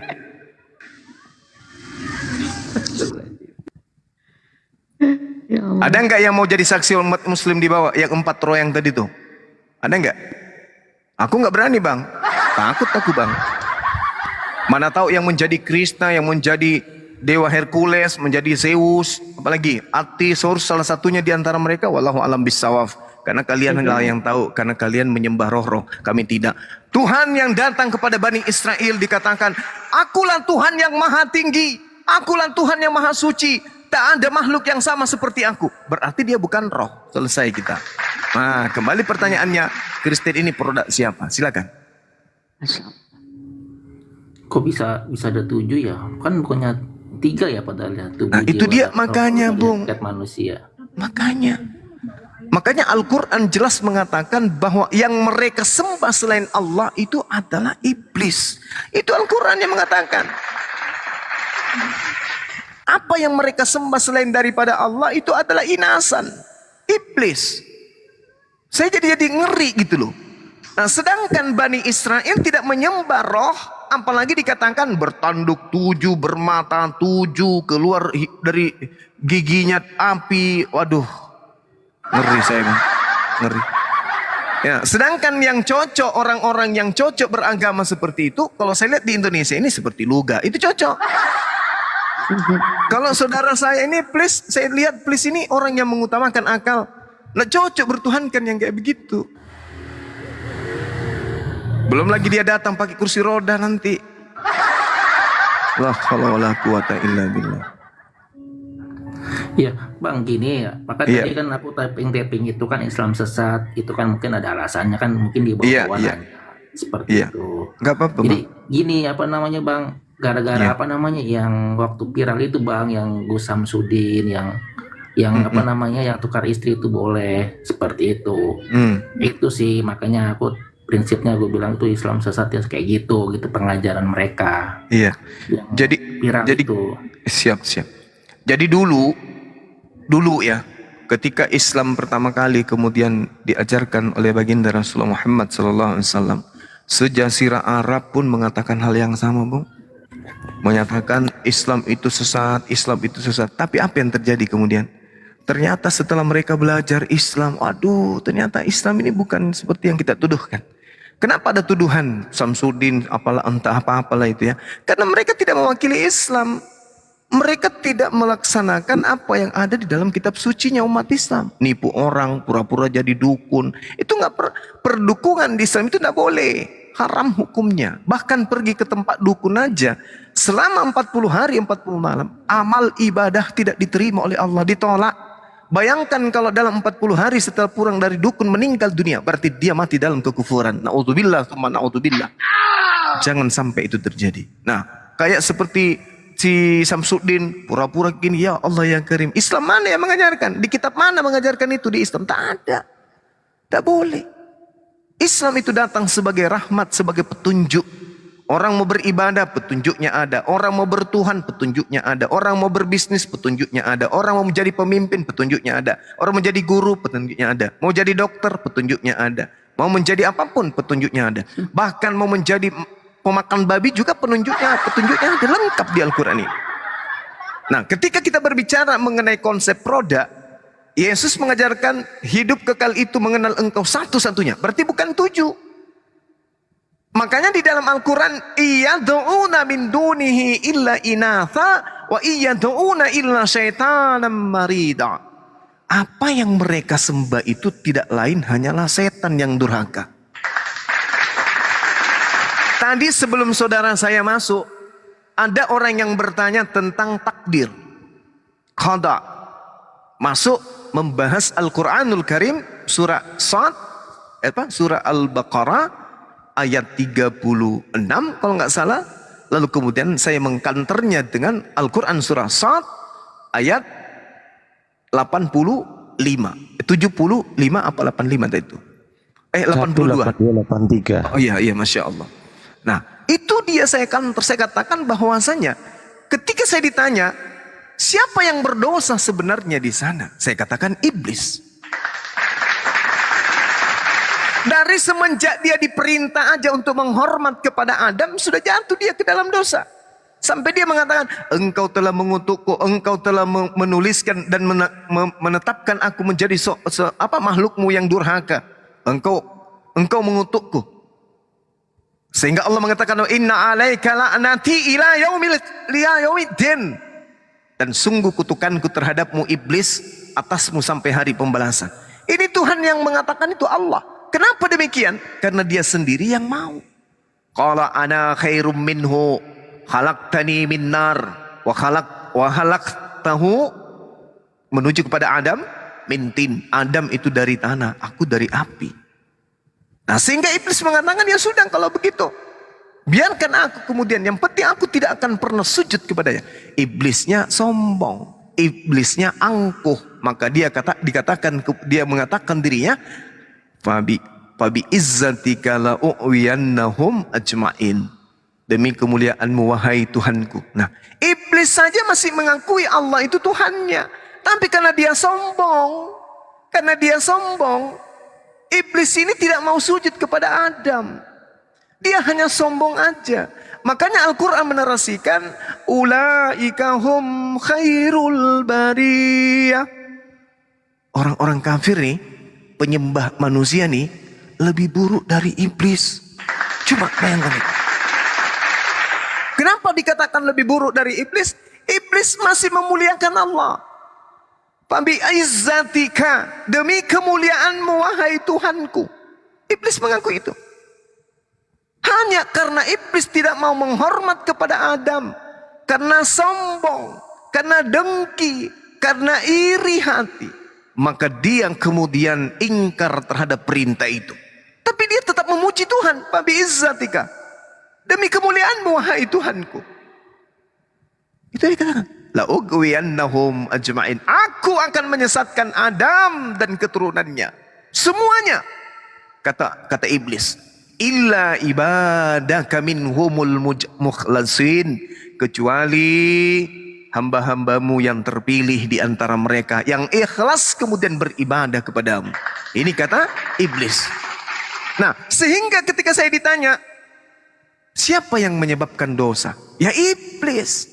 Jadi kalau iblis kemudian yang menyebabkan dosa, lalu kemudian ada yang mati di atas tiang salib, tujuannya untuk menebus dosa, maka dosa yang ditebus oleh oknum yang mati di atas tiang salib bukanlah dosa manusia, tetapi dosa iblis. Dengan kata lain,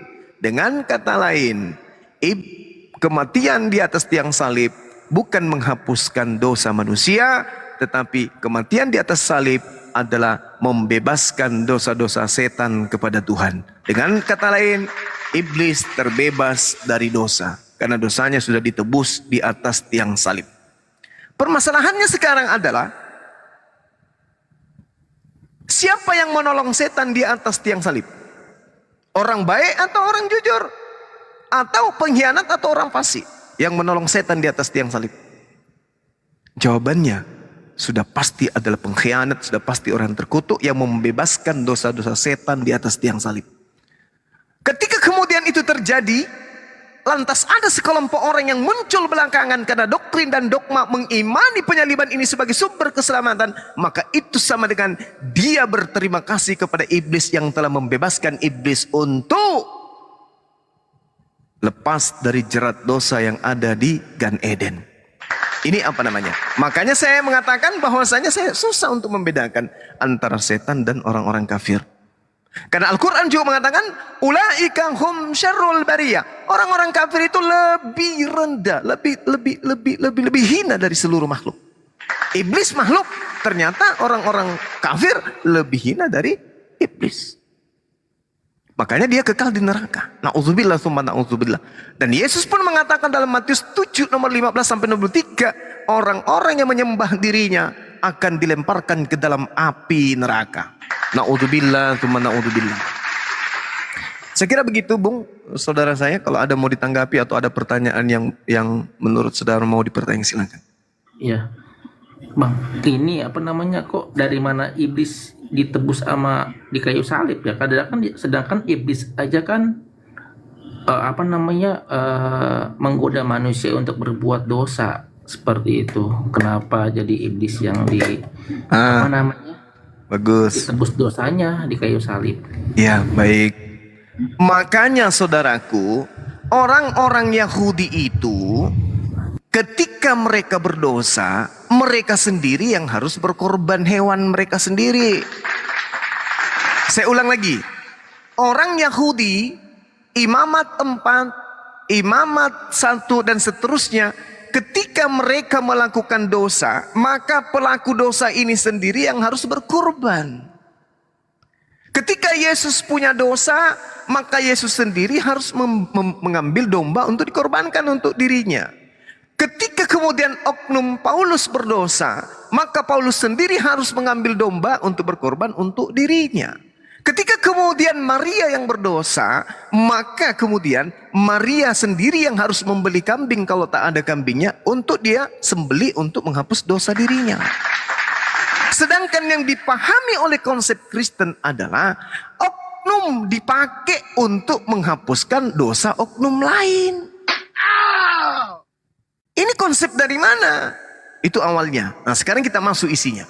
Ketika Anda berkata, bagaimana kemudian penyaliban itu dikatakan membebaskan dosa iblis? Nah, karena adanya konsep penebusan dosa dengan menggunakan penyaliban inilah kemudian menghantarkan narasi saya sampai ke sana. Kenapa? Karena menurut saudara Kristen, penyaliban ini adalah menebus dosa-dosa manusia. Sekarang mari kita pakai logika. Kira-kira nih, yang pertama kali melakukan dosa di hadapan Tuhan pencipta langit dan bumi, manusia atau Adam? Adam. Serius tuh? Pertama kali kan? Iya. Iya. Oke. Sekarang Adam kan kalau yang makan buah pengetahuan itu. Baik, saudaraku, baik. Oke, baik. Sekarang ketika Anda punya anak 2, Anda nasihatkan kemudian kepada anak Anda yang perempuan ini, wahai anakku perempuan, kamu jangan makan cabai. Karena kalau kamu makan cabai, kakakmu bom-bom yang bisulan. Kan gitu. Tiba-tiba nih ada oknum ketiga datang. Ada si cepek datang ngajarin anak perempuan tadi, udah, kau makan aja cabenya. Kakakmu itu tidak akan bisulan kemudian. Akhirnya dia terpedaya sama si cepek.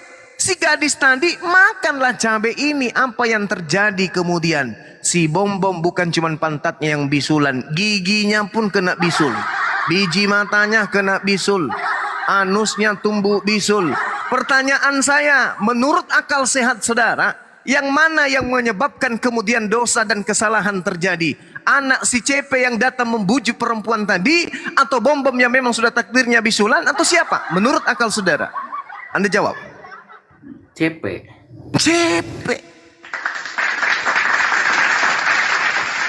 Jadi yang menyebabkan Adam berdosa ya si Cepe. Maka ketika ada penebusan di atas tiang salib, maka dosa yang ditebus adalah dosanya siapa? CP. Masya Allah. Berarti penyaliban terjadi di tengah-tengah Bani Israel untuk membebaskan kemudian kutukan Tuhan kepada iblis. Selamat datang pada kebenaran. Iblis tepuk tangan. Terima kasih. Pantas aja Yudas yang merasuki Yesus. Ternyata yang disalibkan di atas sini, ya ternyata penyaliban ini diinginkan oleh iblis. Kenapa? Karena dengan adanya penyaliban, dosa dihapuskan. Dengan dosa dihapuskan, maka bisa jadi iblis bebas dari neraka. Siapa yang menggantikan? Yang menggantikannya adalah yang mengimani penyaliban sebagai penebusan dosa manusia. Saya nggak mau tanggung jawab. Penyalibannya yang diminta dari tentara Romawi, Bang ya. Gimana? Yang dia minta dari tentara, bukannya penyalibannya ini dari tentara Romawi yang ini yang meminta. Ya, sekarang Roma sih ya, aku lupa tuh. Oke, sekarang permasalahannya, kenapa saudara-saudara Kristen mengimani penyaliban? Karena menurut orang Kristen ada nubuatannya. Menurut orang Kristen dengan darahnya, dengan dagingnya, maka kita dibebaskan. Itu menurut Kristen. Jadi nggak usah bawa Romawi, Yunani, nggak perlu bawa itu. Intinya, ini ibaratkan tentara Romawi dan juga imam-imam kepala mencuri harta benda. Lalu kemudian harta bendanya diberikan kepada Kristen. Kristen mengambil harta benda itu yang nyata-nyata adalah hasil curian. Dengan mengatakan sambil mengacungkan tangan ke depan. Hei, kalian itu pelaku dosa. Maksudnya, kalian telah membunuh Yesus di atas tiang salib. Kalian tidak tahu etika, kalian tidak tahu moral, kalian tidak tahu adat. Kalian itu pendosa semuanya. Orang-orang Yahudi, imam-imam kepala, mahkamah agama, iblis. Kalian bersekongkol membunuh Tuhan kami, Yesus. Kalian itu kurang ajar semuanya. Anda andaikan saya ada pada saat itu, akan kubantu kalian. Orang Kristen gitu, pura-pura marah dia, naik ke atas meja, buka sepatu, buka celana. Hei kamu semua, orang Farisi, orang ahli kitab, mahkamah agama, siapa kalian? Kalian telah membunuh Tuhan kami. Oh gitu ya Kristen? Iya. Sekarang gue tanya loh orang Kristen, nah orang Yahudi tanya, kalau kami tidak membunuh Tuhan lo, yang membebasin dosa-dosa lo siapa? Iya juga ya. Jadi lo mau ucapkan terima kasih atau lo mau marah-marah? Hei Kristen, kau mau berterima kasih kepada kami atau lo mau marah-marah, mengutuki kami? Dengan sangat terpaksa, Cahayu. Makasih ya udah membunuh Tuhan kami. Makanya Al-Quran mengatakan, innalladzina kafaru min ahlil kitabi wal musyrikina fi nari jahannam khalidina fiha ulaika hum syarrul bariyah. Mereka adalah seburuk-buruknya makhluk, munafiknya dapat, fasiknya dapat, kafirnya dapat, semua zalimnya dapat, semua Kristen itu dapat. Dia mau marah, kenapa kau membunuh Tuhan kami? Banyak cerita mulut lebar sampai kuping. Kalau kami tidak membunuh, lu mau nyembah siapa? Iya juga ya. Maaf ya iblis, tadi itu saya nggak sadar ternyata kalian adalah pahlawan-pahlawan kami. Ganteng deh. Iblis, kau suka makan apa iblis? Oh aku suka makan apa?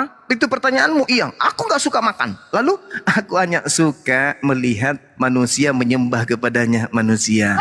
Oh yes, ya, aku hanya suka manusia makan makanan yang diharamkan di Taurat. Oh ya, iya, aku hanya suka kemudian orang ibadah di hari penyembahan dewa matahari, agama-agama kuno itu dulu. Oh ya, yes, aku hanya suka melihat orang menari-nari, bernyanyi-nyanyi dalam rumah ibadah, lalu kemudian mereka berpesta di tanggal 25 Desember.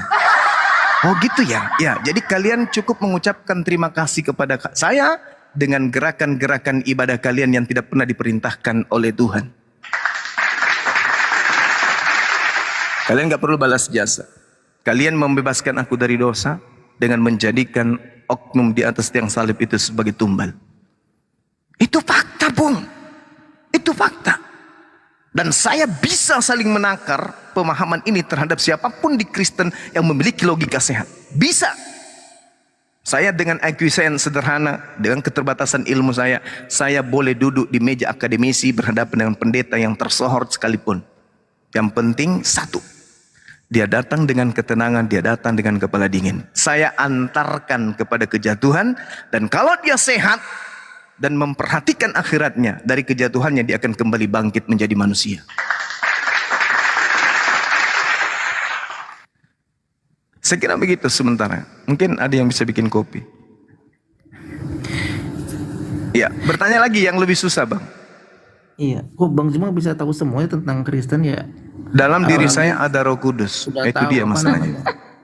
Roh Kudus. Ya, itulah bedanya. Roh Kudus Antara beda, saya. Bang. Roh Kudus itu ucapannya itu bahasanya tidak diketahui sama siapapun. Salah, saudara, salah. Kata Yesus dalam Yohanes 16, apabila roh kebenaran itu datang, dia akan membimbing kamu ke dalam setiap kebenaran. Dan apa yang diucapkan itu bukan dari dirinya sendiri, melainkan apa yang diperintahkan untuk ia katakan dan ia sampaikan. Itu Roh Kudus. Jadi implementasi tugas Roh Kudus ini bukan bolak-balik. 1, 2, 3, 4 miliar orang Kristen. Orang Kristen yang hidup di Indonesia maunya memilih menjadi guru. Yang satu di sampingnya maunya menjadi pegawai swasta. Yang satu maunya jadi dokter. Yang satu maunya menjadi dosen. Yang satu mau jadi polisi. Waduh, Roh Kudusnya bingung nih. Karena Roh Kudus membimbing manusia sesuai dengan apa yang didengarkan.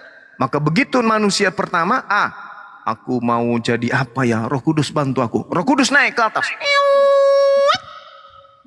Tuhan, hamba-Mu si fulan, dia bingung. Dia mau milih antara tentara atau menjadi tentara atau menjadi penari latar. Turun. Aku jadikan dia sebagai tentara. Turun. Si fulan, Tuhan memilih engkau akan menjadi tentara. Oh, Roh Kudusnya datang. Puji Tuhan. Roh Kudusku telah memberikan gambaran datang dalam hatiku. Dia membisikkan aku akan menjadi tentara nanti. Nah, ini satu orang. Bagaimana dengan Kristen yang 5 miliar? Yang juga punya pilihan-pilihan. Roh Kudusnya bolak-balik. Bisa jadi suster ngesot dia. Jadi konsep itu keliru. kalau berdasarkan dengan sabda Yesus sangat keliru. Karena Yesus mengatakan roh kebenaran, roh kudus ketika ia datang, dia tidak akan berkata-kata dari dirinya. Apa yang dia katakan adalah apa yang didengarkan dari dia yang telah mengutusnya. Jadi maksud Bang Suma gimana nih? Yang disebut roh kudus itu datang kepada satu oknum saja. Bukan datang ke setiap manusia, tidak. Itu pengilhaman. Itu namanya pengilhaman. Nah sekarang kalau roh kudus itu datang kepada satu manusia sebagai roh kebenaran, sebagai nabi penutup, roh kudus ini yang membimbing kepada satu manusia ini, satu manusia inilah yang kemudian akan membimbing kemudian kepada seluruh manusia. Makanya di Islam itu ketika berbicara mengenai warisan, sudah diceritakan oleh roh kudus dalam sebuah kitab Al-Quran. Ketika berbicara mengenai harta warisan, kalau ketika dia berbicara mengenai pernikahan, maka kemudian roh kudusnya sudah menitipkan pesan ilahi dalam sebuah buku Al-Quran. Ketika roh kudusnya kemudian berbicara, ketika manusia kemudian membutuhkan seperti apa kehidupan perekonomian yang baik, maka roh kudusnya sudah lebih dulu membimbingnya melalui Al-Quran. Ketika manusia ingin membutuhkan tentang pemerintahan, tentang pendidikan, tentang ekonomi, maka kemudian roh kudusnya sudah menyampaikannya di dalam sebuah kitab Al-Quranul Karim. Sehingga umat Islam semua apapun masalahnya, sekomplit apapun masalah umat Islam, kembali kepada ila Al-Quranul Karim. Kembali kepada kitabullah, kembali kepada Al-Quran. Tak ada kebingungan, bukan? Setiap umat Islam memiliki masalah, kembali kepada Quran. Apa masalahmu nak? Aku gelisah ayah. Kenapa? Besok mau ujian nasional. Anakku, ya ayah. Habis ini kamu sholat isya ya? Ya. Kamu buka Al-Quranul Karim, kamu baca Al-Quran, surah Al-Ikhlas, baca 3 kali dan seterusnya. Habis itu kau baca surah ini, insya Allah kamu akan tenang. Kembali petunjuk roh kudusnya kembali kepada kalam Allah. Ketika umat Islam beradu argumentasi, ini gimana ceritanya? Ada masalah yang harus kita selesaikan. Maka kembali kepada Al-Quran. Jadi roh kudusnya cuma bekerja 22 tahun kurang lebih. Membimbing manusia kepada hukum-hukum, mengatur manusia kepada keadilan, mengatur manusia kepada peinsapan dunia akan dosa. Sesuai dengan pesan Yesus dalam Yohanes 16 nomor 7 sampai nomor 15. Selesai kita di situ. Nah sekarang kalau di Kristen nih beda. Membimbing kamu. Padahal itu pesan Yesus kepada Bani Israel, bukan kepada Kristen. Tapi orang Kristen ini datang-datang dia. Oh roh kudusku. Ya, kenapa? Aku merasakan perutku sakit. Kenapa? Perut sakit. Aku belum makan. Terus? Oh roh kudusku. Ya. Hari ini perasaanku gak enak. Kenapa? Keringat dingin. Nah, roh kudus yang bilang, ada apa sih dari tadi mengitu terus kamu? Apa masalahmu? Aku juga bingung, roh kudus. Ya kan ini intinya roh kudus ini. Intinya Tuhan kan cuma satu Tuhan katanya. Tapi 3 beri. Tapi aku bingung roh kudus, betul. Aku merasakan kesakitan yang begitu dahsyat. Emang kenapa? Aku juga bingung. Dari sejak tadi ini aku merasa sakit sekali. Oh, pantesan aja kamu sakit. Karena kakekmu ketindis meja. Oh iya roh kudus, sorry bercanda. Kenapa bisa seperti itu? Karena panduannya gak jelas. Tak ada acuan yang baku. Padahal sebenarnya Tuhan mengatakan, aku akan menaruh firmanku aku akan menaruh setiap firmanku ke dalam mulut nabi tersebut. Berarti Roh Kudus datang menghantarkan firman Allah kepada mulut nabi tersebut. Mulut ini nanti yang akan mensyariatkan kemudian aturan-aturan Tuhan itu. Maka terjadilah Al-Quran. Maka dikatakan Al-Quran itu adalah wahyu dari Allah melalui Roh Kudus. Al-Quran surah An-Nahl ayat 102 kalau nggak salah. Ada yang bisa? An-Nahl 102. Benarkah aku di situ? Mudah-mudahan nggak salah. Betul sekali. Allah Subhanahu wa taala menjelaskan dalam Al-Qur'anul Karim, "Qul nazzalahu Ruhul Qudus mir rabbika bil haqq." Jadi Roh Kudus kemudian menghantarkan Al-Quran kepada baginda Rasulullah Muhammad SAW, di mana Al-Quran ini akan membimbing seluruh manusia melalui hati-hati mereka yang membaca Quran. Jadi setiap umat Islam punya masalah, si A punya masalah, si B punya masalah, si C punya masalah, si A punya masalah, dan seterusnya punya masalah. Masing-masing punya Quran, masing-masing kembali kepada Al-Quran, masing-masing kembali ke Roh Kudus. Roh Kudusnya tidak sibuk bolak-balik. Yang satu begini bolak lagi, yang satunya belum selesai, yang satunya lagi belum sana, yang sana juga belum selesai. Tidak bisa begitu Bang Suma. Kenapa? Karena Tuhan itu maha bisa. Tunggu dulu. Yesus mengatakan apa tentang Roh Kudus? Itu bukan Tuhan. Maksudnya? Coba kita lihat. Di dalam Yohanes 16, di situ dia mengatakan begini. Bahwa, tetapi apabila ia datangnya itu Roh kebenaran, ia akan memimpin kamu ke dalam seluruh kebenaran. Dia akan memimpin kamu ke dalam seluruh kebenaran. Sebab, Roh Kudus ini, Roh kebenaran ini, tidak akan berkata-kata dari dirinya sendiri. Oh ya? Yes. Lalu, tetapi segala sesuatu yang didengarnya itulah yang akan dikatakannya kepadamu. Wow. Kalau dia tidak berkata kepada seorang oknum nabi rasul, lalu nabi ini tidak kemudian menuliskan di sebuah kitab, celaka. Ini si Roh Kudus ini bisa stres.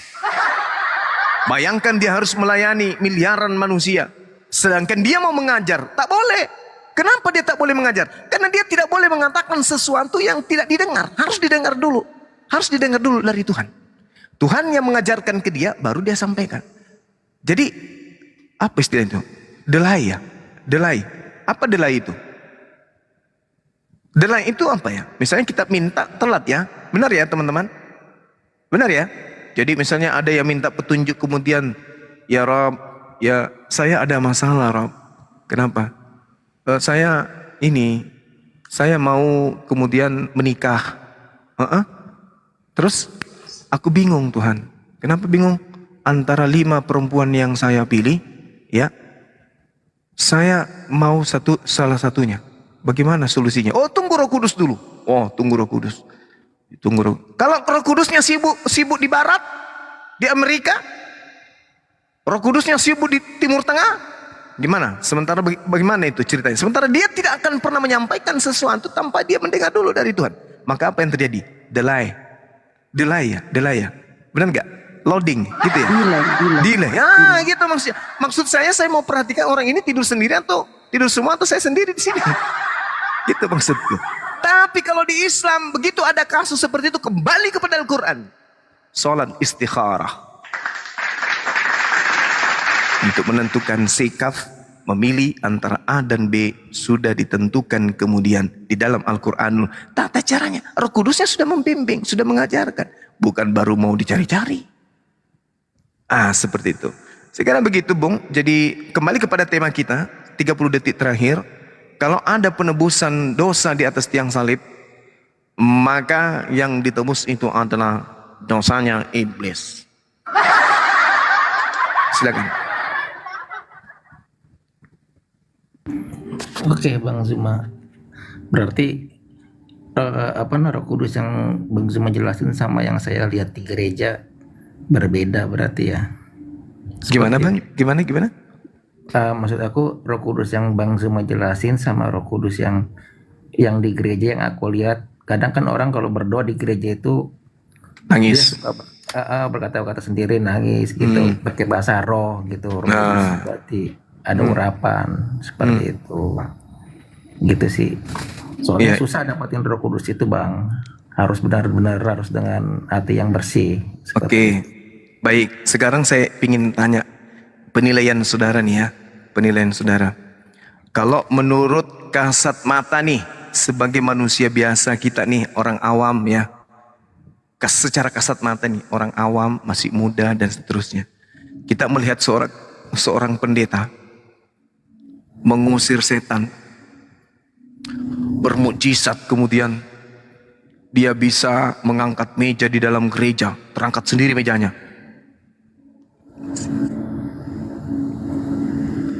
Terangkat mejanya, pakai iPhone-nya apa nak? Oke.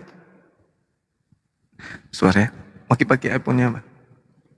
Oh, sebentar ya. Terus kemudian di dalam gereja ada seorang pendeta yang bisa kemudian mengangkat meja dengan tenaganya, terangkat di tengah-tengah. Menurut kacamata kita orang awam, wah ini orang sakti. Apalagi kalau kita memiliki mindset berpikir Bible ini adalah kalam ilahi, firman Tuhan. Lalu dia membaca data-data dalam kitab ini, ya. Lalu terangkat itu meja. Apa yang terjadi dalam diri kita melihatnya? Takjub kita kan. Wah, masya Allah.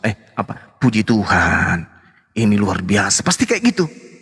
Lalu kemudian ada jemaah namanya Bom-Bom, kemudian diangkat juga oleh pendeta naik. Padahal timbangannya kan hampir 200 kg. Naik dia. Nah, pasti kita melotot melihatnya. Dan bukan hanya sampai di situ.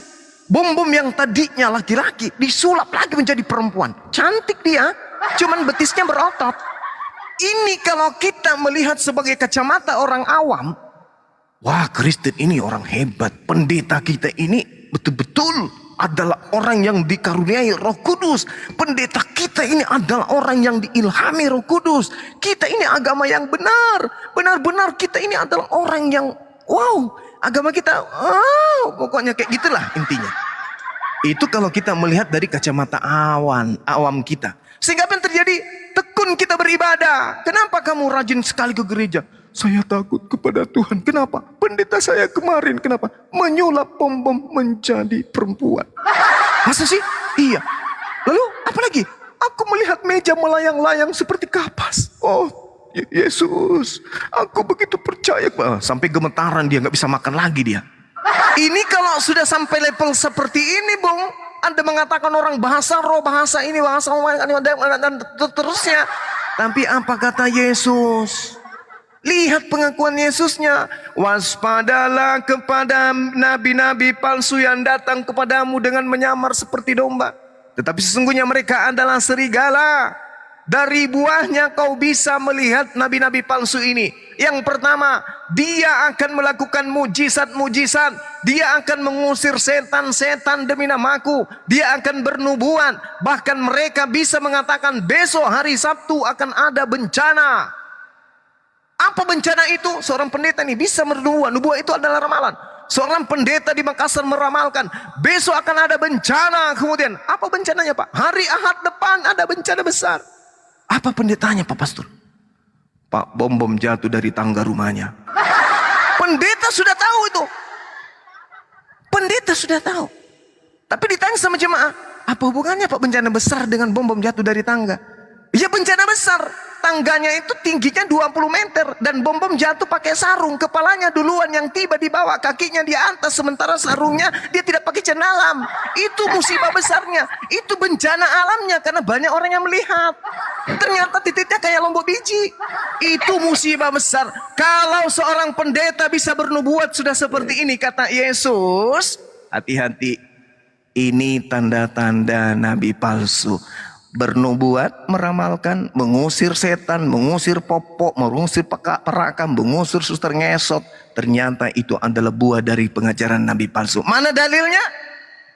Matius 7, 15, 16, 17, 18, 19, 20, 21, 23. Enyahlah daripada aku semua, wahai orang-orang yang mampu bermujizat pakai namaku. Kalian semua adalah pembuat kejahatan. Ini yang dibanggakan, ini yang saudara banggakan. Roh Kudus yang Anda jelaskan itu berbeda dengan Roh Kudus kami.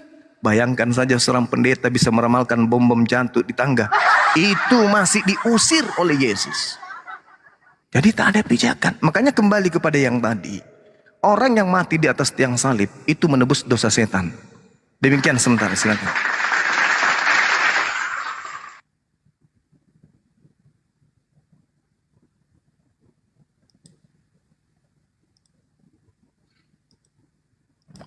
Bom-bom yang jatuh kenapa ente yang pingsan? Kabur. Hah? Kabur dia, ya Allah. Loh, yang jatuh tadi kan bom-bom. Sarungnya robek juga bagian belakang. Siapa suruh ke rumah ibadah nggak pakai celana dalam? Jatuh tapi corok licin.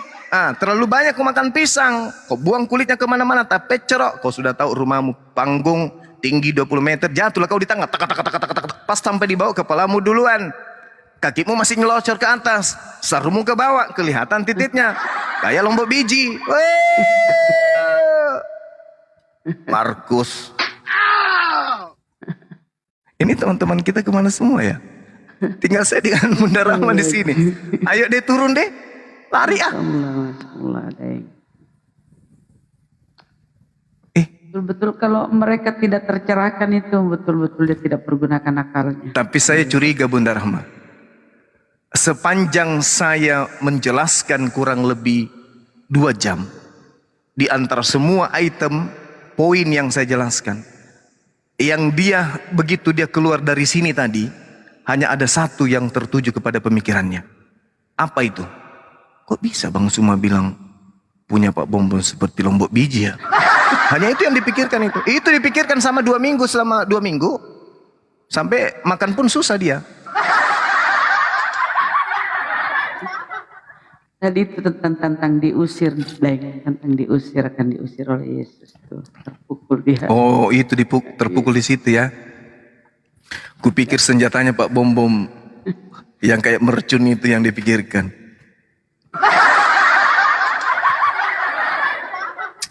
Allahu Akbar. Masih ada? Silakan ke atas. Bertanya apapun yang sesuai dengan keinginan Anda mau bertanya. Mau tentang Islam silakan. Tentang Kristen juga boleh, silakan. Dua-duanya boleh.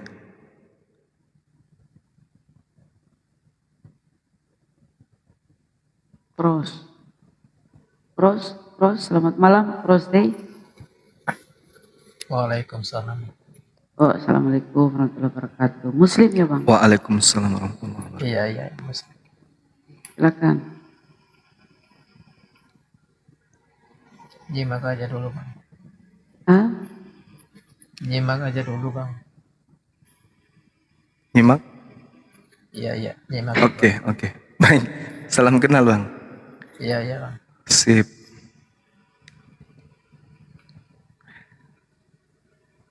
Teman-teman Laskar Api di bawah, saya rindu loh kalian menulis menyala di bawah dengan simbol-simbol kekuatan api menghanguskan hukum-hukum. Boleh nggak?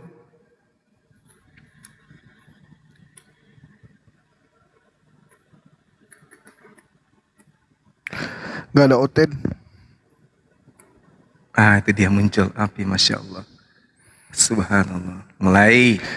Yang ada ini. Oh, ini tadi dia kabur kan. Salam satu Tuhan, Masya Allah.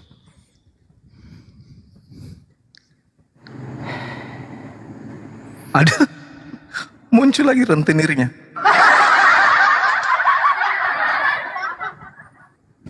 Giliran saya dong bertanya. Kan tadi pas Anda selesai bertanya kabur. Boleh kan?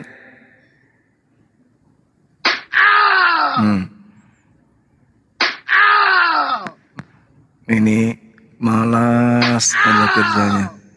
Kayaknya malas. Makannya 3 liter sekali makan.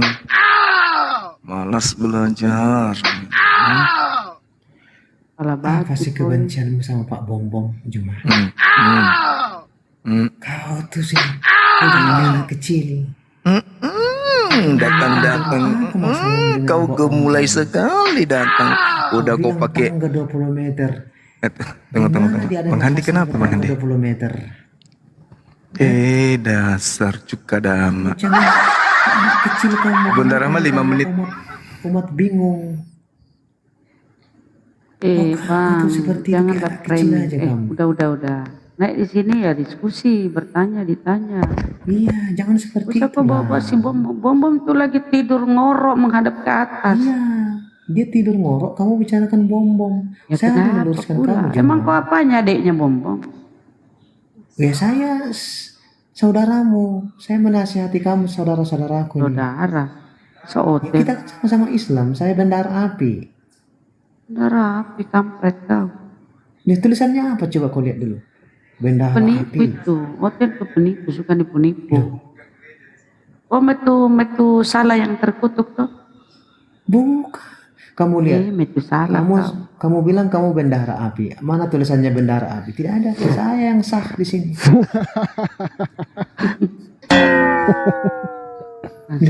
Kamu lihat itu. Kalau kau Pandang muka stres saya, Rahma. itu, kalau naik komal ini Bang, jangan lupa bawa stres, simpan di bawah, diskusi lah. Pandang muka saya, Rahma. Pandang kau jelek sekali tuh, monyet. Itu salah, itu Pandang salah. muka Kau saya, belum tobat-tobat. Biasanya kau pakai bendera Israel sana, kau sudah tobat. Kalau salib diludahi, sudah tobat kan? Siapa yang bilang salib diludahi? Justru karena YouTube Kristen, nonton TikTok. Yahudi itu bisa jadi sebagai negara. Tanpa Kristen, Yahudi tidak bisa apa-apa. Leh, tanpa dibantu Kristen apakah dia bisa menang perang? Tanpa dibunuh Tuhanmu oleh Yahudi, tanpa dibunuh Yesus tidak ada Tuhanmu. Makanya kau itu berlindung di ketek Yahudi. Kamu bilang kami dulu Kalau Yahudi ya, imam-imam Yahudi tidak membunuh Yesus, tidak ada Tuhanmu. Kau cari Makanya kau itu jilat-jilat Yahudi sudah sana. ditangkap Rahma. Sudah ditangkap yang meludahi itu. Itu dari kalangan Yahudi Ortodok. Kenapa pasien saya? Kenapa? Pasien saya kenapa? Ini gangguan jiwa. Gangguan jiwa. Kasih saya cairan rabies yang di lemari yang warna hitam. Bunda Rahma bawa ke sini. Juma. Iya, dengan spot yang suntikan jarum suntikan kerbau bawa ke sini sekali. Ya silakan. Kalau tidak Ya, bisa duduk, duduk yang bagus, duduk.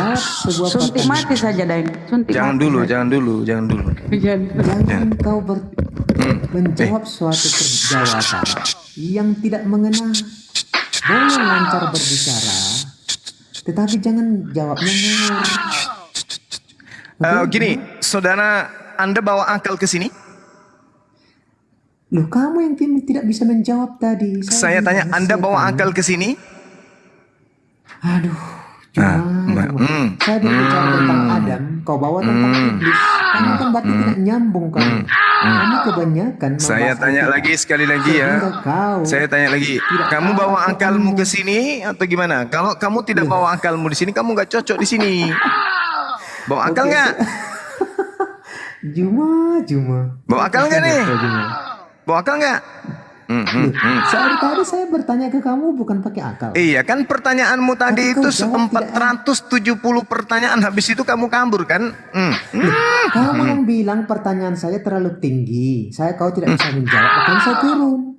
Iya, pertanyaanmu itu terlalu tinggi sementara penjelasanku jauh lebih tinggi dan kadar pengetahuanmu tak bisa kemudian menyusuri apa yang saya jelaskan. Jadi susah. Oke, kita bahas kembali.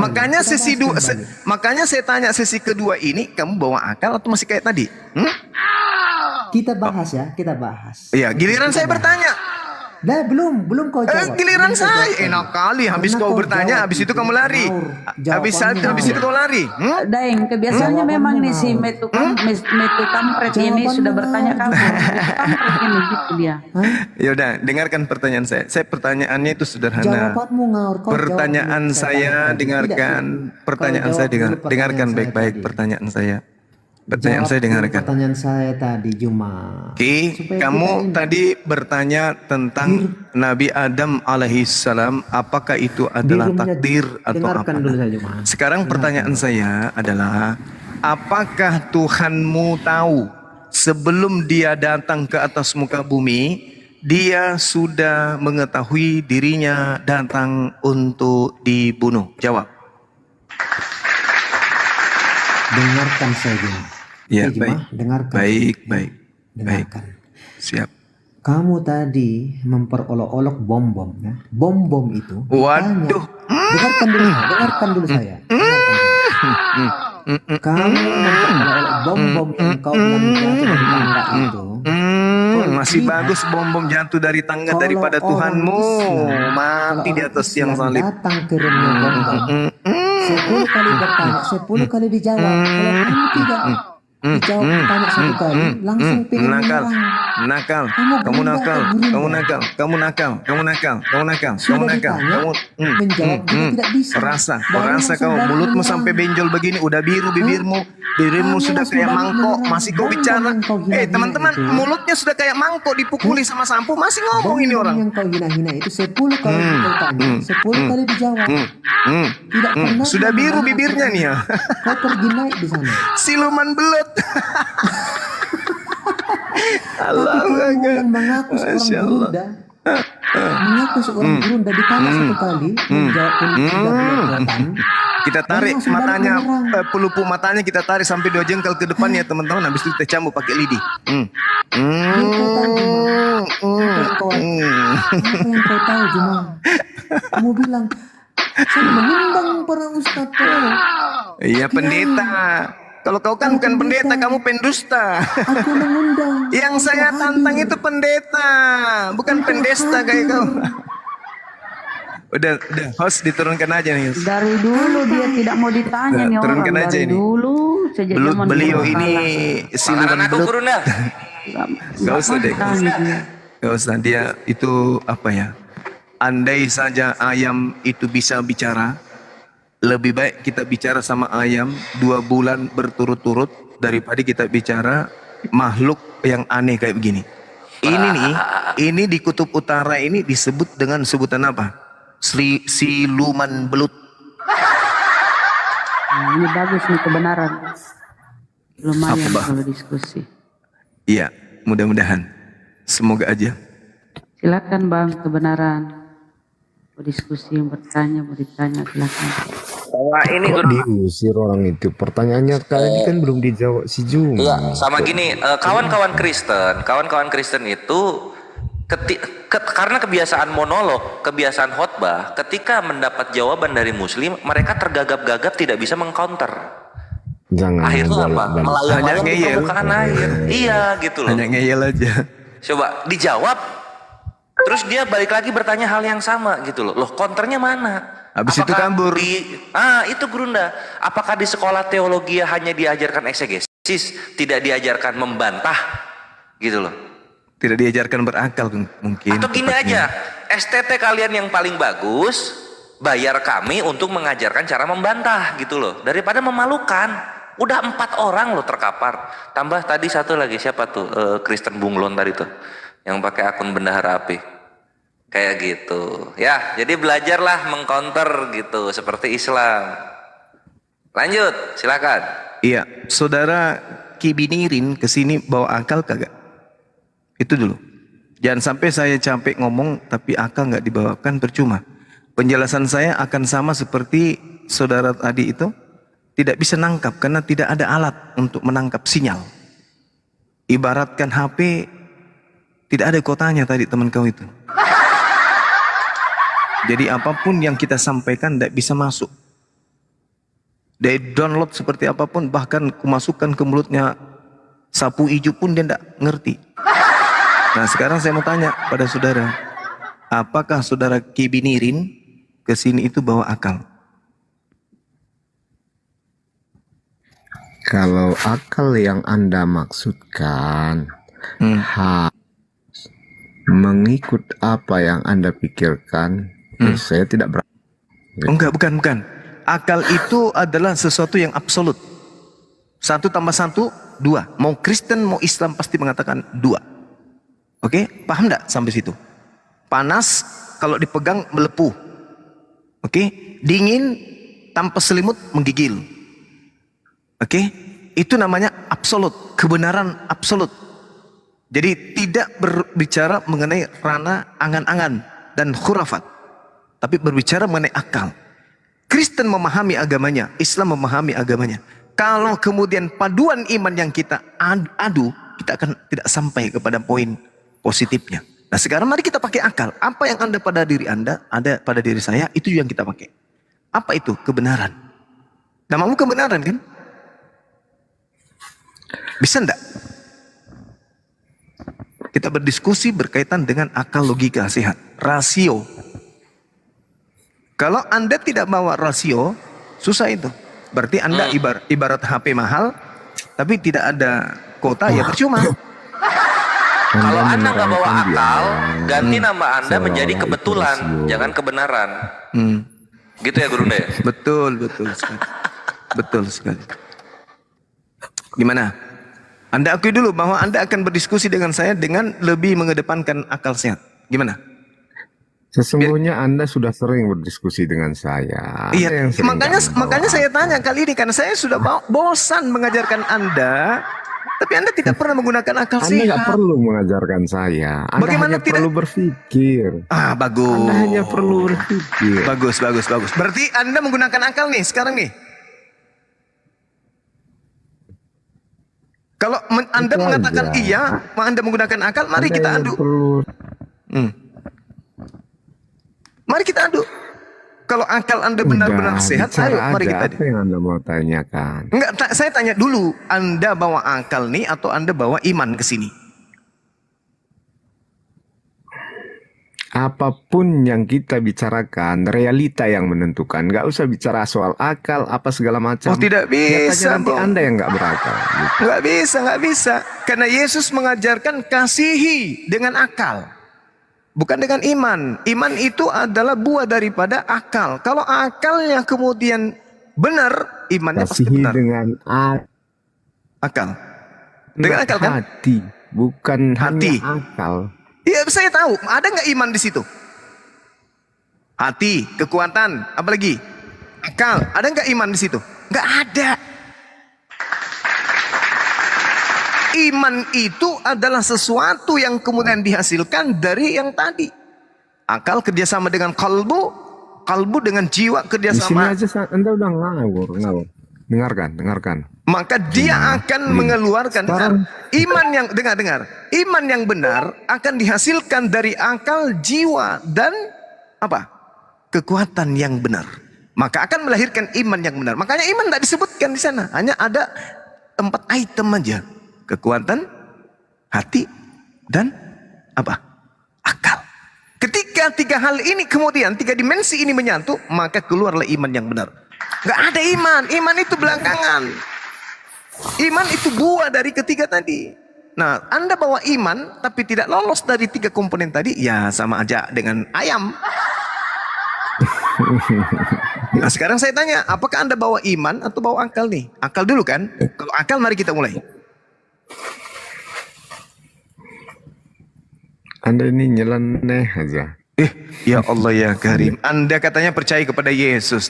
Nasihat Yesusnya, kasihilah Tuhanmu dengan sepenuh hati. Hati kan? Ya kan? Benar nggak?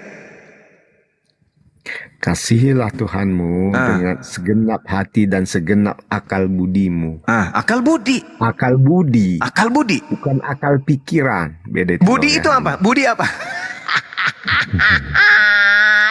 Dari sini aja Anda sudah mulai sakit. Akal budi. Budi dalam bahasa Yunani itu apa? Budi Itu hanya penambahan. ada namanya Budianto, banyak lah itu. Aduh, itu hanya penambahan, Bung. Yang sebenarnya di situ hanya ada adalah kata dianoia. Kata dianoia itu artinya akal ini yang di atas kepala nih. Itu yang dipakai. Oke? Jadi sebenarnya penambahan budimu itu hanya ada belakangan muncul. Yang ada adalah dengan segenap akalmu. Itu yang betul. Nah, sekarang mari kita uji. Ada enggak di poin-poin Matius 22 nomor 37 itu imanmu? Enggak ada kan? Kasihilah Tuhan Elohim dengan segenap hati, jiwa, akal. Ketika 3 komponen ini menyatu seia sekata, barulah keluar iman. Nah, sekarang mari kita uji. Angkat tema dengan dimensi akal yang menjadi tolak ukurnya. Silakan. Temanya saya serahkan kepada saudara. Oke. Arti akal budi. Begini saja. Kita buat aja temanya. Apakah kitab suci yang tidak sejalan dengan histori bisa dipercaya atau tidak? Baik. Oke. Anda mulai dulu, silakan. Oke, saya mulai ya. Siap. Saya dulu, seorang teman saya pernah bertanya kepada saya, apakah kegunaan arkeologi untuk penelaahan Alkitab yang Anda pelajari? Katanya. Saya menjelaskan bahwa banyak bagian Alkitab yang sudah lama membingungkan saya. Artinya banyak sekali kejadian-kejadian yang di dalam Alkitab, apakah itu nyata ataukah hanya sekedar tulisan belaka yang terjadi dalam Alkitab. Lalu saya mencari aspek arkeologi ini dari berbagai sumber dan akhirnya saya dapatkan beberapa bukti arkeologi daripada nilai-nilai sejarah yang ada. Jadi di situ saya melihat bahwa bukti arkeologi yang ditemukan sebagai penjelasan dan konfirmasi terhadap Alkitab. Artinya, tempat, nama, dan semuanya sejalan dengan nilai sejarah. Jadi, kalau Alkitab saya tidak terkonfirmasi dengan kejadian sejarah, saya menganggap itu bukan sebuah kitab suci yang layak dipercaya. Begitu. Silakan.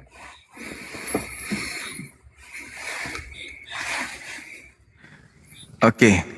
Jadi saya rasa nggak sampai ke sana materi yang kita bawa ini ya. Nah, terkait dengan kitab suci dan Anda menjadikan sebagai histori, sebagai tolak ukur. Jadi ibarat kata sebuah buku, ada dua buku nih.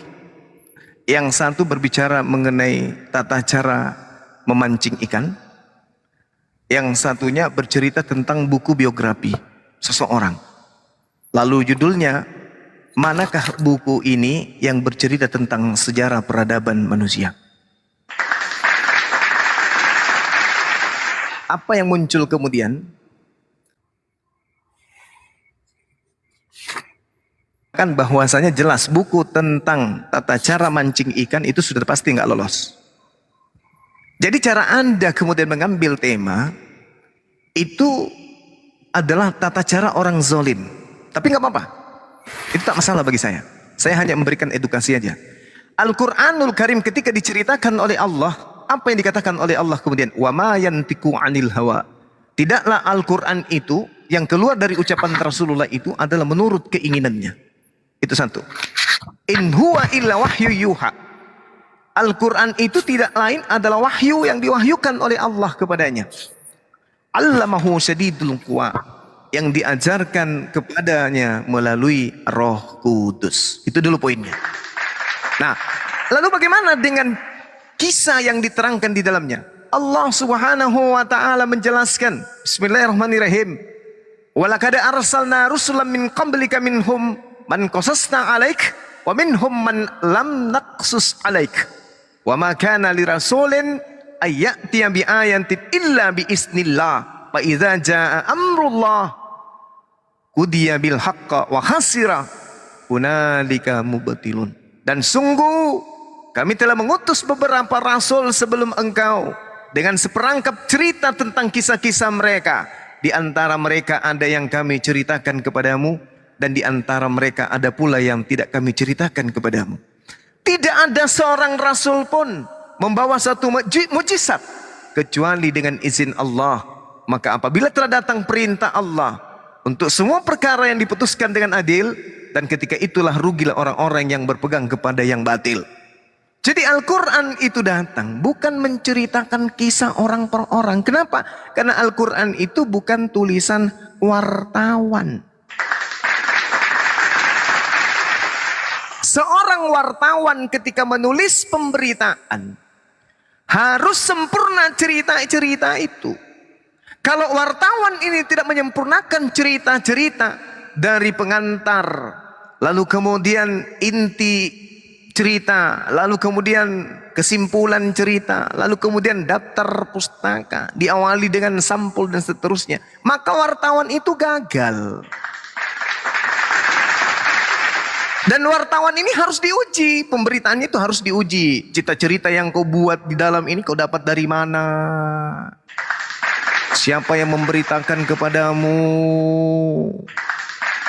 Saksi-saksi mana aja yang kau temui? Apa kredibel saksi tersebut? Apakah dia orang jujur atau pendusta?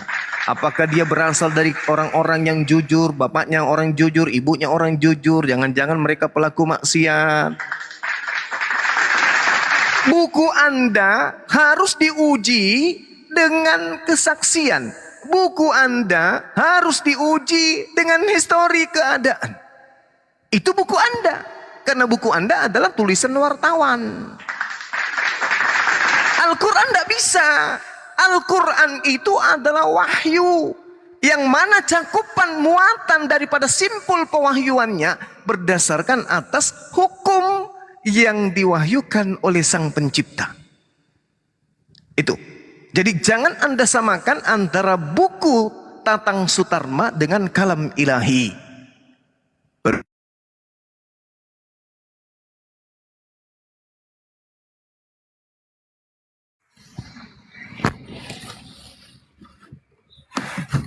Hilang. untuk diselidiki dan seterusnya. Itu yang perlu Anda pahami. Berbeda dengan kitab saudara, memang dituliskan berdasarkan kesaksian-kesaksian. Nah, mari yang kita uji sekarang ini adalah Al-Quran adalah wahyu, kitabmu adalah buku kesaksian. Itu temanya, itu di situ. Silakan Anda uji pewahyuan Al-Quran, saya uji kesaksian kitab saudara. Itu baru adil. Karena kita mendudukkan perkara sesuai dengan objek. Jangan Anda menguji buku clipping dengan pewahyuan, tidak nyambung. Karena Lukas bukan nabi, Markus bukan nabi, Yohanes bukan nabi, Paulus bukan nabi. Dia bukan pewahyuan. Sedangkan Al-Quran, jangan Anda uji kemudian dengan cerita-cerita wartawan, karena Al-Quran itu adalah kalam ilahi. Demikian. Ingat di awal saya bertanya, apakah Anda bawa akal atau Anda hanya bawa iman ke sini? Silakan. Iya. Begini. Tadi Anda menyuruh saya menentukan tema. Setelah saya menentukan tema, Anda mengatakan kitab yang saya yakini adalah hasil dari penyelidikan wartawan. Karena itu butuh kesaksian. Jadi artinya dari sini Anda mengakui bahwa apa yang saya baca ini sesuai dengan nilai histori. Jadi mari sekarang begini. Apakah Al-Quran itu bisa dibuktikan dengan histori? Pertanyaan itu balik ke Anda. Kalau tidak bisa, kalau Anda tidak bisa membawa tema ini, kalau Anda ingin tema yang lain, ya silahkan kita bahas. Saya bisa Bang, saya bisa. Nabi Isa alaihissalam diceritakan dalam Al-Quran, ibunya sebelum melahirkan, dia berada di bawah pohon kurma. Di kitab saudara, sebelum Maria melahirkan dan setelah melahirkan, dia berada di kandang binatang. Kita uji ya, secara histori ya. Boleh? Walaupun saya mengatakan bahwa Al-Quran adalah kitab wahyu, tapi saya tidak akan mundur selangkah pun untuk membahas Al-Quran. Bagaimana? Kita uji pohon kurma dan kandang binatang. Berani tidak Anda? Ayo, ini kita berbicara mengenai histori. Satu poin ini Anda rubuh, maka rubuh semua isi kitab saudara. Gimana? Berani enggak? Udah aku bilang tadi, kesini bawa akal, jangan bawa iman. Kalau saya yang menentukan tema, kenapa pula saya tidak berani? Oke, sip. Oke. Sekarang Al-Quranul Karim menjelaskan kemudian ketika Bunda Maryam diceritakan dalam Al-Quran sejenak sebelum beliau melahirkan anaknya Nabi Isa alaihissalam. Di situ jelas diceritakan bahwa Bunda Maryam berada di bawah pohon kurma. Bahkan diperintahkan kemudian oleh Allah untuk memetik buahnya. Dan dikatakan di situ ada sungai yang mengalir di dekat pohon kurma tersebut. Allah Subhanahu wa taala menjelaskan, "Fa'aja'ahal makhadu ila khiz'in nakhlah. Qalat ya laitani mittu qabla hadza wa kuntu nasya mansiyah." Rasa sakit melanda Bunda Maryam, kemudian ia tersandarkan pada pohon kurma. Bunda Maryam kemudian berkata, "Wahai betapa baiknya aku mati sebelum ini, dan aku menjadi seorang yang tidak diperhatikan dan dilupakan." Lalu kemudian malaikat Jibril, Roh Kudus datang kepadanya. "Fanadaha min tahtiha alla tahzani kad ja'ala rabbuki tahtaki sariyah."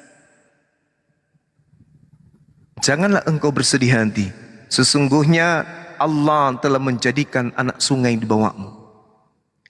Wahuzzi, goyangkan pangkal pohon kurma itu ke arahmu. Ilaika. Terus dikatakan bijis'in nakhlati tusakit alaiki rutabajaniyan. Niscaya pohon itu akan menggugurkan buah kurma yang masak untukmu.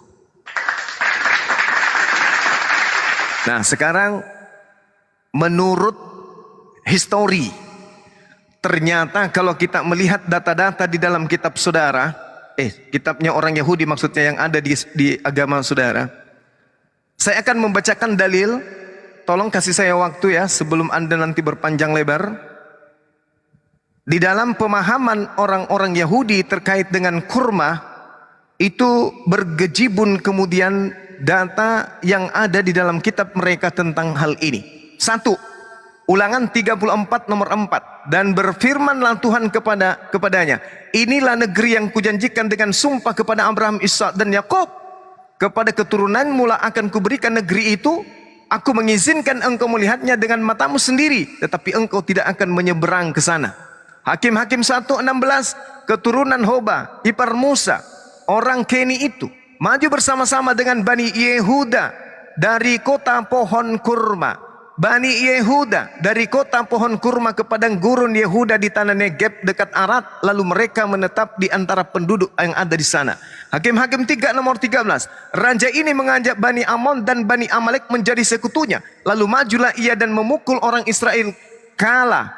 Kota pohon kurma diduduki oleh mereka. Hakim-Hakim 4 nomor 5. Ia biasa duduk di bawah pohon kurma Deborah antara Rama dan Betel di pegunungan Efraim, dan orang Israel menghadap dia untuk berhakim kepadanya.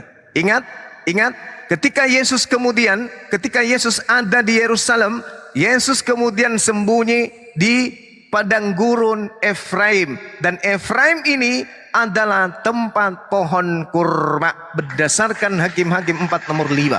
2 Tawarik 28 nomor 15. Dan orang yang ditunjuk dengan disebut namanya bangkit, lalu menjemput para tawanannya itu. Semua orang yang telanjang mereka berikan pakaian dari rampasan itu. Orang-orang itu diberi pakaian, kasut, makanan dan minuman. Mereka diurapi dengan minyak, dan semua yang terlalu banyak yang payah untuk berjalan diangkut dengan keledai dan dibawa ke Yeriko, ke kota pohon kurma dekat saudara-saudara mereka. Sesudah itu orang-orang Israel itu pulang ke Samaria.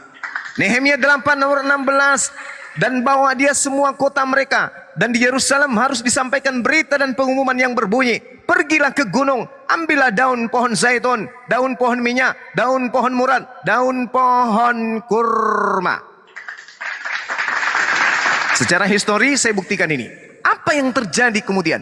Ilmuwan Yahudi menemukan bibit kurma yang dikatakan berusia 2000 tahun yang lalu, dan sekarang lagi subur-suburnya mereka kemudian tumbuhkan. Fakta apa yang di Al-Quran terbukti. Sekarang tolong tunjukkan kepada saya arkeolog mana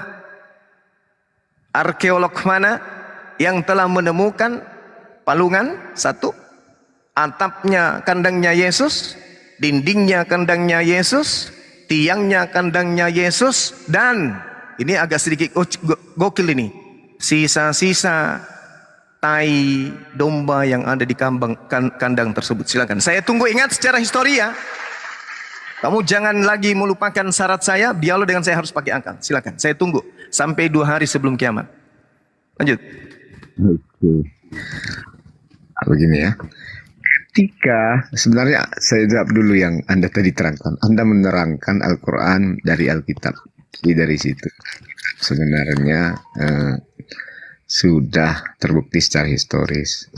Terus yang kedua, Anda menerangkan dari biji kurma, itulah bukti historisnya. Ya, oke. Kalau menurut Anda itu bukti histori, ya silakan aja gitu. Jadi kalau Anda meminta bukti seperti di sini, ketika Kristus dilahirkan di Betlehem itu ia dibaringkan di dalam palungan, itu Lukas 2 ayat 7 ya. Lokasi yang mungkin untuk kelahiran Kristus merupakan suatu pokok yang menarik bagi dunia orang Kristen, dan untungnya kita telah memiliki sedikit keterangan mengenai pokok ini. Salah seorang, ini buktinya ya, salah seorang bapak gereja, Justinus Martir, hidup sekitar tahun 110 sampai 165, menunjukkan bahwa pada zamannya sebuah gua di Bethlehem ditunjukkan sebagai tempat kelahiran Kristus. Di goa atau di kandang, Bang? Ini saya mengambil sumber dari luar Alkitab ya. Enggak, yang saya tanya di kandang atau di goa? Dengarkan dulu, jangan dipotong dulu. Oke, dengarkan dulu, jangan dipotong dulu. Menunjukkan bahwa pada zamannya sebuah gua di Bethlehem ditunjukkan sebagai tempat kelahiran Kristus. Ada sejumlah rumah tua di Bethlehem dewasa ini yang dibangun di atas gua-gua di bukit-bukit batu kapur.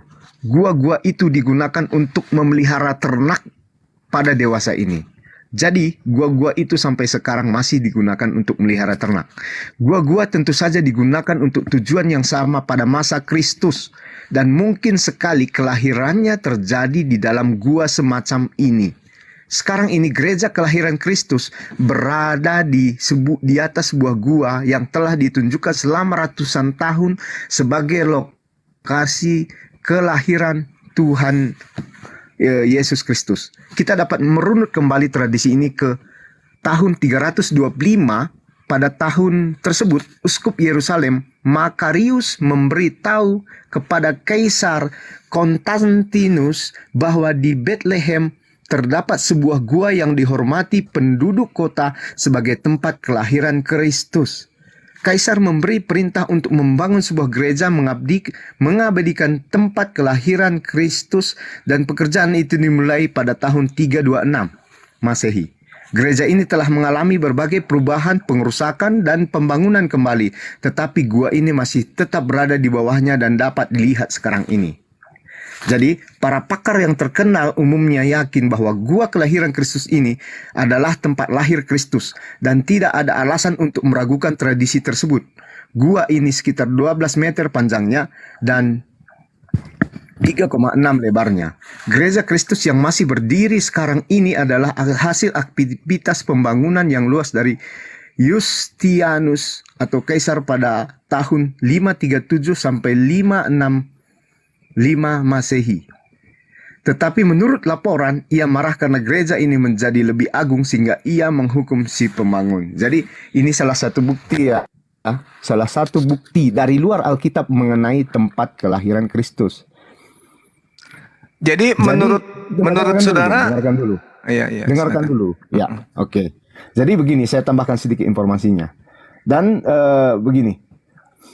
Ada juga saya kutip di sini sumber-sumber yang menunjukkan tentang keberadaan Yesus Kristus di luar dari Alkitab. Yang pertama, ada beberapa penulis Romawi seperti Tacitus atau senior di antara para sejarawan Roma yang hidup sekitar tahun 60 sampai 120 Masehi. Antara lain telah menulis Annals, sebuah sejarah tentang para kaisar dari wangsa Julius Claudius yang mulai dengan Tiberius sampai dengan Nero, ini tahun 14 sampai 68. Dan dalam bagian tentang Nero, Tacitus secara ringkas menggambarkan penganiayaan orang-orang Kristen, dan dalam proses tersebut menyebut nama pemimpin mereka Kristus. Dari nama ini mereka telah memperoleh nama mereka yang dibunuh oleh Prokurator Pontius Pilatus dalam pemerintahan Tiberius.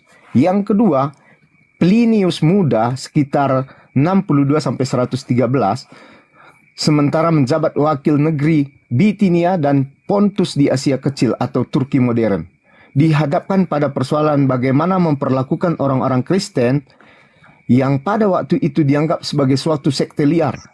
Sekitar tahun 111 sampai 112 ia menulis kepada Kaisar Trianus yang meminta nasihat mengenai masalah. Ini kita justru wartawan ini yang Bapak ini arahnya kemana? Wartawan ini, wartawan liputan apa ini? Liputan televisi rusak. Tunggu, jangan framing dulu. Yang ketiga ini yang paling apa ya, Bung? Ini yang paling bukti yang paling kuat mengenai histori Yesus tentang kebangkitannya ini.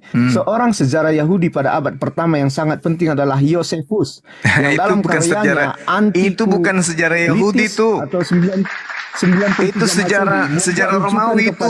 Yesus yang kedengarannya agak injili. Itu sejarah Romawi. Ya, sejarah Romawi. Tapi dia lahir. Dengarkan isinya dulu, nggak usah dulu komentar. Saya ada bukunya bagaimana itu. Pilatus menjatuhkan hukuman mati padanya, dan bagaimana ia hidup kembali dan menampakkan diri pada para pengikutnya pada hari ketiga. Oke, jelas. Jadi maksud saya seperti itu, Bung. Ini bukti historis saya sudah sampaikan kepada Anda. Jadi sekarang coba tunjukkan keberadaan Muhammad, Nabi Anda, di luar Al-Quran.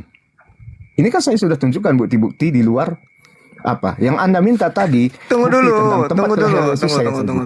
Kita berbicara mengenai histori, bukan berbicara mengenai penulis. Jangan Anda lupa. Jangan lupa. Iya, kita kembali ke kurma dan kandang. Yang saya tampilkan tadi menurut Anda apa? Itu wartawan, itu liputan wartawan tadi itu. Yosef itu adalah orang bayaran. Dia adalah mata-mata kaisaran Romawi. Coba tunjukkan datanya di mana dia orang bayaran. Siapanya? Yosefus itu siapa? Kaisar atau bukan? Kutanya dulu. Yosefus itu kaisar atau bukan? Dia sejarawan Yahudi. Sejarawan Yahudi dia. Sejarawan Yahudi. Kalau dia sejarawan Yahudi berarti dia diakui Yahudi. Dia adalah sejarawan Romawi. Dia itu dulu, dia itu adalah prajurit pada saat perang untuk pembebasan kota Yerusalem. Dia prajurit dari Yerusalem. Kemudian dia ditahan. Setelah dia ditahan, Bisa Anda besarkan saya? Biar setelah saya dia tampilkan data. ditahan, dia diangkat sebagai anak angkat oleh kaisar pada saat itu. Anda nggak Lalu berani. kemudian dia Saya bisa dijadikan tampilkan prajurit. data loh, Bu. Lalu dia dijadikan sebagai Saya panglima bisa- perang untuk melumpuhkan Yerusalem, sehingga dia menulis sebuah buku yang dihadiahkan kepada bapak angkatnya, Kaisar Romawi. Gimana sih lo? Besarkan saya, biar saya tunjukkan datanya. Ya. Nah, sekarang kita masuk pada tema tadi terkait dengan sama dulu, jangan berbicara sejarah. Ini kita bicara mengenai histori kan? Tahu nggak kalau Histori apa? Sejarah kan? Iya, saya tahu. Tapi sejarah yang Anda bawa itu harus berdasar terhadap kitab Anda dan keadaan pada saat itu. Ini kita sedang berbicara mengenai kandang dan pohon kurma. Tadi saya sudah memberikan data-data bahwasanya wilayah tempat kemudian Yesus itu sembunyi itu dipenuhi dengan pohon kurma, yaitu daerah Efraim. Oke? Data sudah kubacakan sama saudara. Nah, sekarang kalau saudara mengatakan bahwa Yesus lahir di dalam goa, ini bahaya. Anda akan dikejar semua oleh orang Kristen. Ya tidak apa-apa, saya membawa data kok. Bukan masalah enggak apa-apa. Berarti Anda sudah membenarkan bahwa Yesus itu, aduh gimana bilangnya ya? Gimana ya bilangnya? Karena di dalam kitab saudara 2 Petrus 2 itu bahaya tuh. Begini. Kalau saudara mau melihatnya, Tunggu. saya boleh sampaikan datanya. Di dalam 2 Petrus 2 nomor 4 dikatakan begini. Sebab jikalau Theos tidak menyayangkan malaikat-malaikat yang berbuat dosa tetapi melemparkan ke dalam neraka dan dengan demikian menyerahkan ke dalam gua-gua yang gelap untuk menyimpan mereka sampai hari penghakiman. Yesus Anda katakan lahir dalam gua. Orang curiga nanti yang jangan itu anak setan. Ini kan saya ambil sumbernya dari luar Alkitab. Iya saya ngerti, tapi walaupun Yesus itu lahirnya di dalam gua, maka dia akan keciduk di situ. Jangan-jangan dia adalah anak setan. Ini dari 2 Petrus. Kenapa di sini para peneliti ini mengatakan Yesus lahir dalam gua? Karena sampai sekarang juga di Bethlehem masih banyak gua yang digunakan untuk Oh iya, memelihara domba. karena kenapa? Karena Kristen sudah tidak bisa menemukan kandang. Mau bisa menemukan atau tidak, artinya apa yang saya tampilkan ini sesuai dengan situasi yang sebenarnya. Iya, itu tulisan kapan? Dan Tulisan di Bethlehem kapan? tidak ada pohon kurma loh. Tulisan loh. Tadi Yesus di Efraim itu apa? Dia disuruh malah mengambil daun kurma. Kalau ada daun kurma berarti ada Itu pohon kan yang tidak dalam mungkin. Al-Quran saudara. Gimana ceritanya? Jadi sekarang Ini kita lihat di Bethlehem Ini apa berbicara banyak mengenai pohon histori kurma. dan Itu kitab yang Anda gunakan menceritakan apa. Makanya saya katakan tadi Al-Quran itu wahyu, bukan penyelidikan. Sedangkan Al-Quran bukan penyelidikan, ternyata terciduk tuh. Coba Bunda Rahma besarin. Terciduk bahwa ternyata memang di Yerusalem sana, Yeriko itu dikenal dengan pohon kurma di sana. Kota kurma.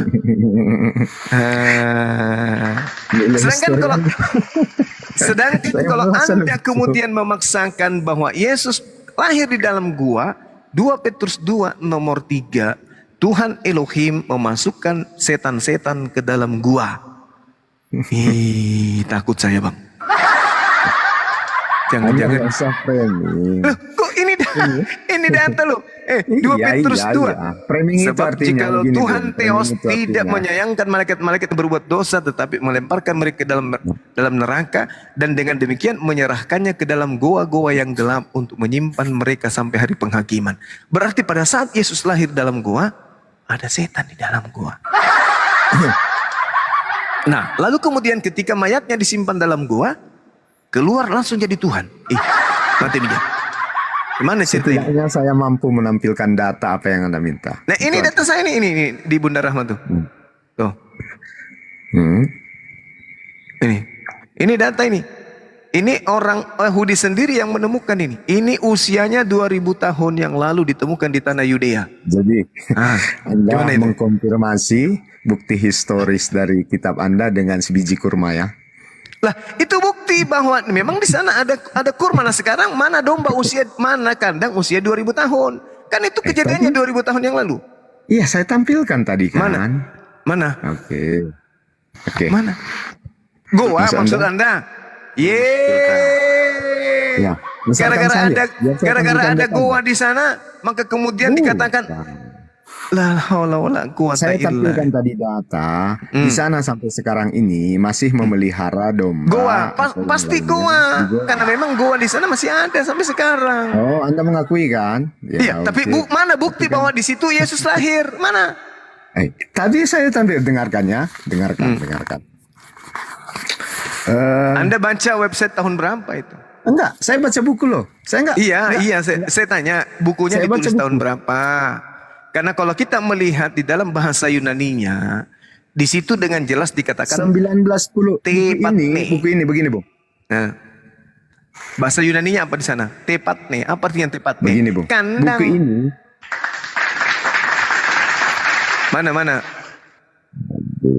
Mana tulisannya di goa tidak ada. Sedangkan Lukas 2 nomor 7 tertulis di sana tepatne. Apa bahasa Yunaninya goa? Anda nggak ngerti? Saya tanya dulu. Jangan-jangan Anda nggak ngerti bahasa Yunaninya goa itu apa? Goa bahasa di Yunaninya Alkitab apa? sendiri nggak ada disebutkan. Di Matius itu disebut dalam rumah. Nggak ada, Ya kan? Bung. Di Ketika dalam orang Majus dalam datang. Lukas, Anda baca dalam Lukas. Ketika orang Lukas Majus datang, disebutkan orang Majus itu datang ke dalam sebuah rumah.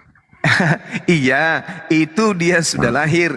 Ini mengenai kelahiran Di Lukas Yesus itu. disebutkan dia Dengar diletakkan dulu. di palungan. Dengar dulu saudara. Yesus dikatakan bahwa dia berada di Tepatne. Oke? Oke, paham? Tepatne itu apa? Kandang. Sedangkan kalau gua dalam bahasa Yunani apa? Spilaio. Nah, tidak ada kata spelio di dalam kitab saudara tuh, di dalam Markus 27, Markus 2 nomor 7. Ayo, gimana ceritanya? Begini, ketika goa digunakan sebagai kandang, apakah Goa Anda tetap menyebutkan goa? Anda pasti mengatakan itu kandang. Dan buktinya sampai sekarang orang-orang itu masih memelihara domba di goa. Jadi maksudnya Anda ingin mengatakan bahwasanya orang-orang seperti Nabi Daud itu dikuburkan di kandang karena dia berada dalam goa gitu. Itu Anda membawa lagi ranah yang lain.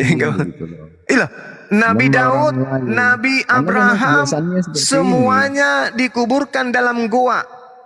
Semua. Nah sekarang kalau Anda mengatakan goa itu kandang, boleh enggak saya mengatakan Nabi Daud dikuburkan dalam kandang? Gak bisa bang, karena ya memang karena tidak akan pernah ditemukan kandang yang sudah berusia 2000 tahun. Tapi kalau goa ya bisa aja diklaim. Ini loh tempat lahirnya Yesus, ini loh. Tetapi apa? Ini loh tempat lahirnya. Anda nggak memakai akal Anda, begitu Bu. Nah gimana ceritanya? Bahasa yang digunakan dalam Lukas 2 nomor 7 itu apa? Tepatne, apa artinya? Kandang. Mana goa di situ? Mana? Tunjukkan goa di situ. Ada enggak? Tunjukkan Lukas 27 ada enggak kandang di situ? Ada enggak goa? Tidak ada. Goa dalam bahasa Yunaninya itu adalah spilaio. Tidak ada. Tapi saya kan membawa narasi di sini bahwa orang-orang di Bethlehem itu memelihara domba di dalam gua. Dan itu sampai sekarang terjadi. Bagaimana ceritanya orang memelihara domba dalam gua?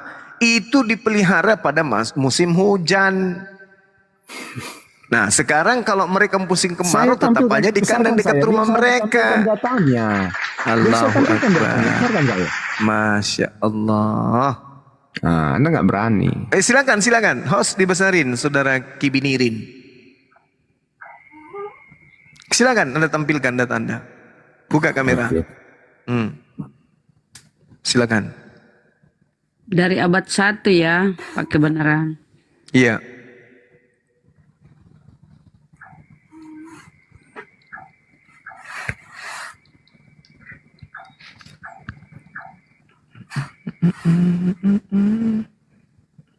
Kok nggak ada suaranya, Pak? Halo? Oh. Oh, di dalam gua gelap itu. Warahmatullahi wabarakatuh, Oh. Ustaz. Waalaikumsalam warahmatullahi wabarakatuh. Siap. Kita udah baca. Oh, dia masuk ke dalam gua ini gelap. mati Iya, lampu. gelap.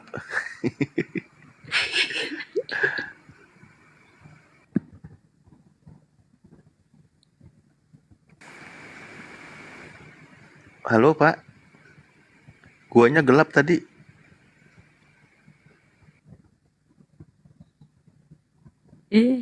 Kabur. Oh, di gua nggak ada sinyal, jadi Iya, masuk ke gua. Kabur ke pental. Iya, Jaringan. nggak ada sinyal. Mati lampu di dalam gua itu, Bang. Ada. Oke. Sebentar ya.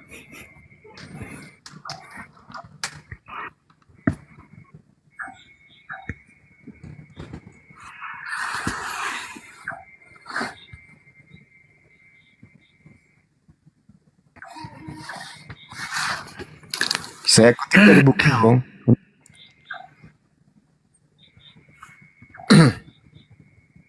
Joseph Tapi P. di Free. situ Anda tertulis penginapan itu tidak ada kosong, maka dia di kandang dekat penginapan guanya ya. Lanjut. Oke. Udah jelas ya sumber yang saya bawa ya. Saya Apa bukan itu? mengutip dari Wikipedia. Nanti Anda Itu- sebenarnya Wikipedia pun bisa dipercaya. Itu tulisannya siapa itu? Joseph P. Free. Anda jelas ini? Lahir tahun berapa? Coba lihat Ini di. dia. Lahir tahun berapa, Bang? Ini 19. penulisnya 10 sampai 1953. 53. 1953. Bukan. Ini dia 1910 ini masa hidupnya. Yang 53 tadi dia melakukan penggalian arkeologi. Ini ahli arkeologi ya. Jadi dia seorang Penggalian arkeolog. 1953 arkeolog. Ini seorang arkeolog ya. Arkeolog dan sejarah Alkitab. Agamanya? Agamanya Kristen. Bagus. Kristen. Kira-kira Bapak yang nulis ini bedanya dengan Paulus apa? Jangan bawa ke situ, Bu. Sekarang begini, apa yang dia tampilkan kan gitu. Apakah yang dia tampilkan itu sesuai tidak dengan nilai-nilai pengetahuan dan akal yang Anda bangga-banggakan? Itu yang kita perlu lihat. Iya. Tadi kan saya bertanya. Kita masih dimensi akal. Ya, silakan. Ya udah, ini tadi. Ini dia disebutkan bahwa ini yang saya baca tadi ya. Data dari luar Kristen Bapak dong. gereja Bawa. Justinus Martyr dari luar Alkitab. Anda boleh bawa data dari luar Al-Quran yang beragam Islam pun boleh. Tetapi itu memang datanya seperti ini. Luar Bible, tapi kan yang nulisnya juga imani Bible.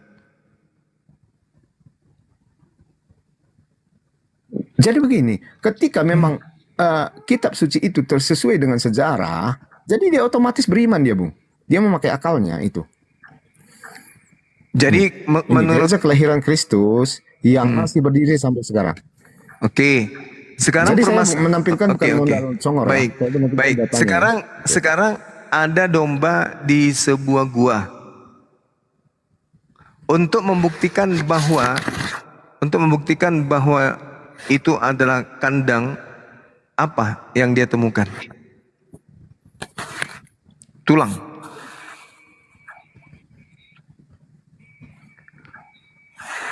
Tulang atau domba? Saya nggak mengerti arah pertanyaan Anda.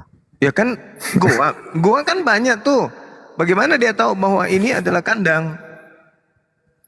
Sekarang apa yang begini, dia temukan dari di situ data di yang dia dalam? tampilkan ini, ya begini. Dari data yang ditampilkan ini, kenapa dia menyebut di situ dalam goa? Karena itu pertanyaannya, Bung, bukan yang seperti Anda bilang. Jadi pertanyaannya, kenapa dia meyakini bahwa Yesus itu lahir dalam goa, sementara di Alkitab sebenarnya keterangannya nggak ada dalam goa, hanya kita nampak diletakkan di palungan. Ya. Artinya palungan itu biasa ya di kandang hewan kan seperti itu kandang. Nah, ternak. itu terjawab sendiri kan? Iya, di kandang ternak. Nah, Tapi terus di sini kan ditampilkan tadi data. Salah seorang bapak gereja Justinus Martir yang hidup di tahun 110 sampai 165 Masehi menunjukkan bahwa pada zamannya sebuah gua di Bethlehem ditunjukkan sebagai tempat kelahiran Yesus. Ini gak jauh dari kelahiran Yesus. berarti Artinya bertentangan. hanya beberapa. Penelitian dia bertentangan dengan Bible karena Bible mengatakan kandang Kenapa? bukan goa. Ya kandang, udah. Nah, Di sini bertentangan dia berarti. membawa enggak bertentangan, enggak bertentangan. Satu Dengarkan, goa, ada satu sejumlah kandang. rumah. Iya, kandang. Oke, kita ikut dulu. Jadi yang dibangun di atas gua, tunggu, saya ambil tadi datanya bahwa di situ diterangkan sampai sekarang gua-gua semacam ini masih digunakan untuk beternak di Bethlehem. Iya, tapi Jadi untuk membuktikan itu oke, udah jelas itu.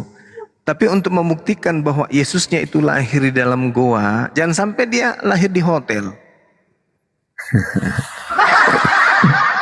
tadi kan saya terangkan Justinus Martir yang hidup di tahun 110 sampai 165 menunjukkan pada zamannya ada sebuah gua di Bethlehem yang ditunjukkan sebagai tempat kelahiran Itu informasi Yesus. dari mana?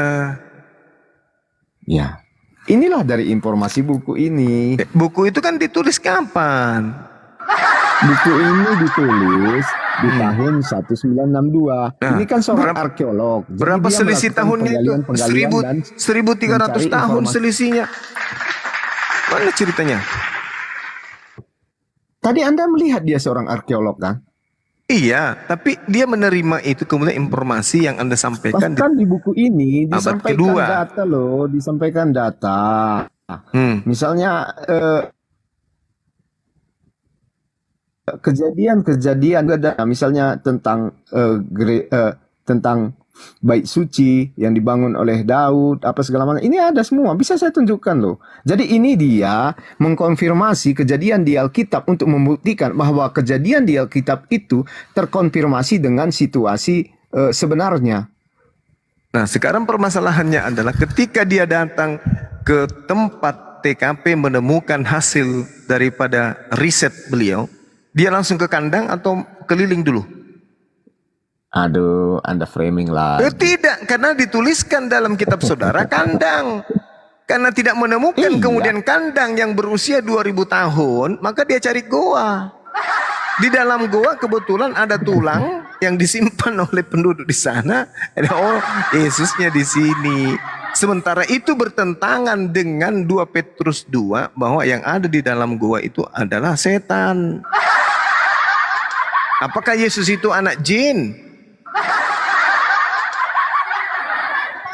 Lebih bahaya itu, Bang. Bertentangan dengan apa yang dituliskan di Bible. Yesus itu lahir. Enggak bertentangan. Anda yang mengatakan bertentangan. Kenapa bertentangan?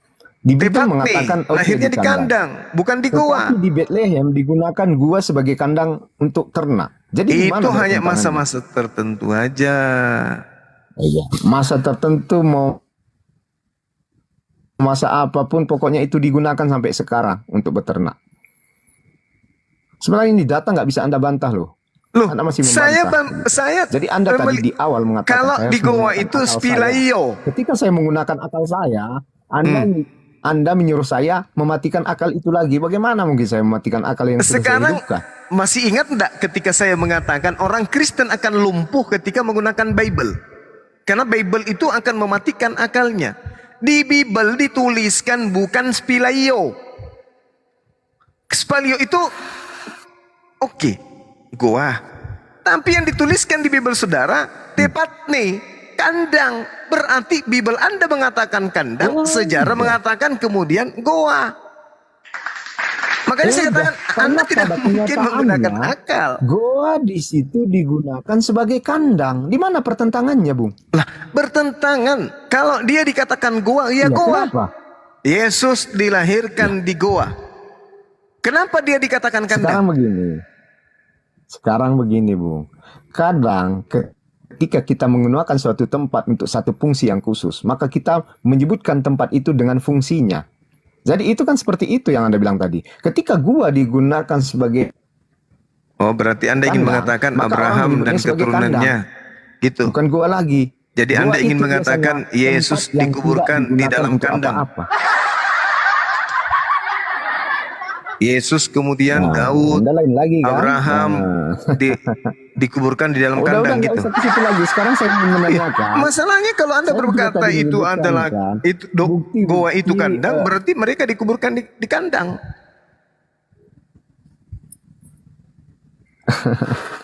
Anda ini aneh.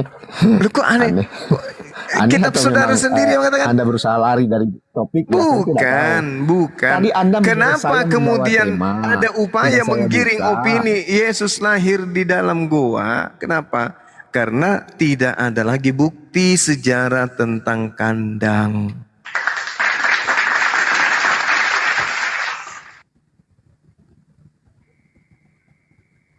Anda ini aneh, Bung Juma. Gimana cerita saudara ini? Sekarang saya tanya coba. Anda mengatakan di kandang, oke, bertentangan dengan yang di Alkitab Anda bilang. Saya terangkan bahwa sampai sekarang orang-orang di kota Bethlehem itu menggunakan goa sebagai kandang. Jadi apakah tidak masuk kepada akal atau pikiran Anda bahwa di Alkitab menyebutkan kandang? Padahal memang di situ goa yang di situ digunakan adalah sebagai kandang ternak. Jadi ini kan sangat hal yang masuk akal. Apalagi kalau misalnya ditemukan ada dua goa yang berbeda, yang satu masing-masing yang masing-masing, sayang sekali saya tidak biasa open kamera dan tidak biasa melihat, tapi yang pasti saya pernah kemudian membaca ya, di mana kuburan Yesus yang ditengarai kuburan Yesus itu dan yang disiarai itu kok berbeda, yang ada muncul televisi dengan yang kemudian selalu disiarai oleh teman-teman. Ini kita sayangnya teman-teman sini tidak ada yang ini, nggak ada yang perhatian. Aku mas, Oke. ya sebuah ini ya Guru, ada sebuah apa ya namanya kebohongan sejarah gitu. Iya. Kita ambil contoh misalnya ya, kita misalnya ambil contoh kandang purba di mana di Israel ya. Kita open cam dulu. Itu Akhi Jibril mau naik, host, ada yang bisa gantian dulu nggak sejenak? Mesti bawa data. naikkan semua ya. Nah, misalnya ya ini ya, kita buka di sini. 2,100-year-old farmstead in Israel found. Frozen in time after owners disappear. Nah, ini jadi abad 1 sebelum Masehi ya. Lihat. Nah, ini bentuknya gitu. Nah, ini goa apa ini yang bisa diuruk kayak begini? Kayak gitu. Jadi goa sama kandang domba itu memang beda bentukannya. Gitu. Ini satu. Nah, terus misalnya apa coba yang mana? Ah, ini kandang domba. Pak, dia dari batu-batu ya, biasanya dia dari batu-batu. Nah, ini juga nih. Nah, living in ancient Judah kayak gini itu. Bentukannya tuh dia kumpulan batu yang dibentuk menjadi kandang domba gitu loh. Enggak goa. Goa itu kuburan. Tempat malaikat-malaikat pendosa gitu. Orang Yahudi nggak mungkin menaruh dombanya di tempat malaikat berdosa atau di tempat orang-orang berdosa. Itu kan udah ditulis tuh di 2 Petrus 2 nomor 4. Kan gitu ya. Tunggu. Aku kayaknya bisa ngegedein deh. Tunggu ya. Oh iya bisa betul.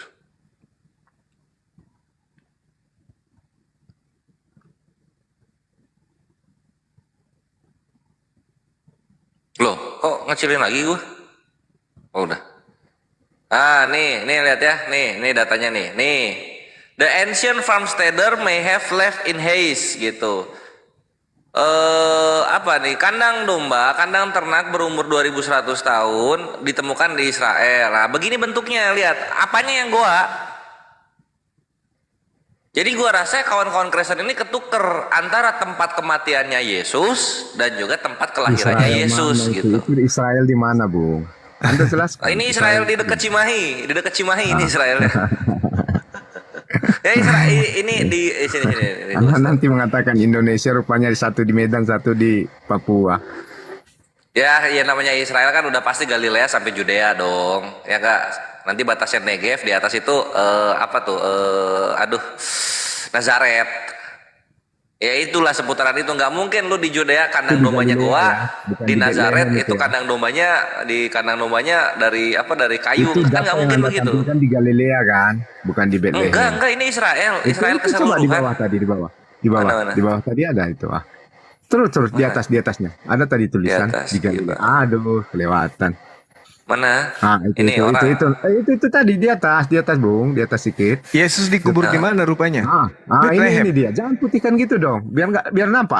Ada blur lagi deh. Apa Coba di yang situ, mana? di situ. Tunggu bro, bukan maksud gua ngeblur anjir. Ini. Israel Northern Sea of Galilea. Galilei. Yesus Lah, iya, dikubur di mana? Enggak, ini apa sih, bahas kematiannya atau kelahirannya sebenarnya ini? Enggak. Yesus itu dikubur di goa apa di kandang? Nah itu kalau misalnya kalau Gurunda, Yesus matinya di mana? Dikubur di mana? Di kandang atau di goa? Lah, bukan ini. Bukan masalah kelahiran. Bukan masalah kematian. Kematiannya. Kelahirannya. Oh, kelahirannya. Iya. Jadi kalau misalnya lahirnya di goa, enggak. Karena kandang domba bentukannya batu-batu, dia batu-batu runtuh. Gitu. Dan kalau misalnya dibilang ada goa terus dijadiin kandang domba, itu Takia Korintus itu, karena semua gambar-gambar tersebut itu adalah gambar-gambar painting gitu. Iya, Photoshop kayak gitu-gitu. Maksudnya di gambar ini ya, bukan di Assalamualaikum warahmatullahi wabarakatuh. Waalaikumsalam warahmatullahi wabarakatuh. Waalaikumsalam. Nah, ini jadi ceritanya gini. Yang kita bahas ini kan tentang kelahiran. Tapi ketika berbicara mengenai arkeolog, menurut saudara kita ini yang ditunjukkan adalah kuburan Yesus. Berarti bukan jangan dulu nampilin data ini. Lu kebenaran mudeng dulu dong. Lu ngerti gak apa yang dibahas? Yang dibahas kan kelahiran. Kores. Kelahiran kan. Apa sih? Enggak marah. Saya enggak marah. Yang dia tunjukkan kuburannya Yesus yang disiarai. Lah, berarti dia nggak mudeng sama topiknya kalau gitu. Nah, itu dia makanya. Ini lu hidup di pengasingan juga kayaknya lu ya, kayak si Alda ya. Jadi kurang makan. Salah kores, bukan begitu dong menanggapinya. Nggak, coba apa menurut lu topiknya tadi apa yang dibahas? Tadi yang dibahas, yang ditanyakan Zuma, buktikan tempat kelahiran Yesus. Itu tadi yang intinya saya dapat. Jadi saya ambil sumbernya, ya. Saya ambil sumbernya dari buku loh. Oke, nah terus kenapa lu malah menampilkan tempat kematiannya Yesus? Kok tempat kematian? Dia bilang mungkin lahirnya di goa juga, karena di goa itu ada apa namanya tadi dia bilang jadi tempat jadi tempat ini. Tapi saya udah nyimak dari tadi, boleh nunjukin data nggak abang-abang di sini? Oke, siap guys. Sedikit aja soal faktanya yang di Al-Quran yang tadi dinarasikan sama Bang Zuma sama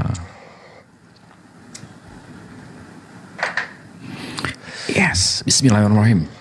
Jadi di Maryam di sini disebutkan dan ceritakanlah kisah Maryam di dalam Al-Quran ketika ia mengasihkan diri dari keluarganya ke suatu tempat di sebelah timur Baitul Maqdis. Sebelah timur Baitul Maqdis, ini kan Yerusalem nih, enggak? Sebelah timurnya itu ada kota Jericho nih. Jericho ya. Jericho itu kalau saya lihat dari Britannica, rupanya terkenal dengan Jericho Match Jewel Dates. Dates ini apa sih ya? Dates, tahu dong dates apaan? Tanggal. Kedondong. Kurma. Oh, kurma jadi, ya. Jadi Jericho ini terkenal dengan dates-nya. Jadi jelas ya, Jericho Dates dia memang paling mahal. Kalau ke Tanah Abang lumayan tuh mahal.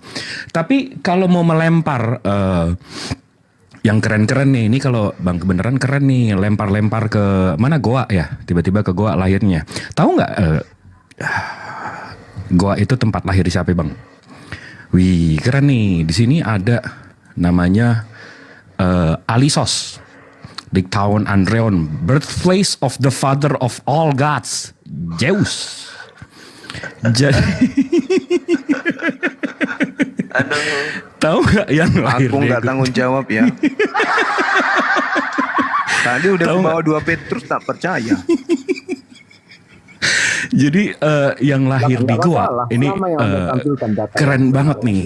Ini ada dari sini websitenya. Abis itu dari Euronews.travel. Ini mystical grottos, the most famous caves in Greece di Yunani nih, asal Biblos nih. Nah ada cave Alistrati Ceres, ini lahirnya Sphinx di Goa. Abis itu cave of Panteli, itu in the Middle Ages but in followers of the god of worship mouth of the cave. Jadi memang pada pemuja-muja ini ya di Goa ya. Kautoki Cave of Pania, ini Zeus punya nih. Nih bentar, tadi saya udah baca nih. Red Waterfall and Olympic Torch. Ya, memang kalau yang lahir di Goa nih emang keren-keren. Nah, kalau kita baca lagi nih, ini Atis. Atis ini saya translate aja ya. Dia adalah seorang gembala, sebagaimana Kristus disebut sebagai gembala yang baik. Ini Atis. Abis itu ini Dionysius. Dionysius ini ada yang persis nih. Isra dan Bajus lahirnya nih ya. Kita lagi bahas soal lahir nih. Aku nggak tanggung jawab ya. Nah, ini translate sebagai anak suci. Ini ya Dionysius ya, dewa api, dewa wine, anggur. Sebagai anak suci, Bacchus ditempatkan di buayan, tempat tidur bayi atau pelungan di antara binatang buas. Widih, keren. Abis itu aku nggak tanggung jawab ya. Ini ada mitra nih. Kalau si mitra ini lebih nampol lagi. Bayi itu dibungkus dengan lampin, ditempatkan di palungan dan dihadiri oleh para penggembara. Waduh. Gembala bukan gembara. Oh, gembala. Iya, gembala. Aku nggak tanggung jawab ya. Jadi memang keren bang. Kalau memang mau lahir di Goa tuh, wih, nampol ya. Sama kayak Zeus bang. Mantap. Tapi kalau soal Al-Quran jelas ya. Jericho timur dari Baitul Maqdis. Jelas ya. Mantap Akhi Jibril. Ini aku nambahin yang Islam sekarang ya. Aku nambahin yang jangan dulu ditutup. Buka YouTube Akhi Jibril. Buka YouTube. Siap. Tolong. Tadi udah aku bilang Bang Petrus perlu bantuan kedua kawannya ya. Oke silakan. Data kan. Bukan Bang Zuma. Data. Saya cuma malas aja buka-buka kayak gini. Silakan dibantu. YouTube-nya apa nih? Ya. YouTube terus Extinct Padahal 3. datanya gabrol semua nih. Oh, kok itu Google Maps salah berarti? Enggak perlu. Apa ya Google Maps? Sekarang apa yang Anda buktikan? Yang perlu Anda buktikan itu sudah saya terangkan. Jadi yang perlu Anda terangkan sekarang, yang pertanyaan saya dong. Masa pertanyaan Anda yang Anda jawab? Ini kan tadi. Kita balik dulu. Kita lurusin lagi nih. Ya. Oke, silakan. Di sini kok Al-Maidah sih? Maryam tadi ya. Maryam ya udah balik lagi. Maryam tadi sebelah timur, ini dia. Sebelah timur nih cerita soal Maryam ya, ibunya. Sebelah timur. Habis itu saya buka map nih. Ini gabrol juga nih. Ini map tipu-tipu dusta nih. Apa gimana nih? Ini map tipu-tipu nih. Ini map dusta gitu ya. Sebelah timur Jericho. Yang nggak ada kota selain ini nih. Nih, nggak ada kota timur selain ini. Apa pendusta nih mapnya? Google Map pendusta nih. Jericho ya. Abis itu saya cari tahu Jericho nih. Nah, ini orang jualan namanya Jericho Match Jewel Dates. Harganya $28. Mau dikirim kemana? Apa pendusta juga nih? Penipu. Dastanya bohong gitu ya. Nah, abis itu nih ada nih Al Zaituns. Jericho's Finest Module Dates. Kurma juga nih, 250 gram, 1/4 kilo. Nih, segini. Penipu juga nih, apa bohong juga nih. Wah, pendusta, datanya gabrul ini. Ya, habis itu nih Israel Adora. Nih website Israel nih. Jericho Dates. Apa itu artinya? Kota Jericho. Dates apa kurma apa penipu juga nih apa pendusta apa nih ada lagi yang pendusta Dinda, coba buka 2 Tawarik 28:15. Iya. Tunggu dulu, Bung. Biar Nah, saya iya. jawab. Sabar dulu, sabar. Begini. Dua Jadi Tawarik artinya 28:15 di juga situ- pendusta itu. Tunggu dulu, Bung. Aduh, Bang Zuma, sabar. 2 Begini, Tawarik. 28:15. Saya mau tanya sesuatu tadi loh dari situ. Aduh, kok Nah, langsung coba. Tawarik? Dan orang-orang yang Coba baca. ditunjuk dengan sebut namanya bangkit lalu menjemput para tawanan itu. Semua orang yang telanjang mereka berikan pakaian dari rampasan itu. Orang-orang itu diberi pakaian, kasut, makanan, minuman. Mereka diurapi dengan minyak dan semua yang terlalu payah untuk berjalan diangkut dengan keledai dan dibawa ke Yeriko. Ke kota pohon korma. Ke Yeriko, ke kota pohon kurma. Dusta juga nih datanya, apa gabrul nih, apa gimana nih? Atau kita demo LAI, kita buang ayatnya. Gimana? Gimana nih? Supaya Islamnya nggak ketahuan bener gitu. Iya, enggak betul. Dengarkan dulu. Anda tidak mau mendengarkan saya bicara. Enggak, katanya datanya gabrul. Ini yang tadi Ya semua udah, saya tunjukin dengarkan gabrul dulu. gini. Apa gimana Biar nih? Saya terangkan. Begini. Coba tunjukin dong. Tunjukin dong. Berarti tunjukin dong. Isa itu tunggu dulu, kok tunjukin dulu. Iya, tunjukin datanya, jangan narasi Berarti dari dulu, data yang jangan Anda narasi tampilkan. nanti ngibul gitu. Dengarkan. Oke. Dari data yang Anda tampilkan, berarti Isa itu lahir di kota Jericho. Timur Baitul Maqdis di Al-Quran di Iya, Maryam itu ayat apa 19. Tempatnya, apa nama tempatnya? Ayat Kota 16 Jericho yang tidak? Anda tampilkan tadi kan kota Oh, Jericho. 18. 16. Oh, 16. Ya kan? Iya, 16 Kota betul. Jericho, kan? Masya Allah. Berarti Isa itu lahir di kota Jericho, betul tidak? Timur Di Baitul sebelah timur Baitul Maqdis. Maqdis. Mau dia Ya, apa Jericho, disebutkan tadi di kita? mau Oke, dia kita Buriko. tunjuk lagi. Iya, di abad 1 saya nggak tahu namanya apa, Bang. Lama belum dinamain. Nanti disalahin sekarang lagi. Oh, abad Ya, 1 di belum situ ada Anda abad harus Jericho. buktikan apa nama tempatnya. Iya, ini aku buktiin nama tempatnya ya. Kita ya. Tadi kan sudah ditunjukkan 2 Tawarik 28:15. Ya itu, ya iya di itu. situ Nih dari sini kota aku Jericho akan itu, perkuat kota ya. Jericho. Jangan nangis. Aku akan perkuat. Akhi Jibril tolong dong dibukain itunya. Siap. Ini Lu kalau dari nangis lu. Kita kan harus sesuai fakta ya. Kita harus sesuai fakta. Jadi, Extinct jadi trees. kita di luar Al-Qur'an. Kita di luar Al-Qur'an ya. Extinct tree, BBC Reels. aku nggak mau tanggung jawab ya. Serius, sumpah. Waduh, abangku. Waduh. Kan bisa lahir di mana ya? Nah, extinct tree from the time of Jesus rises from the dead in Israel. BBC Real. Ini BBC. Oke. Nah, BBC ya kita buka sekarang. Nah, kalau misalnya nonton kan lama tuh 9 menit tuh. Takutnya nggak bisa bahasa Inggris nih si kebetulan. Baca Iya, deskripsinya saya tolong. agak bodoh saya. Enggak, deskripsinya aja yang di bawah. Deskripsinya, deskripsi Saya agak YouTube. bodoh sedikit. Oke. The fruit of trees symbolize life and Di prosperity. atasnya. Forest of Judean date palm trees once covered in ancient Israel from the Lake Galilea to the Dead Sea. Tolong di bahasa Indonesia kan. Translate aja. Hutan pohon kurma Yudea pernah menutupi Israel kuno dan danau Galilea hingga laut mati. Wah, gabrul ini penipu nih, penyesat ini. Jadi begini, Bu. Nama tempat Saya malah Yesus membacanya itu di situ dilahirkan tadi apa? penuh Itu dengan yang saya kandang. tanyakan sekarang Tapi kepada bahasa Anda. Bugis. Anda memang Jadi gayanya- gini kebenaran. Kita harus jujur ya, kita harus jujur ya. Al-Quran ketika ngomong Nabi Isa lahir di batang pohon korma, di pangkal pohon korma, itu terbukti di ribuan tahun kemudian bahwa memang dulunya ada. Orang-orang Kristen nggak tahu. Nah, posisinya sekarang begini.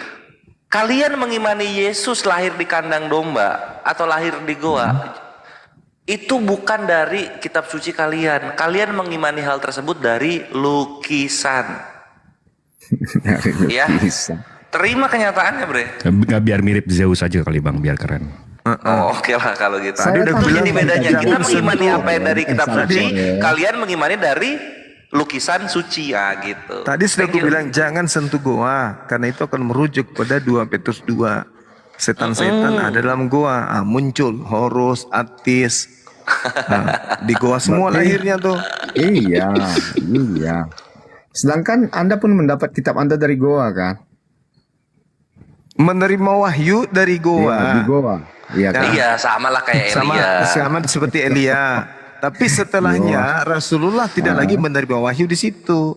Hanya ya, pindah peneguran lagi ya. Tuhan kepada tunggu dulu. Dan yang mengatakan kemudian bahwasanya goa itu bukan menerima wahyu yang berkaitan dengan ajaran setan, itu lahirnya di goa. Beda coy. Jadi sekarang pertanyaannya, di mana Isa dilahirkan? Itu yang saya tanya sekarang. Oke. Nah, tadi kan udah dijelasin. Iya, di mana dijelasin itu? tuh. Nggak ada Di dijelasin sebelah tempatnya. timur Baitul Maqdis Apa kemudian. namanya? Apa namanya? Ya gini loh Bre, contoh kayak bahaya gini ini. ya. Udah aku bilang Kalau dari tadi. misalnya di sebelah timur Bandung, ya Nah, Bandung saya tapi tadi kan timurnya jelaskan gitu dia loh. di Bethlehem. Saya dengarkan. Saya tadi menjelaskan dia di Bethlehem dan sampai sekarang. Ya udah di buktiin aja Bethlehem kandang itu domba abad pertama di Bethlehem gitu loh. Tertulis di dalam kitab suci lu. Sebagai kandang domba sampai sekarang saya jelaskan. Ya tadi. udah mana Jadi mana artinya, tertulis, walaupun Anda mana tidak mau tertulis. menerima Nggak gini. Iya. Lu boleh mengimani kayak gitu, cuma jangan difitnah gitu loh. Kalau nggak tertulis ngapain diimani? Anda membawa lagi ke lain. Karena Yesus kita itu kan lahir mengutip di dari mana luar memang? Alkitab. Yesus Dia itu lahir lahir di kota Bethlehem kan? Nah, Jelas tapi kan? kalau terbukti arkeolog tidak membuktikan di situ lahir gimana? Silahkan tampilkan. Silahkan tampilkan datanya. Yakin tuh? Aduh. Sekarang gini, saya sudah tampilkan data. Sekarang pertanyaan saya dong Juma sekali. Boleh nggak? Data Oke. apaan sih? Orang buku dari kekristenan kok tadi Tunggu dulu. Kok takut kali? Udah Sabar saya dulu. tampilkan. Anda mau terima Kita data buktikan ini dulu. atau enggak? Setidaknya saya Sabar. sudah tampilkan. Ya kan? Betul nggak? Sabar. Anda mau terima atau enggak? Inilah data saya begitu. Jadi kalau Anda pun menyanggah ya silahkan, nggak apa-apa. Sekarang saya mau menanya, silahkan tunjukkan datanya kehidupan Muhammad yang tertuang di dalam sejarah. Atau begini. Ketika Satu Nabi jazirah Muhammad hidup, Arab saya kan tadi membuktikan dan menjelaskan menjadi bahwa- saksi kehidupan beliau. Yesus siapa yang membuktikan di sana? Tadi kan saya tampilkan lagi datanya ya. Di mana bahwa Yesus juga ada tertera di luar Alkitab begitu. Yang pertama Iya, tadi cuma kan gini bedanya, itu Yesus yang berbeda. Kenapa? Karena semua data di luar ini ya, di luar Bible itu mengamini bahwa Yesus itu mati, nggak bangkit, nggak ada bangkitnya, dia mati. ada datanya loh. Flavius Ada. Josephus. Iya. pas. Anda tahu Oh, kok. Flavius ini sini kita kasih lihat Flavius Josephus ya. Itu kalau nggak salah Testimonium Flavianum ya. Nah, gini nih. Setidaknya datanya ada Bung Pera. Ya cuma kalau yang lo gini loh posisinya, datanya ada tapi kalau yang nulis itu orang Kristen gimana? Ini orang Yahudi loh. Iya, kata Notabene orang Kristen Yahudi yang itu ngomong. menolak Yesus. Jadi orang Kristen bawa kitab, ini kitabnya orang Yahudi gitu. Padahal yang bikin orang Kristen. Mau buktinya?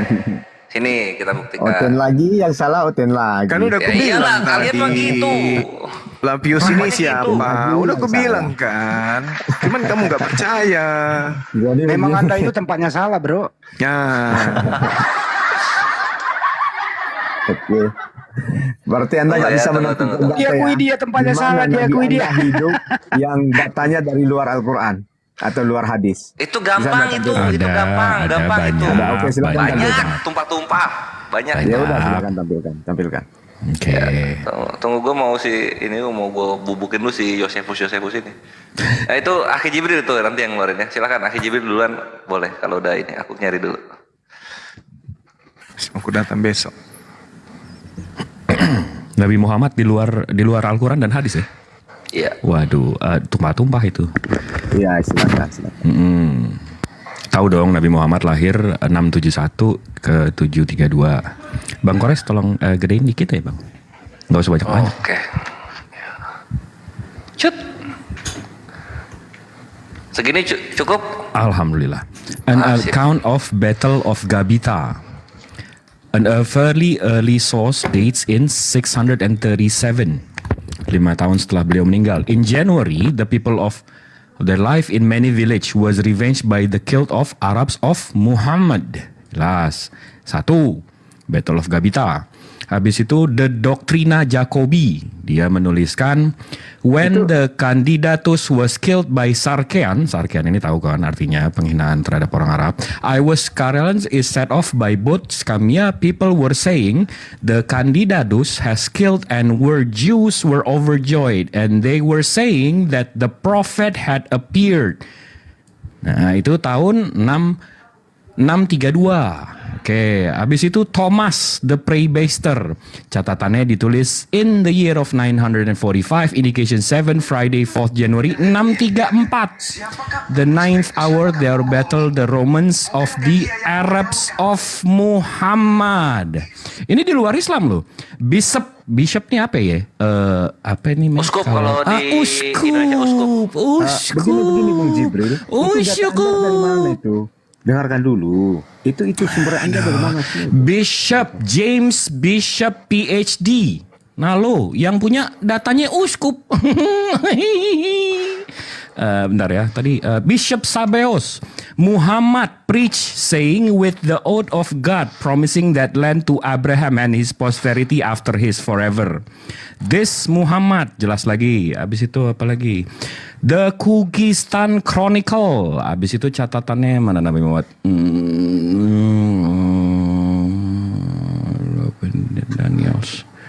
Waduh, ini mesti dicatat. Ini. Then God raised up against the sons of Ismail, Numbers the son of the seashore, whose leader Madabrana was Muhammad atau Muhammad. Wah, ini capek bang. Ini saya baca atu-atu gini. Wah, ini ada Pope Isaac of Alexandria. Wah, ini apa itu? Aduh. Ini catatannya nih. Abdul Aziz Ibnu Marwan. Tahun 65705. Kutip-kutip dari mana? Lah. Kutip-kutip dari mana? Enggak bisa bang. Kalau datanya itu abang bantahnya gini, cara bantahnya nih bang. Abang ngebantah ngebantah datanya tuh gini bang.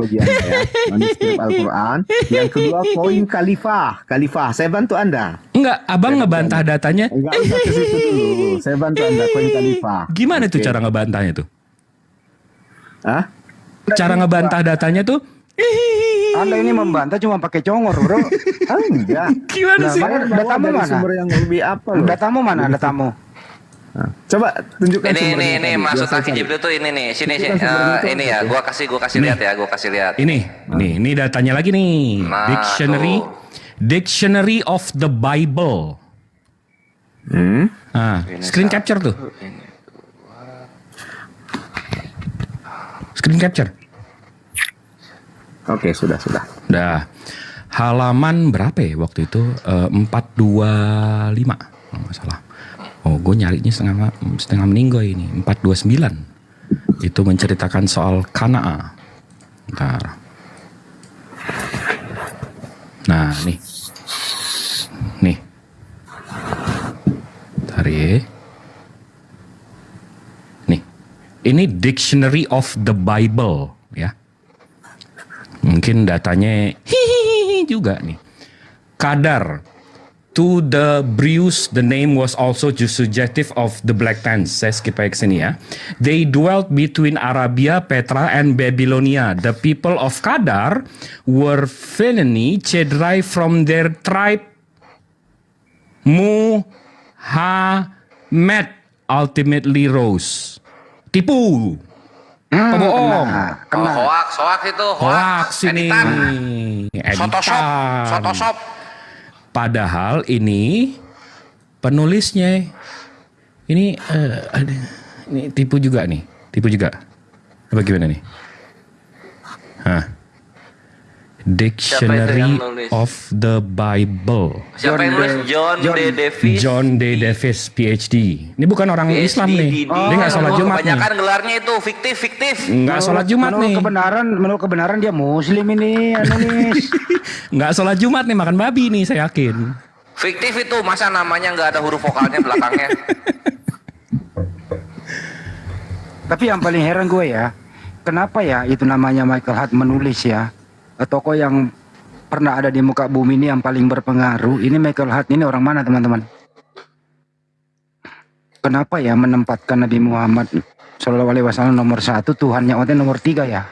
Kurang ajar itu orang itu. Tuhan kok nomor 3 gitu loh. Oh iya itu mualaf kali itu, mualaf. Coba tampilin Michael Hart siapa itu Pak Jibril? Kok Nabi Muhammad nomor 1 ya? Kok Tuhannya di nomor 3 ya?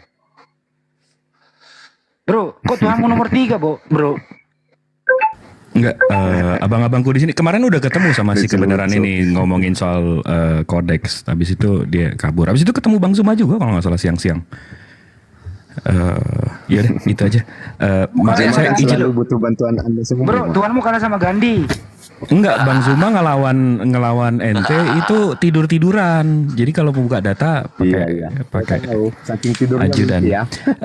Maha benar Allah dengan segala firman-Nya. Assalamualaikum warahmatullahi wabarakatuh. Tampilin dulu Michael Hart. Bang Jibril, tampilin dulu Michael Hart bro, biar dia puas. Kok Tuhannya nomor 3 gitu loh.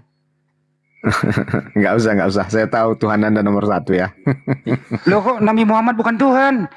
Oh, bukan. Nabi kami di atas daripada Tuhanmu. Ada juga yang mengatakan dia Tuhan.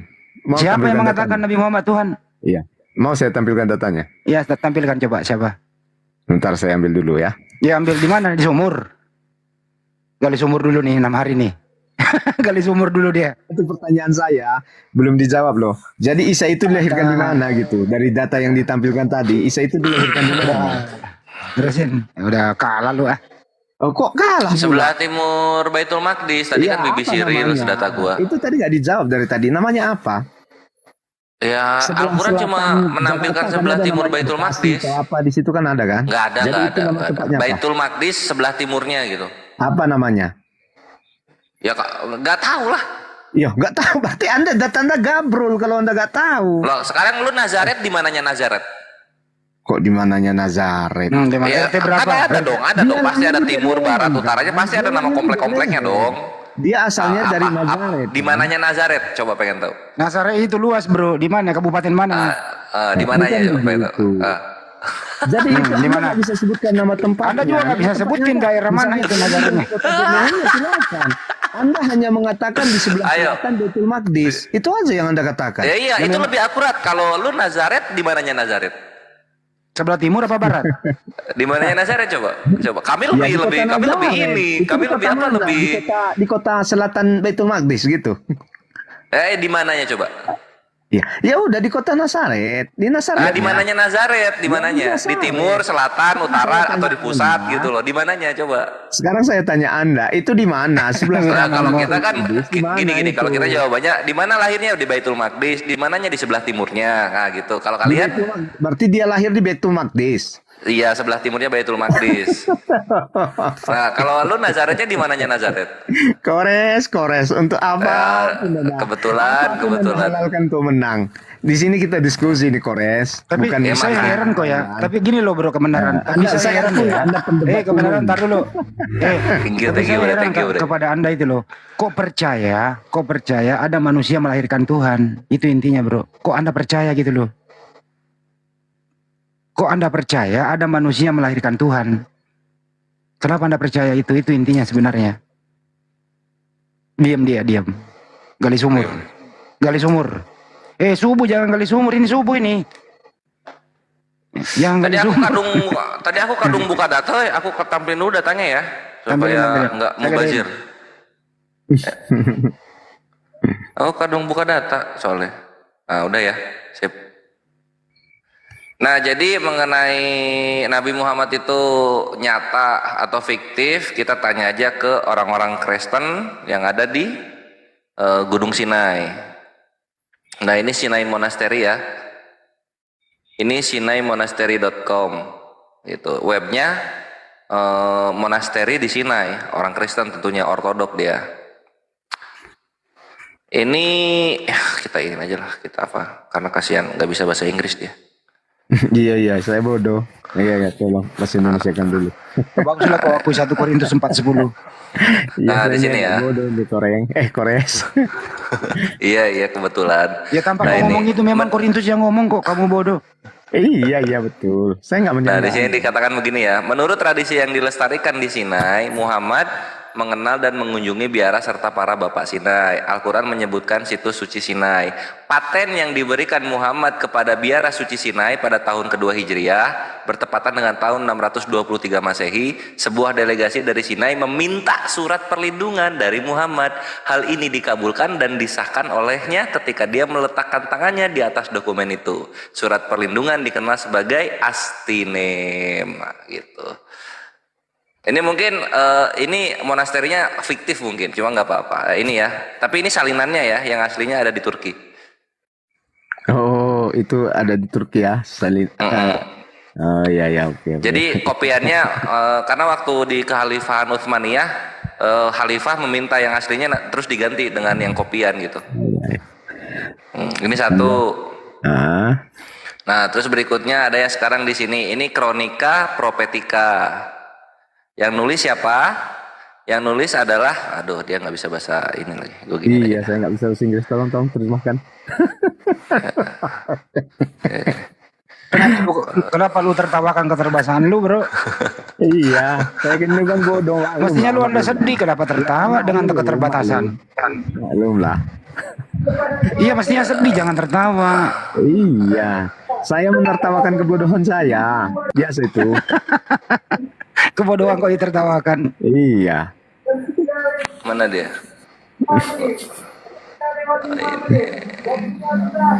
Nah ini. Ini oi, kenapa lagi baris berbaris ya? Di sini. Kronik Latinnya ditulis pada bulan April 883 oleh seorang sejarawan Kristen anonim yang dekat dengan istana Alfonso III dari Asturias, Spanyol. Ini berisi daftar penguasa Kristen dan Muslim di Spanyol, sebuah kehidupan Muhammad yang sangat merendahkan yang menggambarkan dia sebagai seorang nabi palsu yang klasik gitu. Jadi dia menuliskan bahwa nabi ini nabi palsu gitu, nabi kita ya, sebagaimana Kristen Indonesia lah, karena ini Latin punya. Nah di sini dikatakan begini. Ngutip data dari mana aja, Kores? Ya ini Kristen Ya, Latin yang punya. Data yang Anda tampilkan sekarang nggak mendukung loh. Berarti Anda mau kutip aja ya. Ini here begins the genealogy of the Saracens gitu. Inilah genealogi dari Saracen. Nah kita copy ya. Ini kita copy dari sini aja lah. Nah di sini ya. Sekarang data yang terakhir Anda tampilkan nggak mendukung Abdul Anda. Al-Malik melahirkan Hisham. Hisham melahirkan Muawiyah. Muawiyah melahirkan bukan. Ini udah ke bawahnya. Dari sini aja. Nah, dari sini ya. Perhatikan. Hashim dan Ad-bin Esmis. Hisham melahirkan Abdul Muthalib. Abdul Muthalib melahirkan Abdullah. Abdullah melahirkan Muhammad yang mereka anggap sebagai nabi. Kristen Latin mengakui. Gitu. Tunggu. Apa? Tertawa menderita, bro. Kurang nggak? Kalau kurang nanti gue tambah lagi nih. Iya, sebagian data menampilkan tadi yang saya baca sih mantap semua data Anda mantap. Mantap ya. Satu lagi sekarang. Tadi yang dibahas itu Sebeos. Nah ini gue tampilkan yang Sebeos ya. Sebeos. Ya lah bre. Kalau kebenaran harus ya. Itu yang penting. Kamu sendiri ngomong terus loh, nggak ada data. Diam. Nah berikutnya ini Sebeos ya. Ini Sebeos sejarah. Diterjemahkan dari Armenia klasik oleh Robert Bedrosian. Nah, kita lihat di sini ya di bab 30. Sebeos ini baik ini. Mungkin kalau masih hidup sekarang mualaf dia. Kita buka bab 30. Sebeos ini adalah uskup Armenia ya yang terpandang ikhwan. Kita buka di bab 30-nya ini beberapa bab masih bawah berarti. Ini 26 27 28 29 30. Nah, di sini.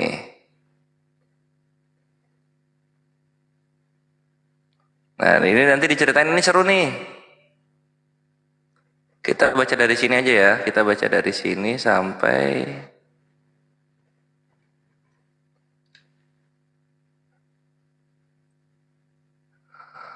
semua lah anjir. Ini karena keren nih si Sebeos ini.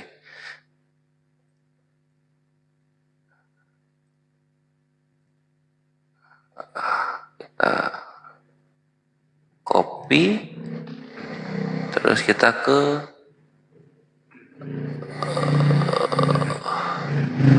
mana translate translate. Sabar ya. Karena ini datanya indah, ikhwan. Paste. 12 orang mewakili seluruh suku Yahudi berkumpul di kota Edesa. Ketika mereka melihat pasukan Iran telah berangkat dan meninggalkan kota dengan damai, mereka menutup gerbang dan membentengi diri. Ini nyeritain Israel ketika sedang diserang dua arah ya, diserang pasukan Persia sama diserang juga oleh pasukan Bizantium. Mereka menolak masuknya pasukan ketuhanan Romawi. Jadi Heraklius, kaisar Bizantium, memberi perintah untuk mengepungnya. Ketika orang-orang Yahudi menyadari bahwa mereka tidak dapat melawan secara militer, mereka berjanji untuk berdamai, membuka gerbang kota. Mereka pergi mendahulunya dan Heraklius memerintahkan agar mereka pergi dan tinggal di tempat mereka sendiri. Jadi mereka berangkat mengambil jalan melalui padang pasir ke Takastan menuju putra-putra Ismail. Orang Yahudi memanggil orang-orang Arab untuk membantu mereka dan membiasakan mereka dengan hubungan yang mereka miliki melalui kitab-kitab perjanjian lama. Meskipun orang-orang Arab yakin akan hubungan dekat mereka, mereka tidak dapat memperoleh konsensus dari banyak orang karena mereka terpecah satu sama lain berdasarkan agama. Pada masa itu salah satu dari mereka, seorang putra Ismail bernama Muhammad, menjadi seorang saudagar menonjol. Khotbah tentang jalan kebenaran yang konon atas perintah Tuhan diwahyukan kepada mereka. Dan Muhammad mengajari. Tunggu dulu Kores, yang di atas tadi apa? Oke. Kamu ini ngoceh terus dikasih datang ngoceh melulu. Siapa di situ? Apa mau apa? Siapa yang di atas? Seorang putra Ismail bernama Muhammad. Dia bernama Muhammad. Di situ ayah Muhammad menjadi Ismail. Loh, kok Muhammad menjadi Ismail? Ketua putra-putra Ismail. Kalau bahasa Inggrisnya begini. Tunggu ya. Jadi ini yang Anda tampilkan ini data apa ini? Ini data dari Uskup Sebeos. Itulah saking Anda pintarnya ya. Nah ini nih, kalau di sini nih, The Sons bernama Muhammad. The Sons of Ismail. Kalau saya udah melihat data seperti itu, saya percaya sekali kalau Anda bahwa semua kebohongan.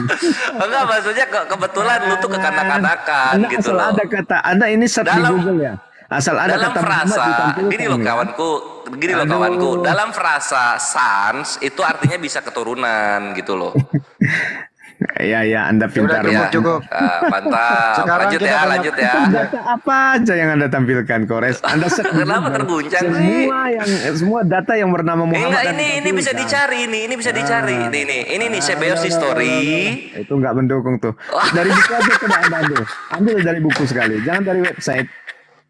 Ini buku ini. Ini buku. Mana itu Anda baca di komputer kok? Mana fisiknya? Lo tinggal gua print. Ini buku. Yang sekarang kamu punya buku nggak di situ? Punya. Mana bukumu? Mana bukumu? Oke, ntar saya buka open cam. Mana bukumu ya? Coba. Buku apa? Coba kita lihat buku apa dia. Sambil lu nyari ya, ini kita ketik ya. Ini kita coba buku apa? Sebeos tuh siapa sih Sebeos? Nah, kita buka aja di sini, Ikhwan. Ini yang pertama ini ya. Apa ini? Ya, kendak lo sama ini buku ini lo. Kendak lo sama ini lo bawa nih. Arkeologi sejarah. Alkitab kok sejarah Alkitab, sejarah Bible. Salah ini. Ya udah, nggak usah komen kali ah. Ini lagi nih. Sejarah Bible kok Alkitab. Ya, Bre, kalau misalnya lu mau tanding-tanding buku-buku kayak begitu, itu buku berapa sih paling? 100.000 kan itu kan? Yahudi Tuhan apa tadi? Yahudi Tuhan Yesus apa tadi itu? Yang satu. Yahudi Tuhan sejarah. Yahudi Tuhan sejarah apa ini? Ya udah itu buku lu. Ini buku-buku 100.000, Bre. Lihat yang gua ya, lihat yang gua sini. Tuh. Sini. Lihat sini.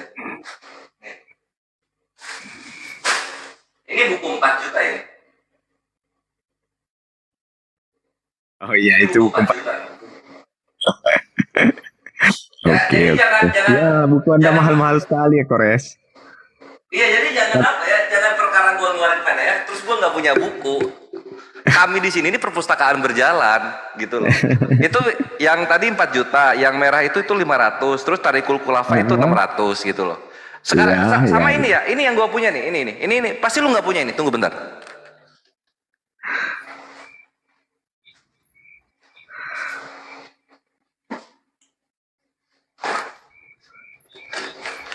Nah, lu lihat ini. Sini, lihat sini. Nih. Apa ini? Nih, apa nih? Segede apa ini, lihat? Segede apa ini? Lu tahu berapa ini? 600.000. 600.000. Itu buku lu 200.000 ke bawah semua, kawanku. Jadi jangan sombong kalau lu nggak tahu gua itu siapa gitu loh. Nih, dan ini yang terbaru ya, Anda edisi tahu saya kedua. siapa? Ini Anda LAI tahu gitu saya loh. siapa? Lu adalah Anda tahu pengepul saya siapa, buku-buku Korban? 200.000 ke bawah. Sekarang gini Res, pindahkan ke topik ya, lu diam dulu. Res, pendapat Yahudi tentang Yesus Res. Pendapat Yahudi tentang Yesus. Buka. Pendapat Yahudi, aduh anjir jahat itu, tunggu ya. Nggak apa-apa, nggak apa-apa. Ya kita kan lihat tadi kan pendapat orang lain tentang Nabi Muhammad. Sekarang pendapat Yahudi siapa Yesus. Oke, tunggu Oke, sebentar. buka. Jangan nangis ya, datanya jangan nangis. Tunggu ya. Jangan nangis bro, membaca data ini. Bagaimana Yahudi memandang Yesus itu siapa? Jadi kita buka di ini, kita bukanya berarti harus di situs Yahudi, Bang Handi. Dia. Kalau di Bible jelas lah, kan ditolak. Alhamdulillah, udah lama banget nggak buka ini. Tunggu ya. Kan kalau di Bible jelas ditolak, dia keturunan pesina kan gitu. Kalau di Bible tuh tuduhan Yahudi tuh kan. Nah, jadi bisa dibuka di Lu ini diam ya, di dulu, lu buku diam. Gitin, Lu diam. di Gitin 57 nomor 3 ya. Gitin ini kitab tentang hukuman-hukuman penalti untuk orang-orang yang berbuat dosa. Nah, di sini dijelaskan. Ini kita translate aja ke Indonesia nomor 3-nya. Jadi kalau dalam Yahudi juga mengimani Yesus, dan inilah keimanannya tentang Yesus. Onkelos kemudian pergi dan membangkitkan Yesus orang Nazaret dari kubur melalui nekromansi. Nekromansi itu apa? Nekromansi itu kayak jalangkung, gitu. Jadi pemanggilan arwah. Nah, di sini jadi Yahudi itu mengimani Yesus itu dibangkitkan oleh rabi mereka Onkelos, bukan oleh Tuhan. Terus setelah dibangkitkan dengan cara nekromansi, Onkelos berkata kepadanya, siapa yang paling penting di dunia tempat Anda berada sekarang? Yesus berkata kepadanya, orang-orang Yahudi. Onkelos bertanya padanya, haruskah aku melekatkan diriku pada mereka di dunia ini? Yesus berkata kepadanya, kesejahteraan mereka harus kamu cari, kemalangan mereka tidak boleh kamu cari. Karena siapapun yang menyentuh mereka dianggap seolah-olah dia sedang menyentuh biji matanya. Nah, itu yang pertama. Terus yang keempatnya sekarang. Nah, yang ini Gitin ya, G-I-T-T-I-N. Onkelos berkata kepadanya, apa hukuman bagi orang itu? Sebuah eufemisme itu, jadi kata-katanya tuh diperhalus gitu. Untuk Yesus sendiri di akhirat, Yesus berkata kepadanya, dia dihukum dengan kotoran yang mendidih seperti yang guru katakan, siapapun yang mengolok-olok kata-kata orang bijak akan dihukum dengan kotoran yang mendidih, dan inilah dosanya ketika dia mengejek kata-kata para rabi. Komentar Gemara datang, lihatlah perbedaan antara orang-orang yang berdosa Israel dan para nabi bangsa-bangsa di dunia. Sebagaimana Bileam seorang nabi menginginkan celaka bagi Israel. Terus salah. Ini, nah di sini menginginkan celaka bagi Israel, sedangkan Yesus orang Nazaret seorang pendosa Yahudi menginginkan kesejahteraan mereka gitu. Jadi Yahudi mengimani Yesus dibangkitkan, dan Yesus pun dibangkitkan untuk dihukum di kotoran mendidih gitu. Itu satu. Tuh, Bang Andi sih nanyanya yang begini-begini. Gua kan nggak tega orangnya. Ya kan tadi dia bertanya bagaimana Nabi Muhammad dengan pendapat orang lain. Ya boleh dong. Diam dulu. Google tulisan. Diam dulu. Bagaimana pendapat Yahudi tentang Yesus, kan wajar saja. sih. Ya silakan Res, terusin. Bisa Terus berikutnya Yahudi juga ini ya. Nah, di sini dibilang di Sota 47a. Nah, ini tunggu. Ini aku ini dulu deh. Sota 47a, terus ada juga di Mishneh Torah, tapi kitabnya belum ada. Tunggu.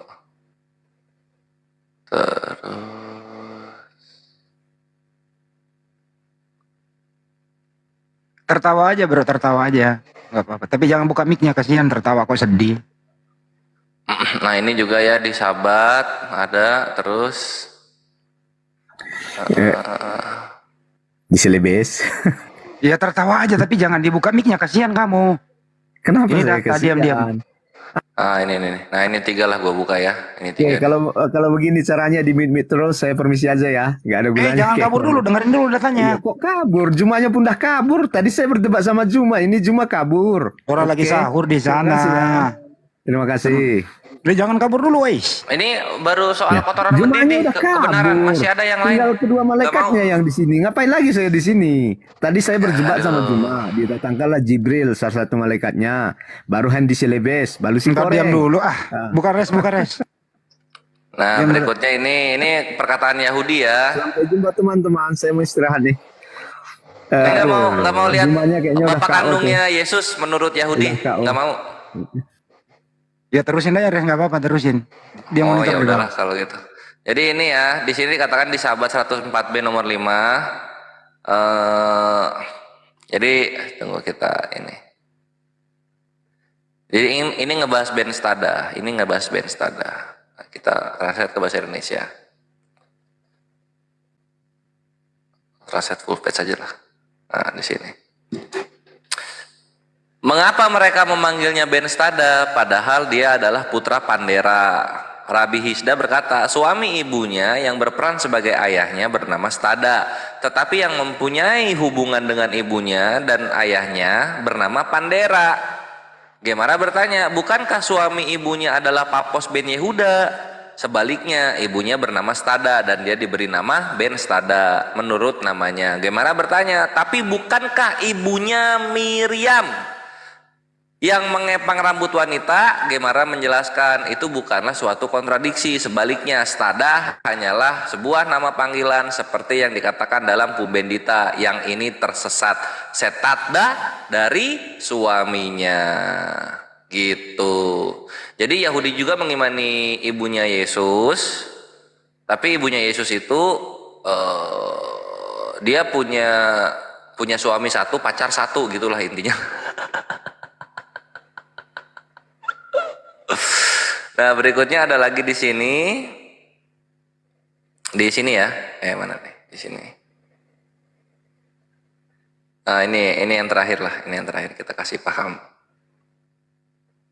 Mana dia? Kok hilang sih? Kayak mana? Oh ini dia. Nah ini Ibnu Ezra ya, untuk Yesaya 63 nomor 1. Nah kita ini translate kasan saja ke Indonesia. Jadi katakan begini. Siapa ini yang datang, untuk Yesaya 63 nomor 1 ya. Ada yang menyebut hal ini dengan Mesias, yang lain merujuk pada malaikat Mikael, tetapi lebih tepat lagi ini mungkin merujuk pada Tuhan. Nubuatan ini berisi keputusan yang dibuat terhadap Edom, yaitu melawan kekaisaran Roma dan Konstantinopel yang disebut orang Edom karena mereka menganut agama Edom, yaitu agama Kristen.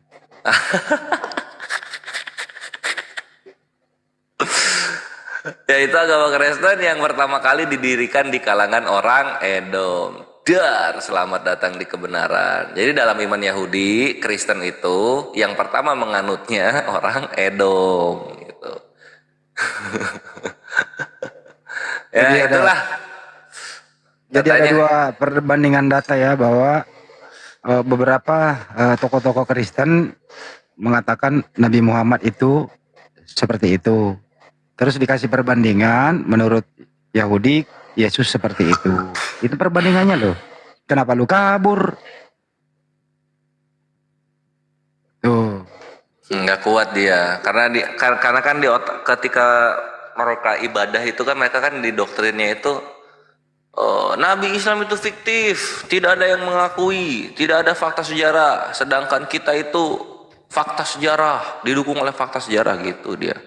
Terus pas bertanya kepada Islam ya kaget sendiri, loh kok ternyata ada. Makin kagetnya apa? Loh kok ternyata orang Kristen zaman dulu mengakui Nabi Muhammad gitu dia.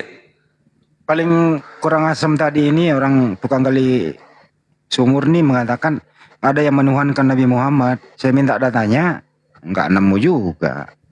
Ternyata dia cuma gali sumur. Iya, dia lagi gali sumur tadi, nyiapin cangkulnya dulu Bang Andi.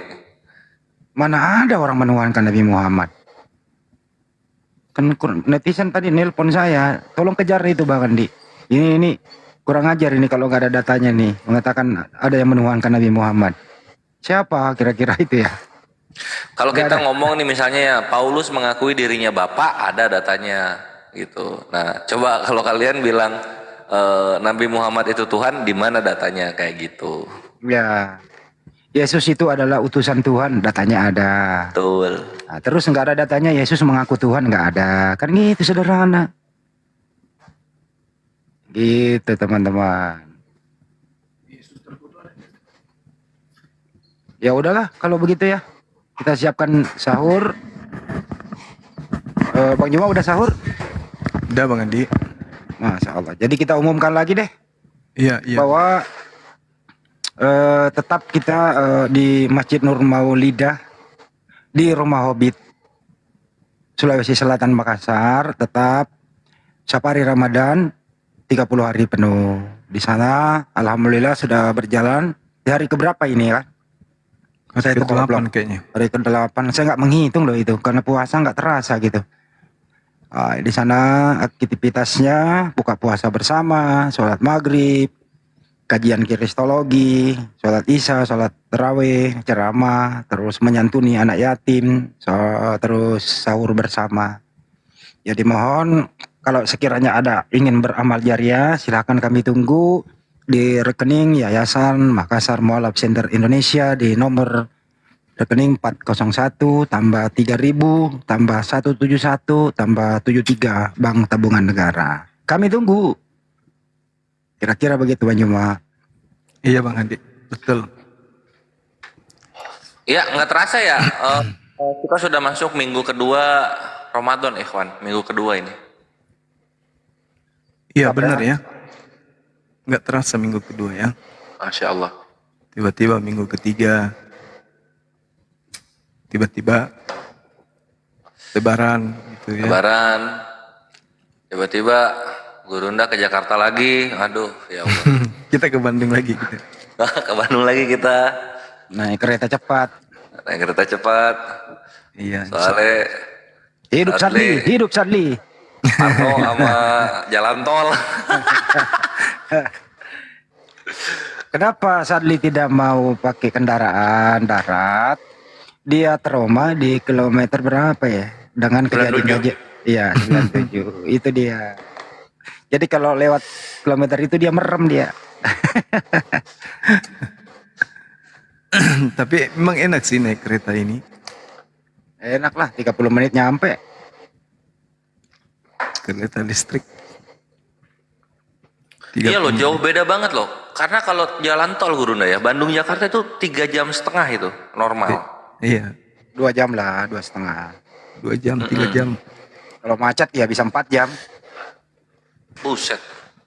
Tapi pas giliran naik kereta kemarin, tidak cukup pun setengah jam.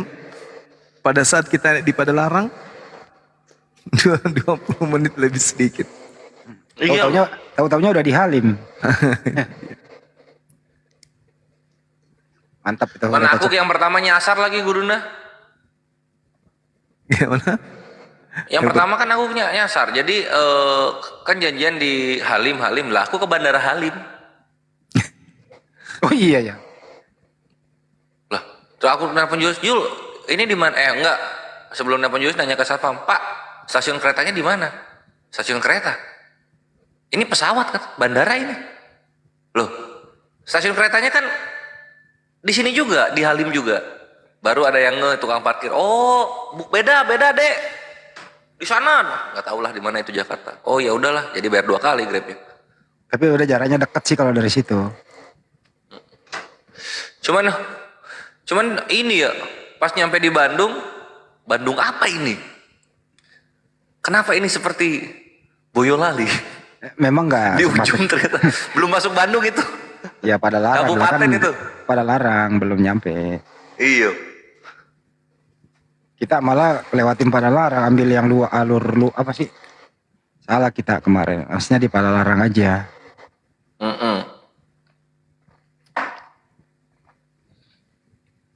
Ayo teman-teman, nanti kalau Banyuma ke Jakarta jangan lupa ya gabung ya sekali-kali satu kereta sama Banyuma sambil kita kajian kristologi dalam kereta. Iya, Kali ya. booking satu gerbong ya, mantap. Satu gerbong kita booking. Satu gerbong. Melantai aja sebagian. Ya Tegal luar. Iya, ya, kalau mau di pinggir-pinggirnya juga boleh. Biasanya kan gitu kereta, ada yang di pinggir, di atas, naiklah. Pas nyampe stasiun berikutnya sisa bajunya doang. Dagingnya berceceran. Orang kecepatannya 3,5 loh, 350 km per jam. Iya loh, ada ininya Ikhwan, ada apa namanya, ada apa speedometernya di tiap gerbong itu, jadi kita bisa lihat. Kencang mana dengan Pak Bom Bom lari? Pak Bom Bom lari itu kecepatannya kecepatannya seperti babi lagi digebuk. Iya, babi dikasih petasan ininya, apa pantatnya. Kencang dong berarti ya. Oing oing oing oing gitu dia. Kencang berarti. Bom Bom bisa mengalahkan kuda lari dengan syarat bijinya dikasih cabai, jadi pedas cari kali dia waktu berendam. Jadi melewati. Balas ya anaknya orang. Tapi Bom Bom sekarang udah menyerah. Dia bilang begini, saya sudah kehabisan akal.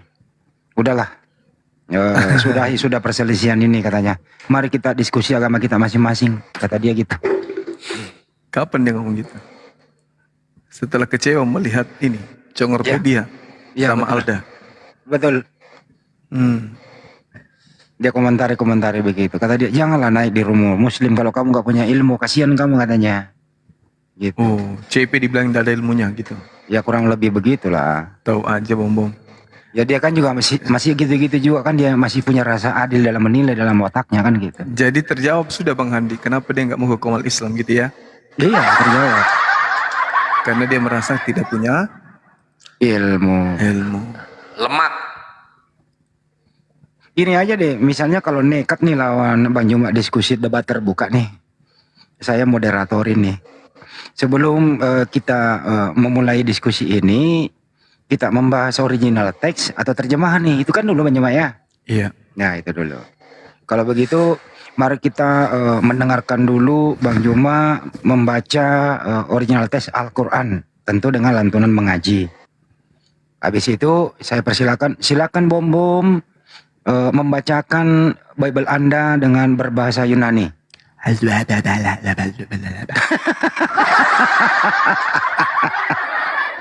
Membaca dalam bahasa Yunani Bang Handi. Iya. Di mana aja. Nah, dia pasti mau. Yang penting musim hujan, di bawah rumah panggung yang atap seng. Jadi pas dia lagi baca Yunani, hujan lagi deras-derasnya. Kena atap seng kan? Jadi terus kita nanti nggak dia tahu. ngomong, tadi kan saya udah gitu ya gurunya. Iya. Kayak gitulah dia kan. Kita tidak ngerti. Karena yang memang cuma suara hujan. Karena memang si Bom Bom ini buta huruf terhadap kitabnya. Yang dia baca adalah terjemahan saja. Kan gitu. Sebenarnya Bom Bom itu nggak mau dialog terbuka tuh karena gini Gurunda. Dia kesehariannya itu memang nempel di kursi. Dia kalau berdiri tuh susah banget ya. Tergopoh-gopoh, payah. Dia kalau berdiri terus dia jalan 3 langkah pingsan. Mungkin dia sambil jaga warung, jaga salon. Iya. Jadi itu dia itu duduk tuh di kursi roda Gurunda. Kursi roda elektrik. Kedua nih, kan ada juga ya yang nantang nih. Ada namanya Wak Labu, sok jago kan gitu. Oi semua ustadz kaum ulama seluruh Indonesia, siapkan saya ruangan untuk diskusi sama Bang Juma. Bolehlah kami siapkan, nggak apa-apa lah kita bayarkan. Dengan catatan saya moderatorin tidak membahas mengenai terjemahan. Pertama-tama dulu kita uji dulu bahwa apakah dia mencintai kitab sucinya. Orang yang mencintai kitab sucinya itu artinya bisa membacanya, kan begitu ya. Silakan dulu ke Banyuma untuk ngaji satu ayat apalah gitu ya. Terus kemudian silakan Wak Labu membaca Bible Anda bukan bahasa Indonesianya tapi original teksnya. Ente kayak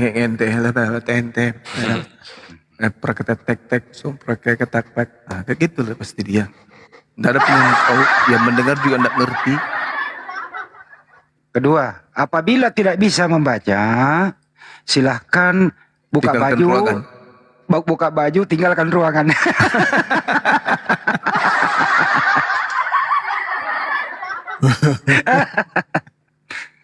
Jangan lagi ke rumah Rudy masing-masing. Yohanes ya. Rudy Yohanes YouTube-nya pedih Guruna nggak ngajak dialog, hancur dia. Viewernya bisa? 2000 ke bawah. Hancur lah. Masa sih? Ini aku lagi ngeliatin. Kemarin berapa emangnya? Yang kemarin kapan? Ini subscribernya kan? Turun. Bukan viewer. Oh Mas. Viewernya hancur. Mungkin jam pertama kali ya. Enggak ini ya, misalnya kita lihat yang 2 hari sebelumnya 1.900. 1 hari sebelumnya 2.900, pedih. Rumahnya gede, viewernya 2.000. Rumahnya gede, penghasilannya dikit, nggak bisa bayar listrik. Waduh. Tidak kan, ini jemaahnya sudah malas. Ini orang kenapa ini setiap berdebat kalah terus? Iya, banyak cerita. Dia juga netizennya juga marah karena selalu nyindir pendeta kan? Betul. Maki-maki orang kayak gitu-gitulah. Pokoknya kalau ada orang buka donasi, dia nggak dilibatkan, marah dia. Bener gak, Res? Iya. Pokoknya proyekan dia itu ada orang Kristen di penjara, itu proyekan dia tuh. Iya. Waktu si Kace dulu di penjara kan dia juga mau sebagai bapak donasi. Di cancel sama Sau Paujong atau kasus si Udin lah, Saipudin Ibrahim kan gitu ya. Si Paujong kan ambil alih, si Rudi marah-marah. Diambil oleh Manobulu, muter di situ gitu loh. Akhirnya si Udin angkat bicara. Kalian semua ya memanfaatkan saya. Mana donasinya? Kalian salah arah semua. Belum lagi si Kace. Si Udin juga mau ikut campur. Aduh, kacau deh. Gitu loh. Jadi semua berdasarkan donasi. Yang terakhir adalah si Wak Labu ini memang sudah mencari popularitas, membonceng kepada Banyuma, Bang Nanar, Ustaz Wapi. Ya, makanya dihimbau ya orang ini enggak usah lah dinaikkan untuk diskusi. Dia cuman pansos saja. Begitu juga si Kiumut enggak usah lah. Begitu juga si Bom enggak usah lah gitu loh ya. Karena mereka hanya nanti sesudah dia debat sama Banyuma misalnya, pura-pura dia dikit kabur, pergilah dia ke komalnya sendiri, bicara sendiri. Gitu, bener gak Res? Iya. Termasuk Mikana juga gitu. Dia masuk sebentar di sini, bla bla bla bla, habis itu dia buka komal. Saya dipersekusi oleh Bang Juma, saya tidak diberi kesempatan untuk bicara. Gitu dia. Gitu. Jadi pansos doang di sini. Jadi menarik netizen yang ada di sini gitu ke komal dia. Di sana dia mengeluarkan kata-kata seakan-akan dialah pemenangnya dalam diskusi itu. Gitu teman-teman. Betul. Jadi teknik teknik Belanda masuk ke Republik ini waktu itu. Teknik Belanda dia pakai. Dia yang menyerang, dia yang menjajah, tapi di luar sana dia ngomong, kami dianiaya. Kok kamu yang dianiaya, kamu yang menjajah, gimana sih? Kan dibalik-balik itu data gitu loh. Nah anehnya lagi kok ada orang yang percaya kayak gitu ya? Itu dia makanya. Nah itu dia. Yudas disalib aja dibalik menjadi Yesus. Percaya? Percaya. Nah itu. Termasuk si Jong juga sekarang. Si Jong adalah DPO. Ya, si Paujang itu DPO. Dicari oleh negara. Dia buronan Kepolisian Republik Indonesia. Lari ke luar negeri. Sampai detik ini statusnya masih DPO. Dicari oleh Mabes Polri. Anehnya lagi dijadiin sebagai bapak yayasan, narasumber, didatangin malah. Nggak ada satupun orang Ya, orang waras ini mengatakan, kamu DPO loh, pertanggungjawabkan perbuatanmu. Malah sebaliknya, kamu butuh duit berapa? Jangan pulang ke Indonesia, berbahaya kau. Ini orang gimana coba, rasa cinta tanah airnya di mana gitu loh. Itu Pausong kan? Pausong itu. Nah, terus bagaimana dengan Udin? Nah, si Udin lebih parah. Nggak ada perhatikan dia di sana, kasihan. Sampai-sampai ngomongnya sama Guguk. Ya itu. Ngomong sama mobil, mobilku. Ngomong sama mobil. Maaf ya, saya mau jual kau mobilku. Mobil diajak ngobrol. Emang ada mobilnya di sana Bang Andi? Ada mobil merah, nggak tahu mobil siapa itu yang pick up. Dia ditepuk-tepuk mobil kayak gini. sampah. Iya. Sabar ya, aku mau jual kau gitu kata dia. Mobilnya yang ngobrol. mobil. Jadi si Udin sekarang Banyumas sudah sangat menderita. Kenapa? Pertama, kurus kering. Donasinya sudah minim sekali. Istrinya sudah meninggalkan dia. Harta-harta yang dia dapat waktu dia menghujat sudah diambil alih sama Ibun. Bahkan istri kesayangannya Ibun ini menurut informasi sudah diambil juga oleh orang lain. Tinggallah dia merana di luar negeri. Nggak mau pulang, takut mau tinggal di sana biaya mahal. Ya. Menurut informasi ya katanya udah homeless dia. Begitu. Inilah nasib seorang penghujat. Beginilah azab Allah kepada Anda semua. Telepon aja dia Bang Andi, suruh ke gereja yang khusus untuk LGBT. Situ bisa jadi dia pakai daster, pasang lipstick, pakai sepatu kaki tinggi. Nggak bisa Bang, cuma ada punuknya di belakang gede, nggak bisa ditandain dia. Punuk apaan punuk? Punuk apa itu kayak onta tuh di belakangnya tuh, gede di leher belakang. Iya tapi kan dia pakai bisa wig panjang Bang Andi sampai ke belakang, orang bilangnya oh kondeknya jatuh ya Bang. Kok abang pula pakai kondek. Capek deh nih. Makanya jangan menista gitu. Sampai sekarang loh mereka ini mengatakan si Kaceng nggak bersalah. Bayangkan ya, udah vonis inkra, ya, vonis pengadilan, tetap aja mereka mengatakan si Kaceng nggak bersalah. Berarti polisi kita yang kurang berarti pengadilan kita. Iya, berarti hakimnya salah dong kalau gitu. Inilah si Malikil diomelin, kenapa kau merekam dan melaporkan? Itu kan saudara seiman kamu gitu loh. Kamu itu pengkhianat Malikil, kata dia. Dia nggak tahu Bang Jomba kalau yang melaporkan Saifuddin Ibrahim itu bukan Muslim tapi Kristen. Yang melaporkan Saifuddin Ibrahim itu Kristen, namanya Ibu Vera Rotin Sulu. Habis dia melaporkan, dia konferensi pers di Mabes Polri bersama pengacara